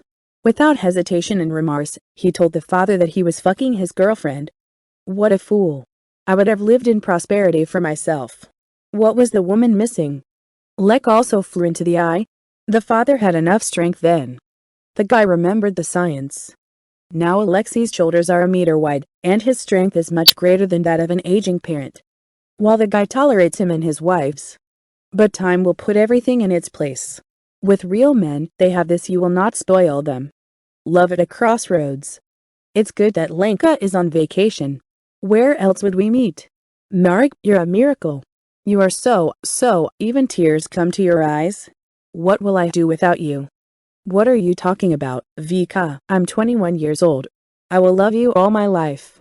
You are the best, most desirable woman in the world. You're silly, Maratik. But I'm 37. Husband, child, family, nest, comfort, stability. Do you understand that we are not meant to be together? I will never leave my husband. He's like armor. You can't imagine how much Vadim loves me. And me. I don't need anyone but you. I've been looking for you all my life. You, the woman of my dreams. You know, when we get married. Yes, don't argue. When you become only mine, you will give me 2 sons. No, 3, perhaps. Don't make it up. I'm happy with Vadik. You can't imagine how. Sex is not the whole of life, only a small and not the best part of it. But, alas and I can't do without him, without this damn sex. A fucking drug. Here, Vika, here. Do you want me to love you all weekend, without a break for lunch? I won't give you to anyone. So know it. I'll kill you if anything happens. Or do you? Do you want it? You will meet a girl of the same age, young, beautiful, slender. Have you ever fallen in love seriously, truly, when the day is like a year, when the spirit is gone, when you fly and you can't return to earth? That's exactly what happened with Vadik and me. But it's gone. My name is Murat. Wake up, Vika. Look what you're holding in your hands right now. You're mine. Give me a smoke, prankster. No, kiss me first, my sweet, my treasure. Yours, of course yours. Today, now, do whatever you want with me. Murat leaned against Vika with this elastic torso, hugged her. He was immediately covered, although a few minutes ago he was in it to the point of exhaustion. How sensitive she is, how passionately she reacts to caresses. First love. For him, the first. How quickly everything turned around in his life. The young man did not suspect that he was capable of such feelings. And Vika asks, did he love, did not love? Yes, he did. What is it, if not passion? The spirit leaves the body when she is around. I have never felt such bliss. Reason, either there is, or not is at all. One trouble is that my beloved is married, and she worships her husband, and she doesn't seem to want to change anything. She tells a lot about her Vladik. It's very strange, but Murat is not jealous of her. He even feels respect for a person who is ready for anything for Winky. It's great that we divided Vika into two parts. Vadim's soul, my body. And the soul too. No, it is wrong when the soul is separate from the body. Absolutely, no good at all. Vika has been married for almost 18 years. My son is already 15. She says that she is happy in marriage, except for the brutal sexual hunger that the woman has accumulated over the past 6 years. So much time she and her husband do not have sex. Vika openly presents Murat with the story of her love. He talks interestingly, emotionally, and gestures desperately at the same time. It is pleasant to listen to her, despite the piquant topics that trigger jealousy. Vika does not whine, does not wail to cause pity, tells with sarcasm and humor on voices and roles. It is not clear why, but the young man is ready to listen to anything from her mouth. He already knows the smallest details of dating, meetings, kisses from spouses, first sex. There are a lot of things so intimate that I would never want to hear about myself. I even knew about several unsuccessful experiences of adult love with him, my beloved husband. It's good that the attempts were unsuccessful. And the son, from where, if he does not want and cannot, let him to anything, I'll take you away. Meanwhile, Vika, barely catching her breath, blows cigarette smoke into the ceiling, closing her eyes. A blissful smile is wandering on her face. My God, she thinks, what a monstrous injustice. What's in my head? It was as if the whole thing had shattered into pieces.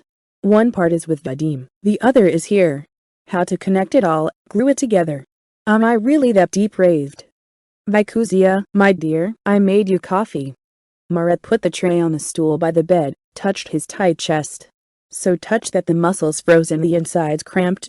The young man's lustful hand slipped between his legs. The woman was shaking, her breath caught.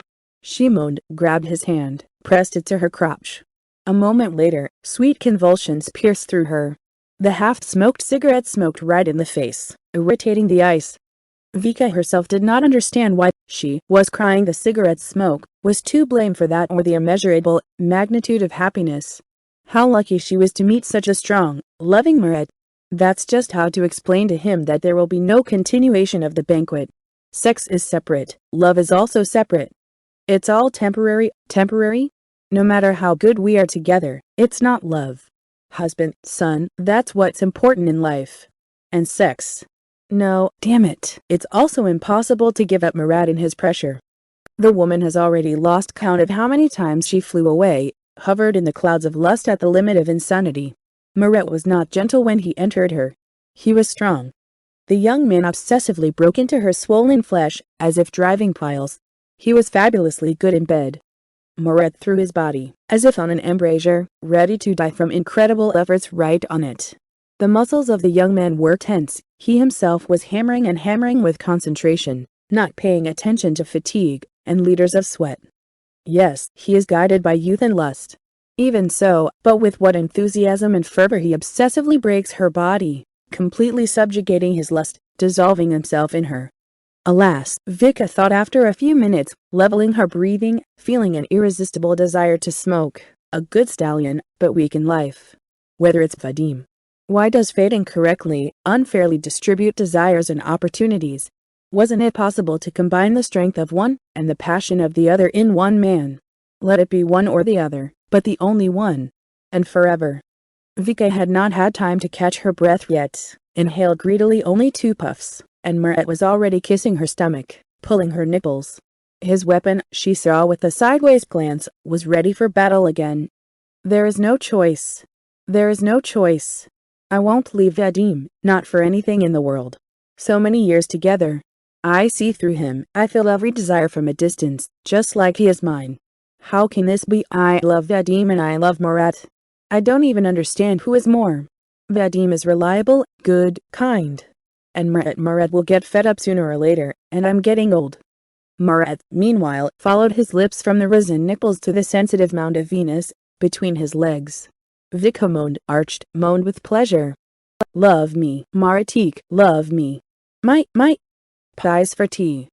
The office of the State Farm was empty by the break, only Victor and the accountant, Alevtina Matveyevna, a good-natured, plump woman, silent, never participating in conversations, disputes, and gossip, remained. She always has a snack at the workplace, does not stand out in any way, and generally tries to be inconspicuous. Vitya often orders samples from her reports that are needed for economic analysis, advises. As for accounting and reporting, Alevtina Matveyevna is an irreplaceable person. Victor drinks naked tea with a hunk of bread. A young specialist, not so long ago, came to the village for distribution. He has no household, and the salary is terrible. He lives like a bachelor, more and more in canteens. He only cooks pasta with margarine. At night, Victor stayed with his beloved girlfriend, an intern from the other side of the river. In the morning I arrived from my beloved. I didn't have time to buy anything in the village store. Actually, there is nothing to buy there. See cabbage, sprout and tomato, mayonnaise and bread. The guy's first love. The feelings are unearthly, magical. Romance. 2 months since we met, and he still can't decide to kiss her. They walk, dance, hug, dream, talk, sleep in clothes. Vika is glad to death of that. Colleagues are sitting, chewing in silence. Victor nourishes his body, and his soul wanders in other worlds, where bright colors, crazy emotions, a fabulous life with a sweetheart and dreams. A fragrant hot steam rises from the young man's mug, a blissful smile on his face. He does not even notice that he is chewing a stale cracker, because sweet dreams send delicious signals to the brain. What does it matter to him what's in his mouth, when life presents romantic delicacies wholesale? In the office, meanwhile, there is an appetizing smell of pies. This smell intrusively climbs into consciousness through the nose, distracting Vika from the most important thing. He's even a little angry with the old lady. I couldn't go home for lunch. Teasing, an infection. I don't have money for a canteen. No, I spent the last kopecks on flowers and cake. Big deal, pies. Alevtina Matveyevna looked up, apparently caught by a sensitive intuition that the guy was looking back at culinary delights. Smiled, threw up her hands. Sorry, Vitusha, I was thinking. By the way you drive your nose, I can see that it smells delicious. Help yourself. I baked it myself. They've already cooled down. I live alone now, but I still cook pies every week. My husband has been at the churchyard for 3 years. I miss him very much. Children, grandchildren, worries, and no, there was no dear friend, and life stopped. A spouse is very serious? The woman fell silent. It even seemed to Vika that her eyes were wet. Here, he, the spouse, is closer and dearer than not only father and mother, but also children and grandchildren. I just realized that now. Yes, although we lived with him in different ways. Sometimes I even took a walk. More precisely, I tried. I was watching closely. As soon as I see the eye squints to the left, the girl's in dress with a glance, I immediately take measures. Village life is not easy. Any beauty, oh Bubbit. Alevtina Matveyevna put down her cup, thought, looking at Vika with emotion. You eat, don't be shy. I like to watch men eat. That's how cute.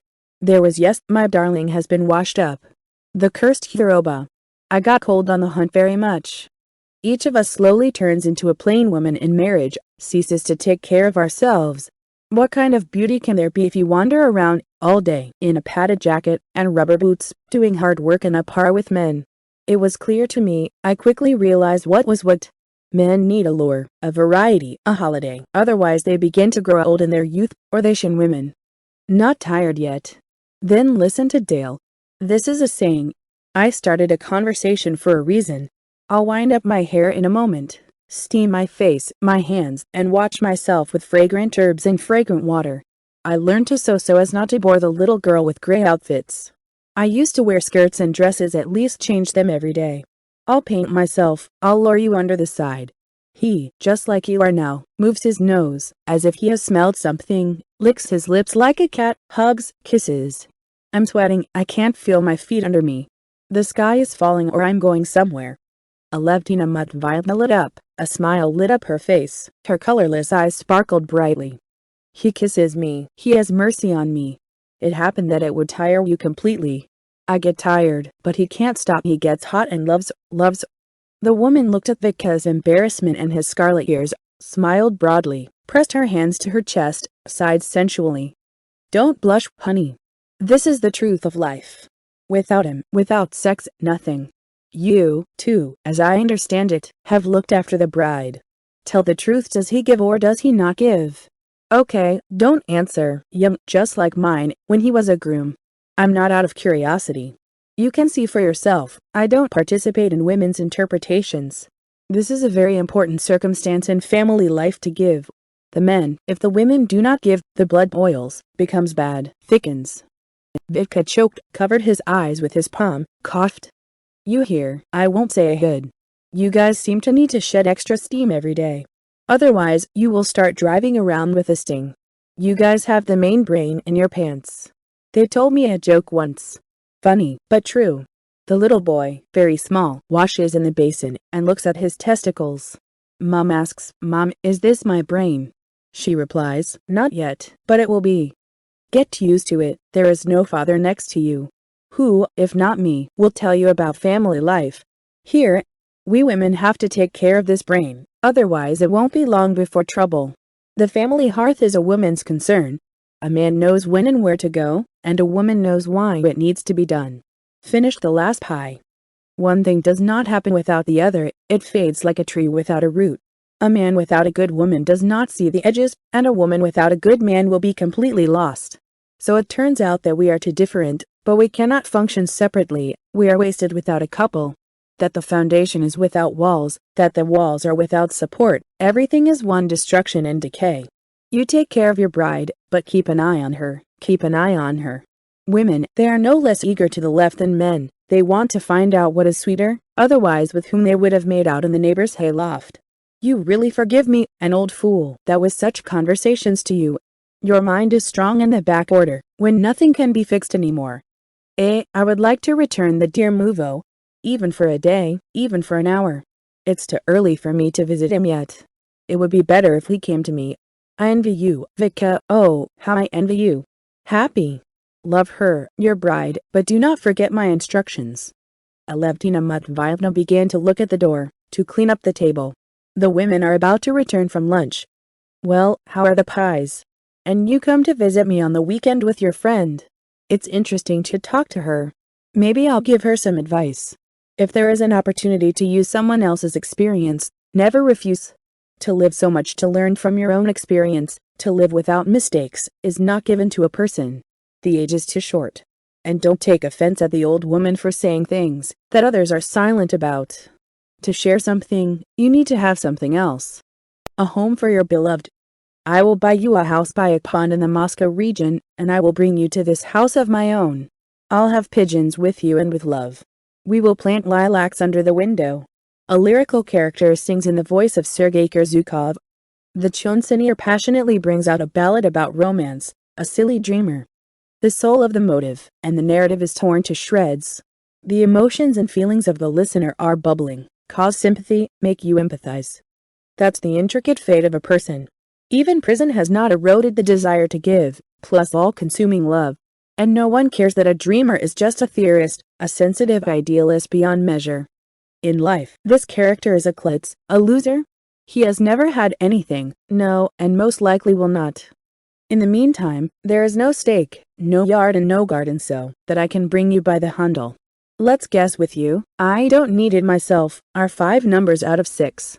He breaks the naked feelings of Murat, a 45-year-old entrepreneur, also not a very successful dreamer.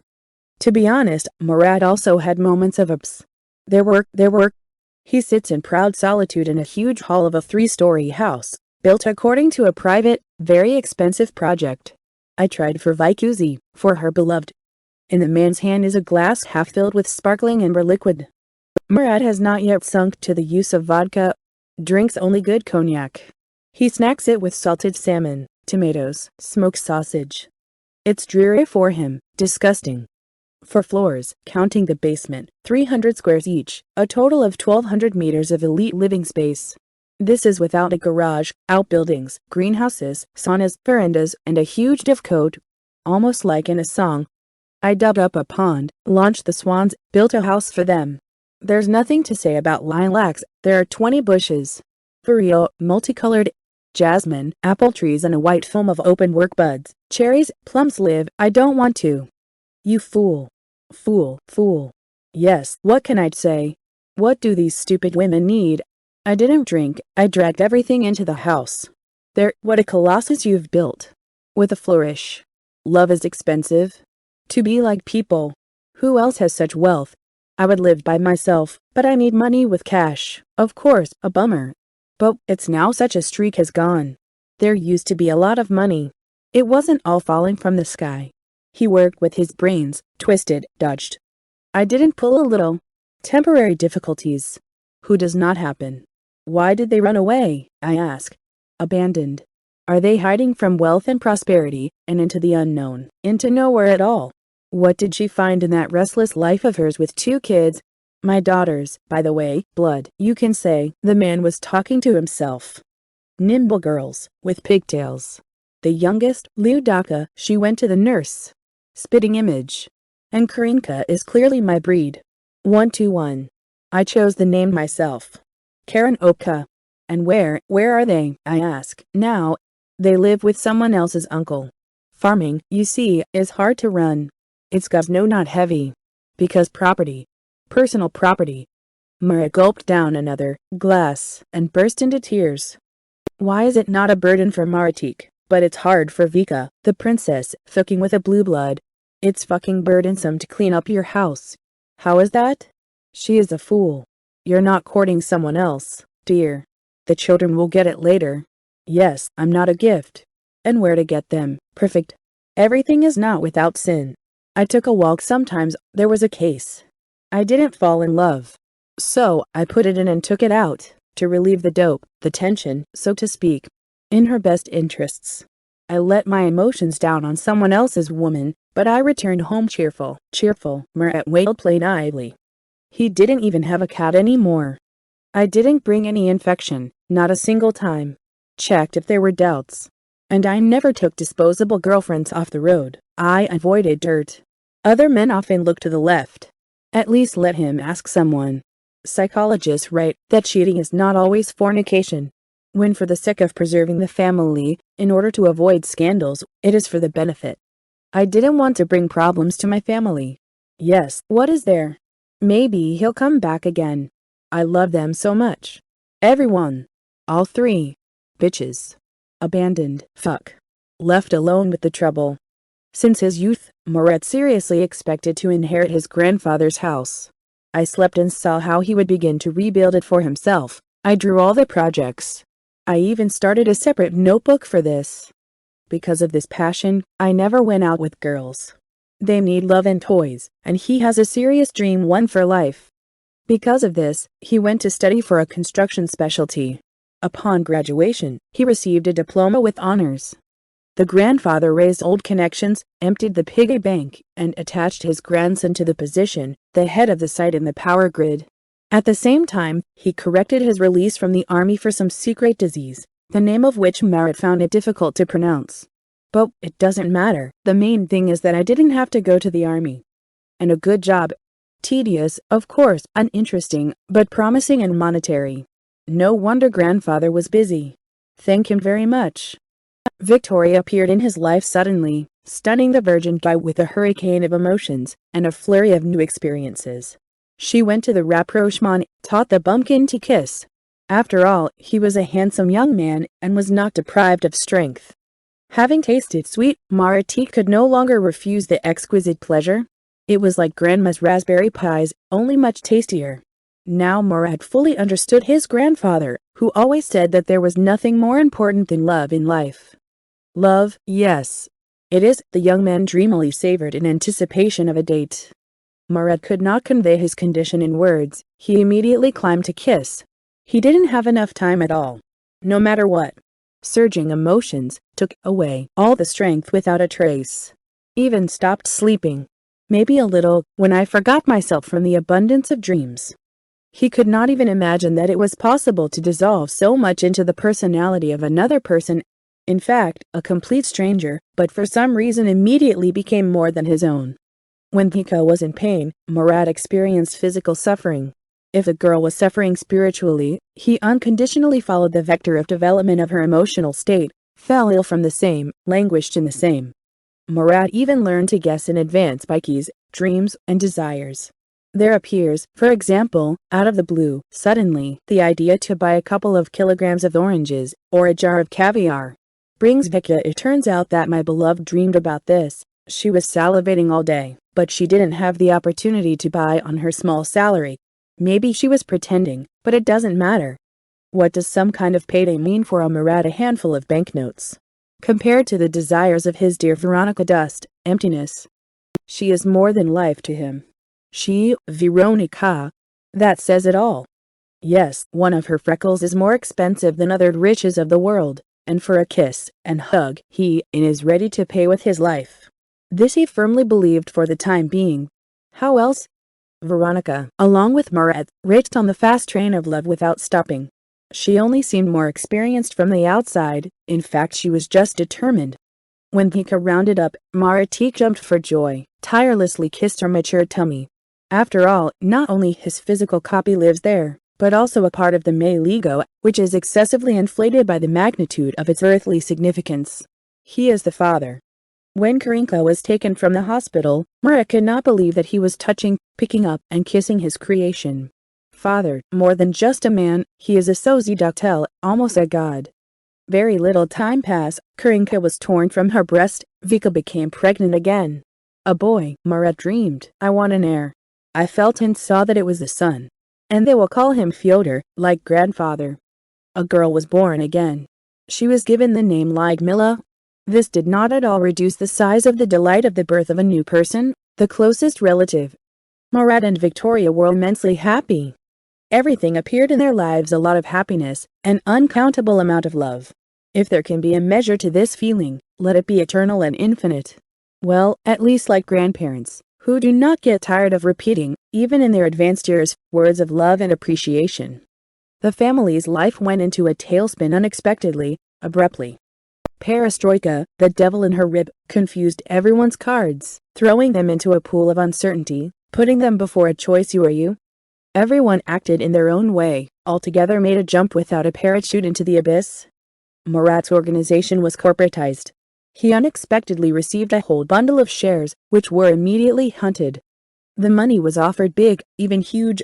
Many colleagues were tempted by money, sold shares, earning, as it seemed to them, crazy money. Murat waited and thought. But he was also sucked into this quagmire. I couldn't stand it. I cashed out my share of the gold mine. I got a lot of money, a latte. On them, he thought, you can live comfortably all your life, and even grandchildren will remain. Murat's thoughts stirred, galloped off-road. That's when he remembered about his youthful dream. There is no more need to wait for the grandfather's inheritance. He doesn't need that sickly house at all now. The guy found a treasured notebook with drawings, calculations and drawings, began to find out how much, to estimate the newly appeared opportunities. It looked like he could handle the house. Yes, not the one I dreamed of. Grandfather's hut in comparison with what he planned, an ordinary shed. 3 floors, full-size basement, greenhouse. This is not just a dream, a real project that can be implemented immediately. Murat's breath caught in his throat, his arms and legs shook from nervous tension, and his head buzzed. It's bingo, the jackpot. He will become rich and happy. Only first you need to buy a business to replenish the treasury. You can start at least with trading. For example, several stalls. Murat plunged into the ocean of irrepressible passions, into the alluring sky of dimensionless possibilities, listened to the songs of sirens that attract no one knows where. Murat quit his job, opened 1, then 5, then 20 stalls. He began to build a house, a huge mansion, much larger than he had planned at first. The appetite for size grew along with the profits, even faster. It is in this giant house that Murat is now sitting, shedding tears about a failed life that beckoned with immense happiness, a dream and left with nothing. There is a palace, there is no happiness. If it goes on like this, then there will be no mansion. In fact, there is no house either. No one but him lives on the construction site. Only the walls and some communications are ready. Not a house, a construction object. He swung too much, did not calculate the possibilities, did not listen to his beloved wife trying to dissuade him from temptation. To serve such a colossus, you need to spend your life on it. Vika persuaded him to give up an unaffordable, completely unnecessary idea, showed calculations and calculations. This is about money. Even if you manage to build, how can you live in such a place? Huge revenues are needed to maintain the palace.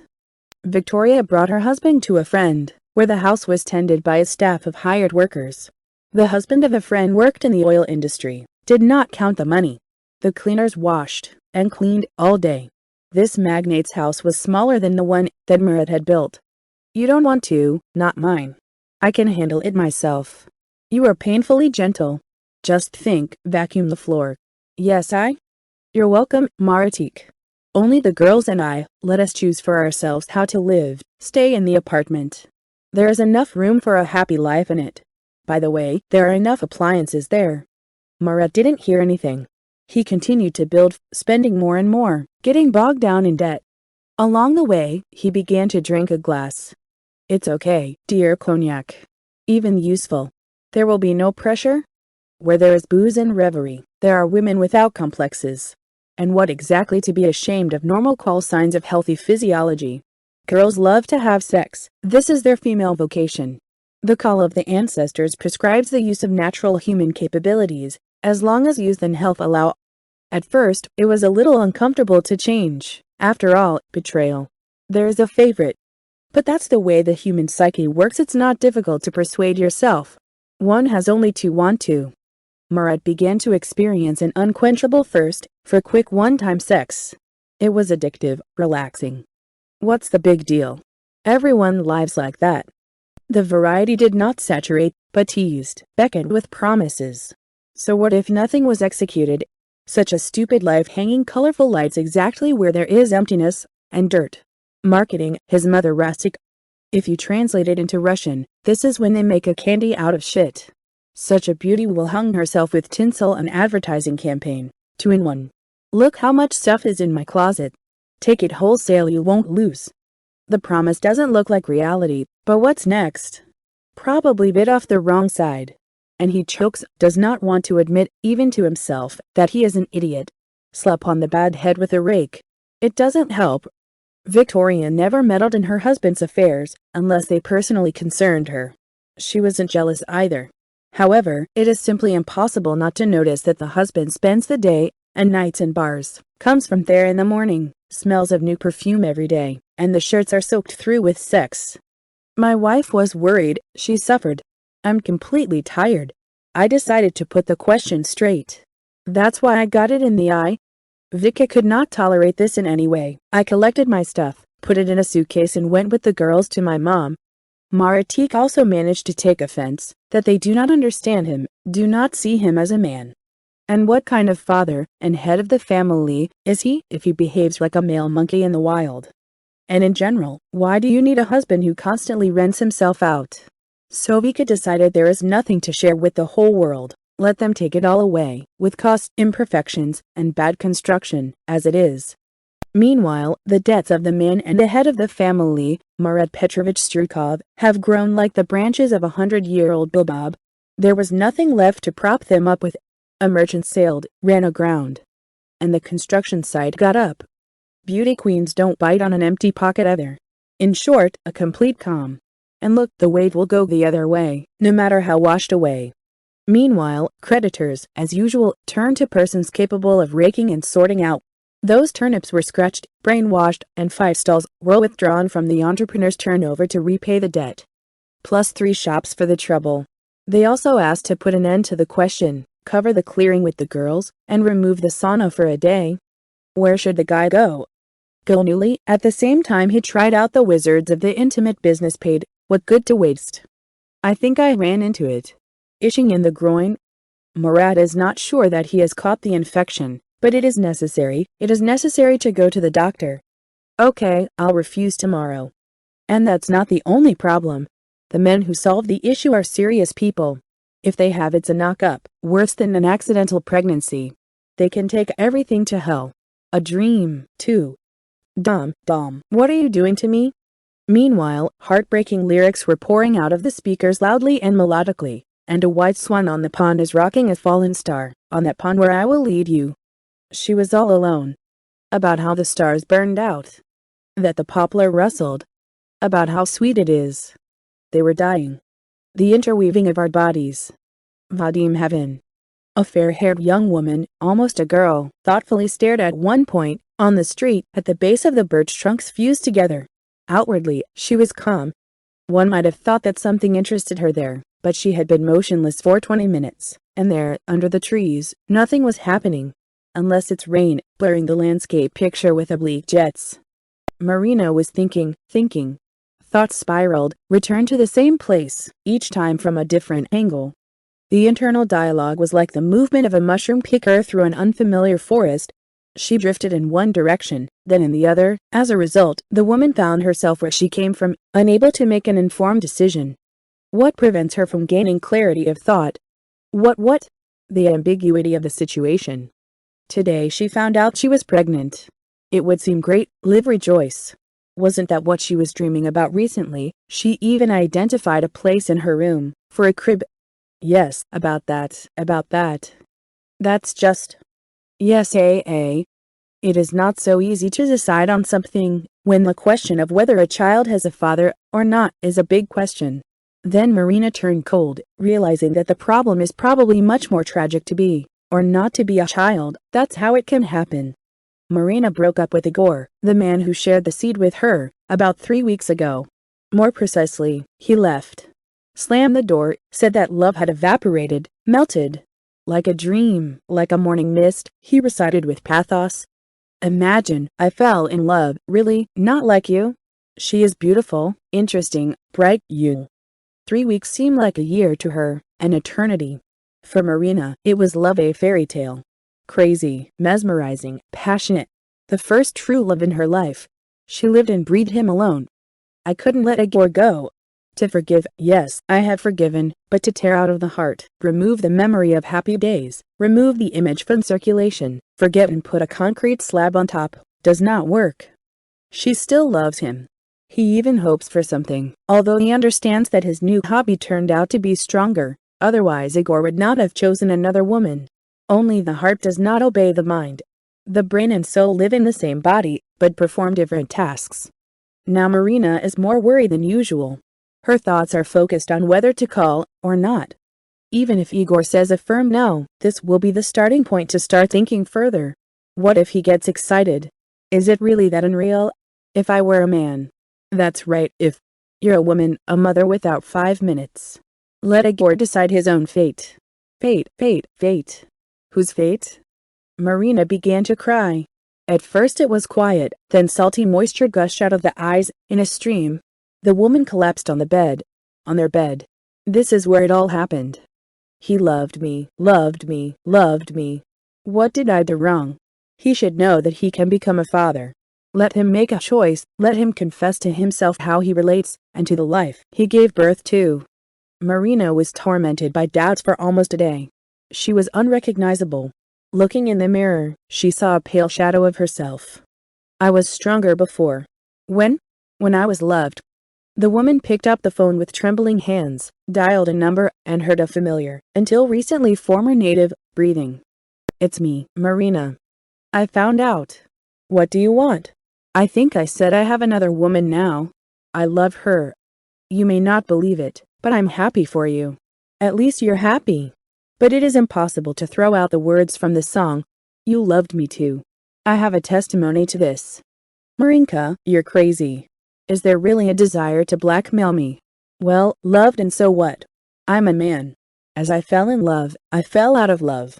That's it. Sorry, I'm waiting for my favorite. Well, at least listen to me.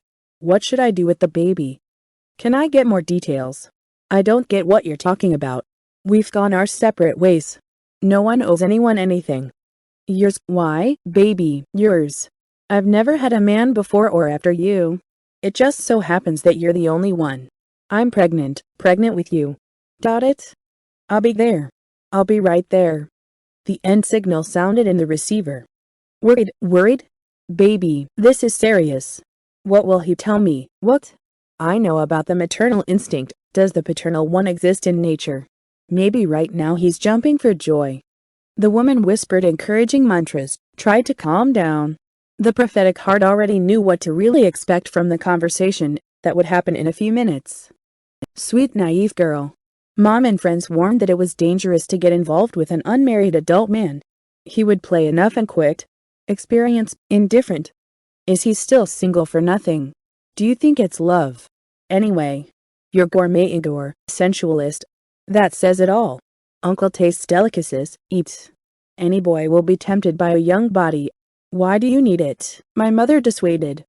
People around were discussing the strange couple, predicting her imminent collapse, and Marina believed in love.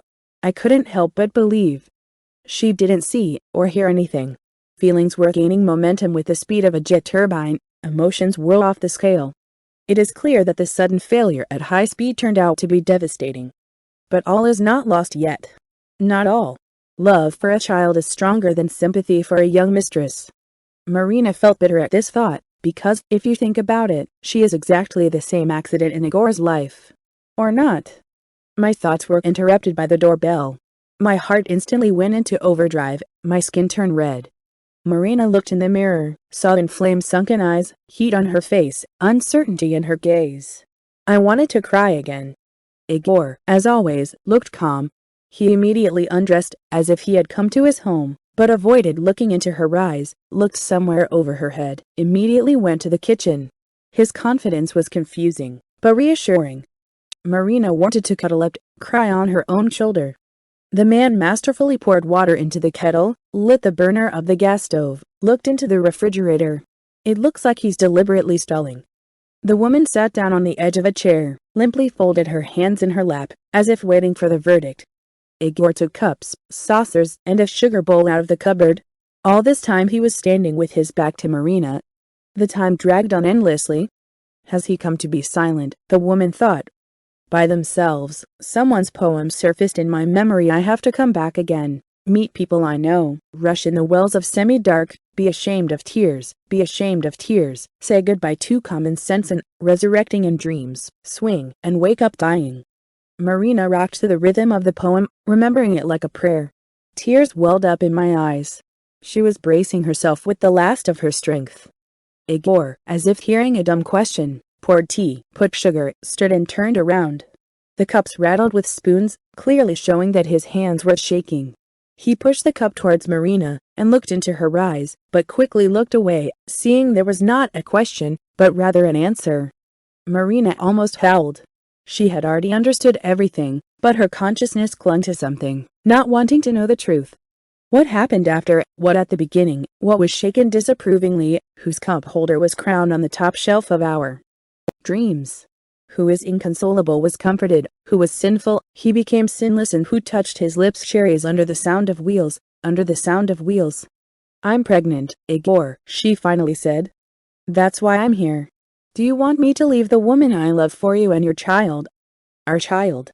Well, I don't know. That's what you think. I'm not ready to be a father. Did you ask me? No. And then, we've found out everything. Why waste the same thing 100 times? I am ready to pay the cost of an abortion, even with interest. Here, take this. This is enough for everything, there will still be left. You'll thank me later. Marina suddenly felt ill. She quietly slid off the chair. Igor caught her, began to knock on her cheeks. When she came to herself, the girl did not say a single word of reproach, took the money from the table, put it in his pocket. Go away. I can handle it. You're free, Igor. Completely free. I really didn't ask you. However, you also did not notify me that you were giving your seed. Well, you know, you have to take care of the protection, not me. I'll think about that too. Before, I had no need to be afraid of men. And the baby. Of course it's not yours. I was joking. I wanted to bring you back, that's all. Stupid woman. If you decide to have an abortion, call. I'll pay for it. You need to arrange your life. Think about it. I have nothing else to do but think. Goodbye. As you know. Marina looked at Igor's retreating back, realizing that this was a dot. It remains only to cross it out and start thinking. An unprecedented responsibility has fallen on the shoulders of an unbearable burden. What can she give to a child if she is still nobody? Because it's witchcraft. September turned out to be warm, dry and sunny, although the evenings and nights were quite autumnal. It's a strange time of the year, you can say the off-season. Not only people, but also nature cannot decide how to behave. We constantly have to adapt to rapid, not very pleasant changes. My colleagues are still on vacation, there is a lot of work, I always want to sleep. An unpleasant time. Vadim dreamed of spending the weekend on the couch relaxed, read. For some time now, communication with books has become a luxury. Sergei suddenly called and invited me to a country picnic. All of ours will be. Natasha and Dimka are coming. You know, you can't miss such an event. Remember how they sing soulfully. It's not like these are little ranchettes. Why so suddenly? Couldn't I warn you in advance? Don't grumble. We always have no time. The weather whispers, and most importantly, Pashka's parents have flown to Turkey, the dacha is free. There will be a place to spend the night. Relax. Are you going to be alone or with the girl? The girls have flown to warmer climes. They're not interested in me. It's fixable. I have a friend, she will be there too. You'll lick your fingers. But touchy. But interesting. There is always something to talk about with her. So get married if you're so wonderful. No. I told you, girlfriend, I want it to stay that way. You're a positive guy. You won't offend. Are you attaching it? Her or me? Do I look like a matchmaker? By the way, the girl's name is Lavender. Have you ever heard of such a name? That's it. She's special. I'm sure you'll like it. Well, are you going? Intrigued? Lavender, barbecue, fresh air. I'll read it another time. We'll pick you up at 5 in the morning. Dress warmer. It was a lot of fun. The girls have assembled a wonderful table. They sang a lot. First Natasha and Dima squeezed out a tear with their favorite hits of student years, under the guitars. Then the slightly drunk one sat in an embrace, shouting everything in a row in chorus. At some point they decided to play football girls against boys. The result was something like rugby. Vadim accidentally ran into Lavender, apologized to her for a long time, put a wet handkerchief to her forehead. It went without saying that they went to the river to wash. The girl turned out to be not only talkative, really interesting.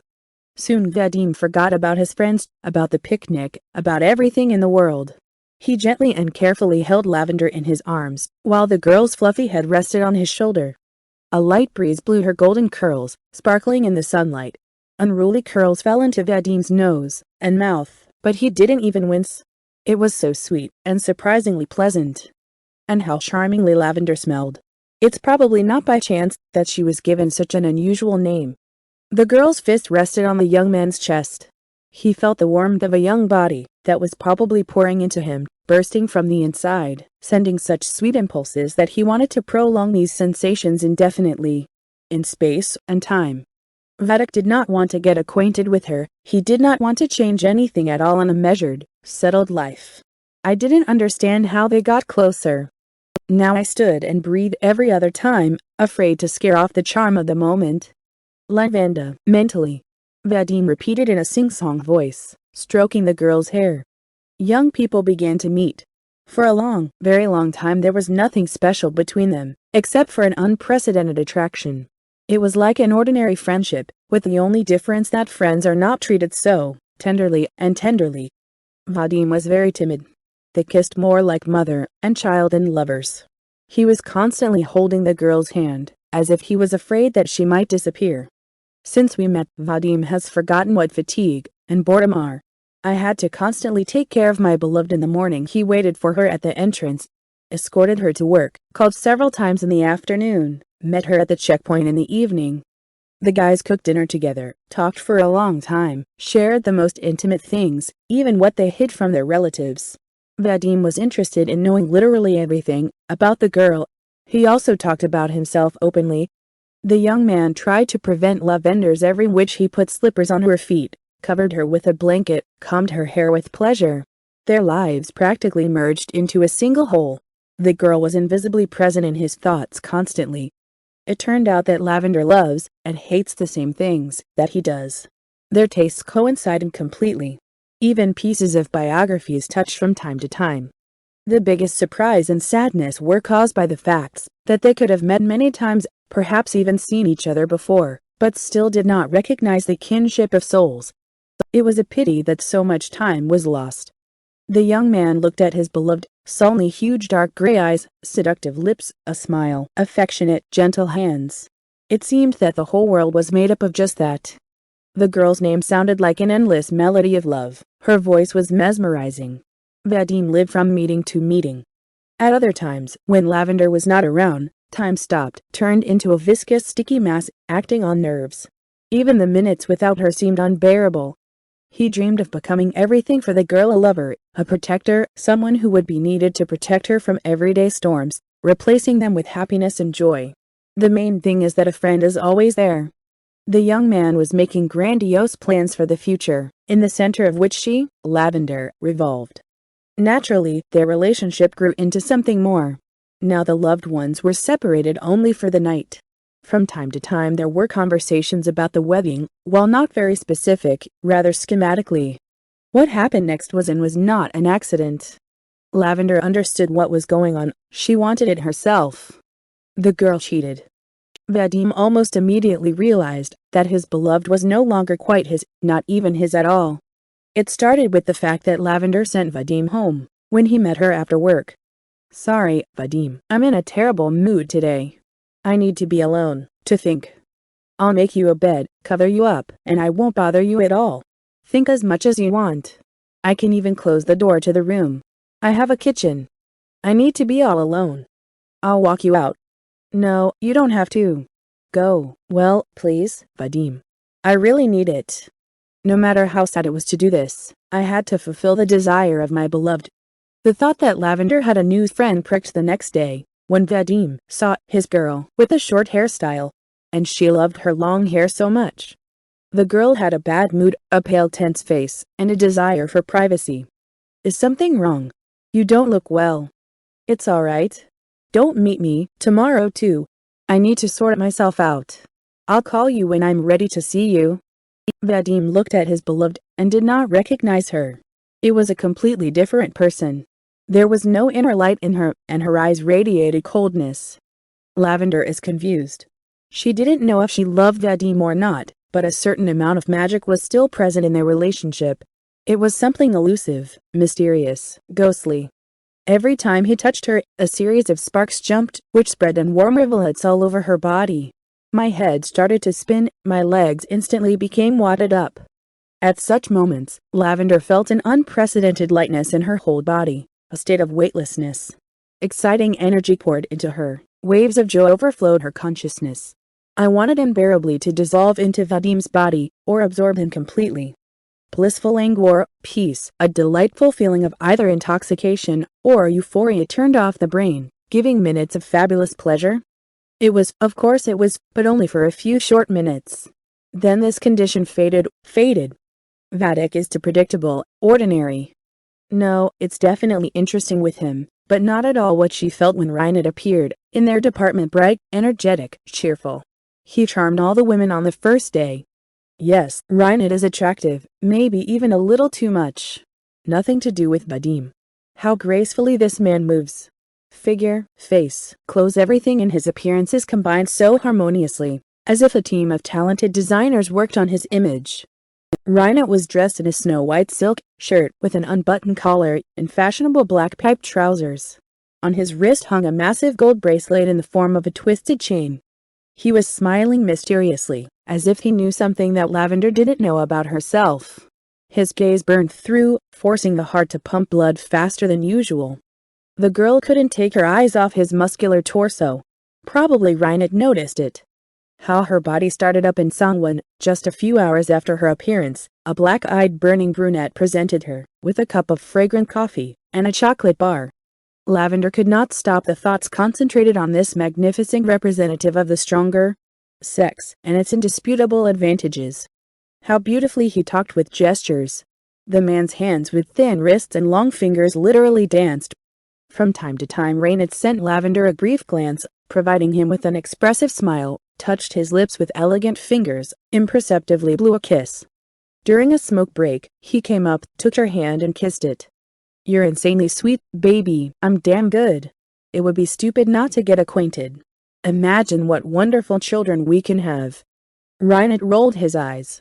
"I suggest we meet after work, blow up this boring world with the joy of communication. Objections are not accepted."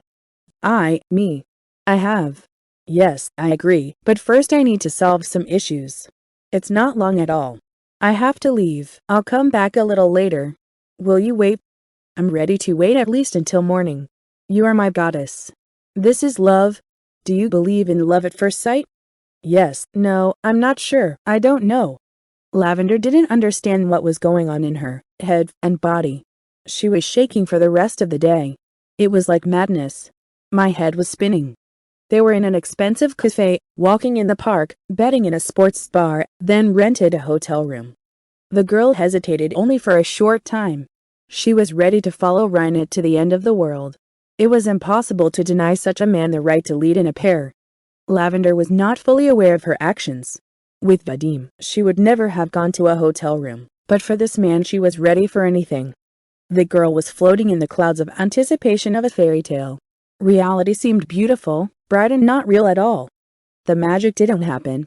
Circling and flying ended casually, suddenly.